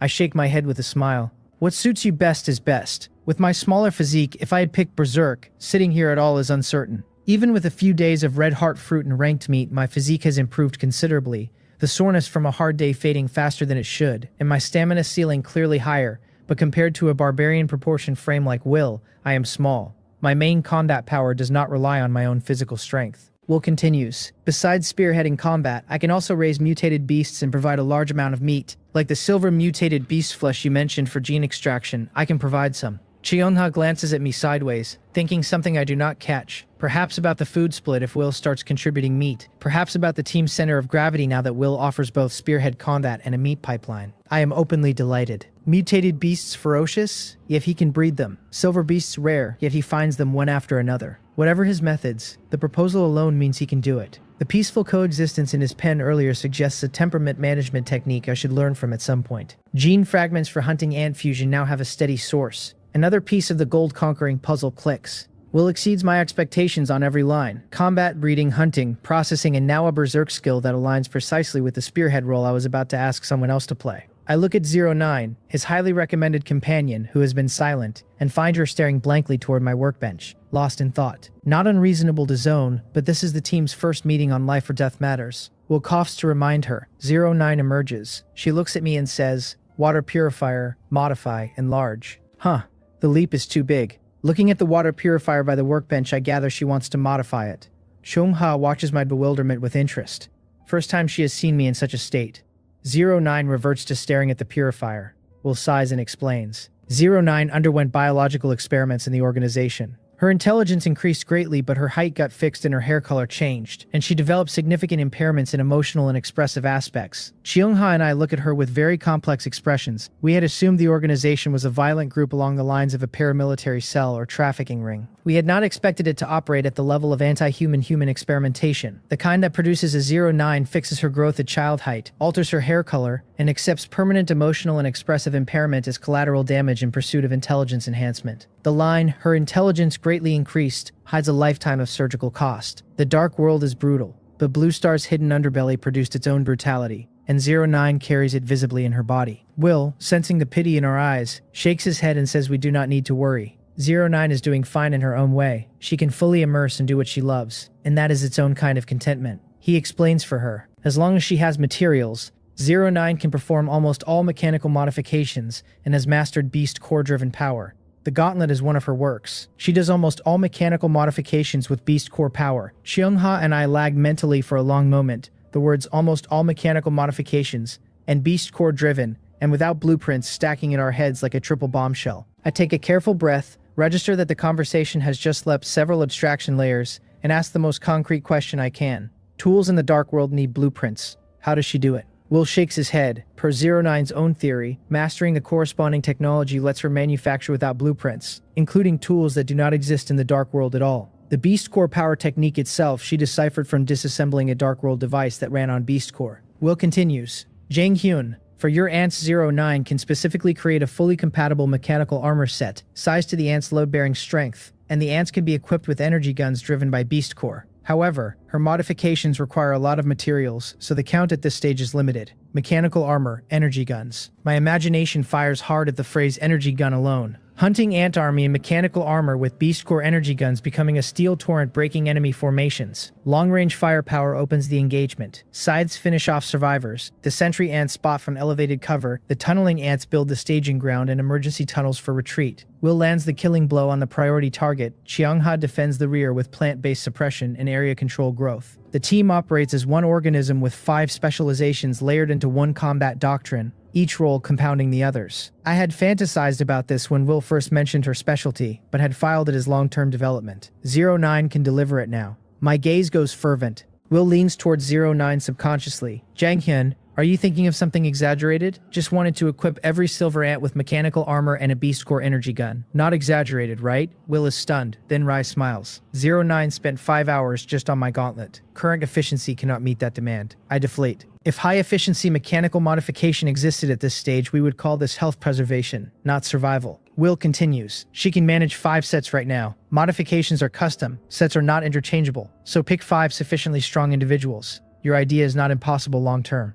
If she gets enough Dark World devices to dismantle and learn from, her library of acquirable technologies expands fast, and her capability and efficiency improve significantly. Each Dark World device she dismantles is essentially a tech tree node she unlocks for permanent use. He shifts his gaze to my water purifier. 5 sets is fine, better than nothing, and the constraint forces me to be selective about which ants get the modification. The criteria should be shiny status if any are available, then dual silver gene fused individuals with the most synergistic fusion combinations, ideally the Raven plus Yak builds that combine air mobility with raw mass. 09 has eyes on my water purifier. For the dream of a mechanical ant army, a water purifier is nothing. Lucky I did not leave the gene manipulator in the open. Will, let 09 take this water purifier back for research. Before Will can thank me, 09 darts out, kneels, and hugs the purifier. Slight upward curve of her lips. A caressing infatuation. Purification. Technology. New. My mouth twitches. She is polite. She did not touch the purifier even while clearly infatuated until I formally gave it. But the reaction is intense. The kind of single-minded focus that produced the gauntlet on Will's arm. Will explains gently, do not worry, your purifier will not be wasted. After 09 researches the principles, she can modify a larger and more effective version for you. And not just water purifiers, other equipment too. A larger water purifier, plus other equipment. I am overjoyed. The purifier had felt too small, barely enough for me. If she scales it, I can equip a large-scale water purification system in the future. Underground shelter, size to the colony's full hydration needs across humans, ants, and crops. Plus excess for cleaning. As for the gene manipulator, important, central to my strength, do not be careless at this critical time. The hunting ant army's gene fusion pipeline runs on it. Without it, the entire dual silver gene strategy stalls, and I drop into a different combat doctrine overnight, which would be catastrophic if a gold beast happened to land on my territory in the same window. If 09 breaks it, no place to cry, and no time during the cold wave run-up to source a replacement. Test her with a water purifier first as a low-stakes proof of concept. Then consider giving her the gene manipulator after the cold wave is past and I can stomach the temporary downtime. I feel an intense gaze. 09 is staring at me eagerly. She wants to dismantle the purifier now and has no tools, only her eyes. I smile helplessly. Will, I will contact you once I decide which ants need modification. Let us call it a night. He agrees, says he will process the silver mutated beast corpses and send them to me for gene extraction, and that I can come visit his breeding farm during the day. 2 flashes of white light and they vanish from the open space, the table and chairs suddenly looking too large for the 2 of us remaining. Cheongha smiles. Jang Hyun, these allies are reliable. With their help, an ordinary gold beast is not a problem. I nod. Fighting a gold beast cannot be taken lightly. My ants and Will need time to coordinate, otherwise problems will arise. I will go to him during the day, she nods. I have been researching combat-suitable mutated plants too. I will contribute. About the last contract slot, do you have a candidate? I do not. Top survivors are not common cabbages on a market stall, and trust in the dark world is hard to build at speed. Most of the candidates I might consider are either below tier, too distant to feel material to the Alliance, or impossible to assess without months of trade history I do not have. Xiongha hesitates. I do know a top survivor, but I am not sure he will join. Try. Where there is a will, there is a way. Our team is strong now, and confidence helps the pitch and most candidates respond to it. Okay, I will try. If he is interested, we communicate again with Will. Xiongha leaves with a flash of white light, the magic circle shimmering close behind her, and the room is back to my own again. I sit at the table alone, propping my elbows, frowning, pondering. 5 modification slots. Must be ants with strong enough combat power. At this stage, only silver hunting ants qualify, and dual silver gene hunting ants are strongest. Any other way to further enhance ant strength? After silver ants reach their potential limit, the mutation evolution rate field disappears in the panel. What if they drink mutated spring water again at that limit? The idea grows wildly like rampant weeds. My mutated spring water produces 100 milliliters daily, and aside from what I traded to Chongha at our gift exchange, I have barely used any. The fountain has been quietly building up reserves I had not been allocating to anything. Test it. Hunting ant or sentry ant first. Producing a silver hunting ant costs heavily. 100 gin of wheat or its meat equivalent per individual, and a failed test would hurt the cultivation budget meaningfully. Hunting ants are large. 1 gulp consumes a lot of spring water. Wasteful unconfirmed. The sentry ant is also at potential limit at bronze. Smaller, cheaper to test. I order Mowal to bring up 100 bronze sentry ants. Under a minute they line up before me. I do not let all 100 drink at once. First one sentry takes a mouthful. 5 minutes pass. No change. Even a hunting ant's full mutation finishes inside 5 minutes. I check the panel. No change. Idea wrong? Ants do not mutate again at potential limit. Mutation evolution rate is for evolution. Without further evolution potential, no mutation. Plausible, but I am skeptical. Even if all 100 sip the water, it is only 10 milliliters. The first sentry showed no fatal danger, so I waved the remaining 99 to drink. Disciplined formation, orderly drinks, lined up again. 5 minutes. I scan twice and find no peculiar individuals. Just as I prepare to give up, I notice one sentry seems slightly shorter than the rest. Without the parade ground neatness, I would have missed it. I call it out. Slightly smaller with a layer of dark green grass leaf patterns on its body like camouflage. Placed in jungle undergrowth, I would struggle to spot it. Panel, shiny sentry ant, bronze grade, type scout, potential bronze grade, abilities intermediate scouting, intermediate agility, fusion gene currently 1 fusion available, flashing, an enhanced individual mutated to its limit, possessing stronger abilities than the original individual, cannot mutate, cannot reproduce. It worked. The gamble paid off on a tiny dice roll. My excitement surges. The shiny variant gains the prefix in the type name, and both basic abilities upgrade to intermediate. I run the shiny sentry through scouting tests. Mowal evaluates. The 2 abilities are at least 5 times stronger than regular. Stronger but also locked from further evolution and reproduction. A one-shot upgrade. Pity it cannot be inherited. The shiny trait dies with the individual. Accept and move on. Then the bigger question. Shiny hunting ants. Combat type, the upgrade should multiply combat power. Shiny plus dual silver gene fusion plus mechanical armor. Even short of gold beast, not far. Mowal has cultivated over 110 silver hunting ants under ample food, so based on the sentry 1% rate, a shiny hunting ant should be achievable. Hunting ants are large. Bring them up in groups of 10 to the spring water. Take turns. Group after group fails. Time creeps as group after group fails the dice roll, and the count of hunting ants who have drunk approaches 50. Group 5, 1 silver hunting ant begins to change. Originally 1 meter no fuse genes. In 3 minutes it surges to 2 meters, equal to a yak-fused individual. Carapace shines steel black, far harder than the ordinary bronze and silver hunting ant carapaces I have been tapping with my fingertips during fusions. The scythe mandibles change too, 1.5 meters normal for body size, but the inner serrations now move along the inner edge as a chainsaw. Chill down spine. Master that exaggeration.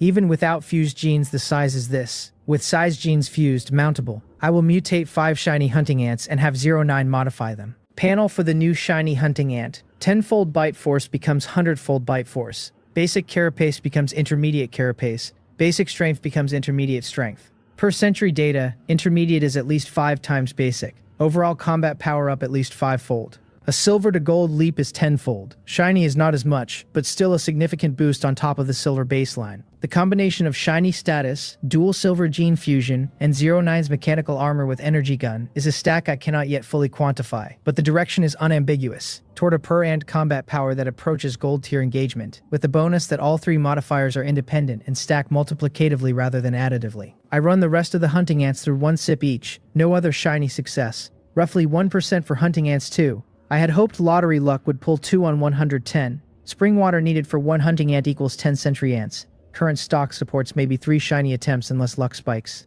Spring water produces only 100 milliliters per day, and shiny success is uncontrollable. I am about to check the trade channel for boost items. Then a trade request from Will arrives almost as if on cue. He sends the materials of 2 mutated ravens and 2 mutated yaks. Will, Zhang Hyun, this is what I have for now. Use it. I will hunt more during the day. Already processed, just flesh, no hides or beast cores. For my immediate gene fragment needs, it is more than enough. My extraction tests so far show blood yields the most fragments per unit of input, then meat, then other materials at much lower rates. Hides and beast cores are not zero yield, but the conversion ratio makes them irrelevant when I have access to bulk blood and meat. We'll process the carcasses keeping that hierarchy in mind, which suggests he has been thinking about the supply chain rather than just delivering bulk. Earlier, 1 bottle of raven blood gave 10 fragments, 1 bottle of yak blood gave 10. Now 2 complete carcasses each side gives roughly 150 raven fragments and 150 yak fragments. Plus tomorrow's supply, even at Mowol's daily 120 silver ant cultivation rate, I can dual silver fuse the entire colony. The supply chain is now 2-sided. Chianga's grain feeding the cultivation budget, Will's meat feeding the gene fragment budget, and my workbench in the middle converting both into combat power. I thank Will and start extraction at the workbench, which over the past day has become a small biological factory with input trays for raw materials, output rows for fragments, and the gene manipulator humming as the centerpiece. 3 hours unbroken. I finish. 2 glass bottles of pale yellow fragments are corked on the bench. 152 raven, 178 yak, slightly more than expected, the difference probably explained by the higher than average meat quality of Will's processing, or by some variance I do not yet understand in the gene manipulator. While I extracted, Mowol cultivated another 15 silver hunting ants, total nearing 130, sufficient for full dual silver fusion. I rest briefly and start fusing 1 ant at a time, calling them up sequentially. The reason for the rush is a suspicion. 2 prior temporary missions ranked by region gave me huge benefits. The announcement about gold beasts is also ranked by region. The pattern feels like goo raising. Each region is a sealed goo pot. The system encourages survivors to compete and outpace each other inside the pot. The strongest in each region accumulates rewards, and the strongest by definition becomes the goo king, the one whose growth other survivors cannot match. After winning regional first twice in a row, I am undoubtedly that goo king in this pot. The goo king narrative is rarely benevolent. The strongest insect in the pot is supposed to be the next test subject, the one the system reaches for when the pressure escalates, the one who pays the costs the others cannot. In Chinese folk tradition, the goo king is left in the pot until it has consumed every other goo, then it is harvested. The Dark World may be running an analogous ritual, in which case my early lead has not just been useful, it has marked me. 2 regional firsts and 2 distinct missions, plus visible hunting ant scaling that can be inferred from the small dent I have made in the trade channel for plant fiber and adhesive. Anyone watching the patterns can pick me out. Would the Dark World let me develop comfortably? Is the gold rank deployment truly random as the announcement says, or targeted at the regional goo kings? Tomorrow tells. The Sentry Ant Scout Pass at sunrise will be the first concrete signal of whether the targeting hypothesis is right.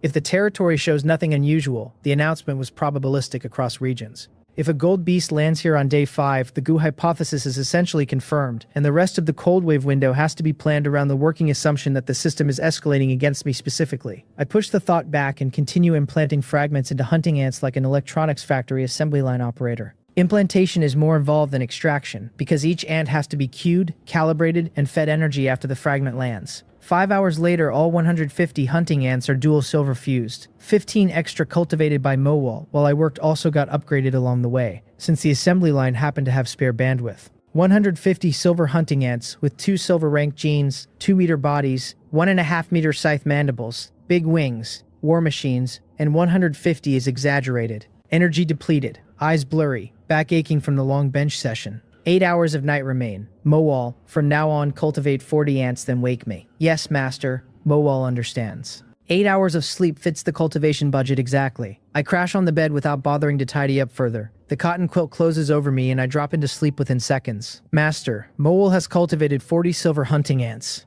I open my eyes. 3 minutes until end of night. Mowol's alarm clock has small error and saves me having to set an external timer that might not fire reliably in the cold. I rise, dress, tidy, night ends. Day arrives as expected. Gold Beast time has arrived. Lucky one or unlucky one, soon enough I will know which side of the announcement my own territory is actually sitting on this morning. Whatever the Dark World's intent for this morning, no carelessness allowed on my side. The moment day arrives, I order Mowol via the contract. Send all sentry ants out to scout the shelter territory. Spread out. Look for anything unusual. Sentry ants pour out of the nest entrance one after another and gather at the shelter's door. a low rustling pile rapidly rising into a marching column. The shiny sentry ant stands at the front of the column. Without her placement, I might have lost track of her among the 1,000. The total cap I set is 1,000 sentry ants. Daily maintenance scales with count, and at current territory size and sentry detection capability, 1,000 is enough. The shiny sentry ant stands at the front. Without that placement, I might not have noticed it. After about 5 minutes, the full 1,000 sentry ant column is assembled in tight rows. Only the small sentry ant size makes such a count fit through the entrance space at all without crowding into the doorframe. I open the door and they march out in neat formation, then disperse like scattered petals fanning in all directions. Within minutes, they are out of sight. Half an hour at most will give me the entire territory status. Mutated beasts located. Chests located. Anomalies flagged. I close the door and sit at the round table to ponder the underground shelter. Dark world danger is climbing. Strength is priority 1, but survival capability is also crucial. Encountering an insurmountable enemy and being unable to flee would be a death sentence the system has already shown willing to write into the next 24 hours. Before the Gold Beast announcement, I was not in such a hurry. Now the underground shelter goes back on the agenda. Yesterday, the Nest tour ran on a single kerosene lamp at 30-meter visibility, and even with that minimal lighting, I could barely make out the layout of the central chamber, let alone the side rooms branching off it. A vast underground space without proper lighting is essentially blind territory, and blind territory in the dark world is exactly what the system uses to kill people. A massive underground shelter needs serious lighting infrastructure, not to mention water supply, drainage, ventilation, and oxygen. I do not want a dark rat-infested hole, I want a comfortable living space. Completely self-sufficient, a complete self-circulating ecosystem where 100 years underground is fine. Air circulation tied to plant beds for oxygen, water purification tied to a deep well or condensate collection, food production tied to soil layers fertilized by mutated beast offal and ant frass, lighting tied to either beast core fixtures or a discovered alternative. Trade channel. A small lamp is over 10 wood per piece, 100 small lamps will not dent a vast underground shelter, and 1,000 stretches my wood reserves and barely produces an evenly lit space. Wrong idea. Wait. 09 builds mechs. Lighting is trivial for her. How could I forget? I am about to contact her when I realize awkwardly that we have not added each other as friends. Signed a mutual aid contract but not friends. Improper. I send her a friend request. Based on last night's impression, she could not speak properly, like a social anxiety case. I expect difficult communication. If needed, I will use Will as intermediary. She is more familiar with him, and Will can translate her short phrasing into actionable specs without me bumping awkwardly against her conversational rhythm. The translation overhead alone has been costing me 10% of clarity per exchange. Just as I am about to message Will, the friend request is accepted, and a beep follows. Faster than I expected. For someone who reportedly cannot leave a workbench mid-task, the response speed suggests she was either already at the manual or has it permanently within arm's reach during work. I open it. 09. Hey, Janghyun, what is up? You are not asking me for the water purifier, are you? If it is that, do not bring it up. I have already torn it to shreds. But do not worry, today I can thoroughly understand its principles, and as long as you provide materials, I can custom make whatever kind you want.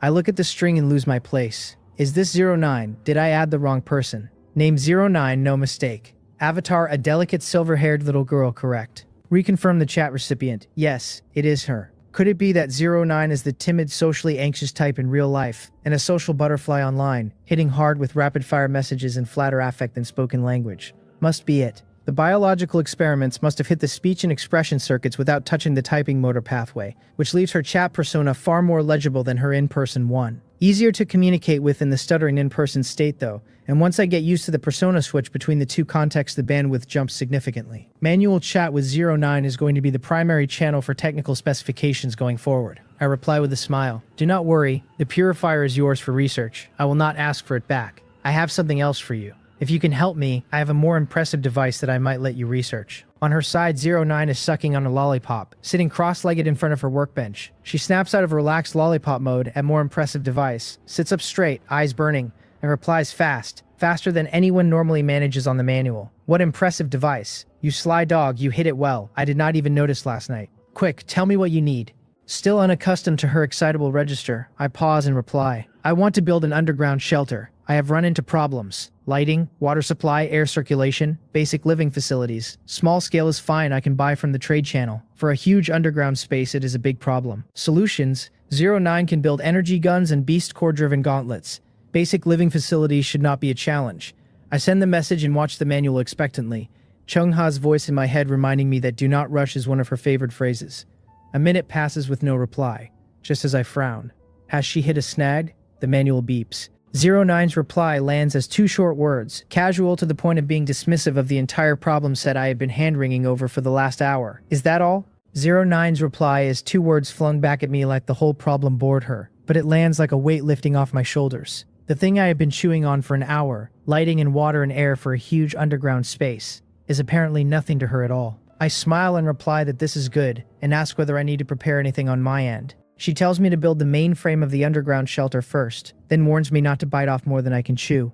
Even with her technology, she says, if I try to carve out an enormous space from the start, I will never be able to feed her enough materials to fill it. I frowned a little at that. My whole plan was to dig one giant chamber and be done with it, and having her shoot it down on the first exchange stings. But this is her field, not mine, and on things I am not good at, I have always been happy to take the advice. Fine. Smaller it is. I ask her how big a shelter she thinks I should start with. Around 500 square meters, she says. Anything inside that footprint she can fully outfit with mechanical facilities within 3 days. 500 square meters. That actually sounds generous. For just me, it is more than enough. The ants can stay where they are. I will dig a fresh space beside them so the two never get in each other's way. I am about to ask what materials she needs, when another message comes through.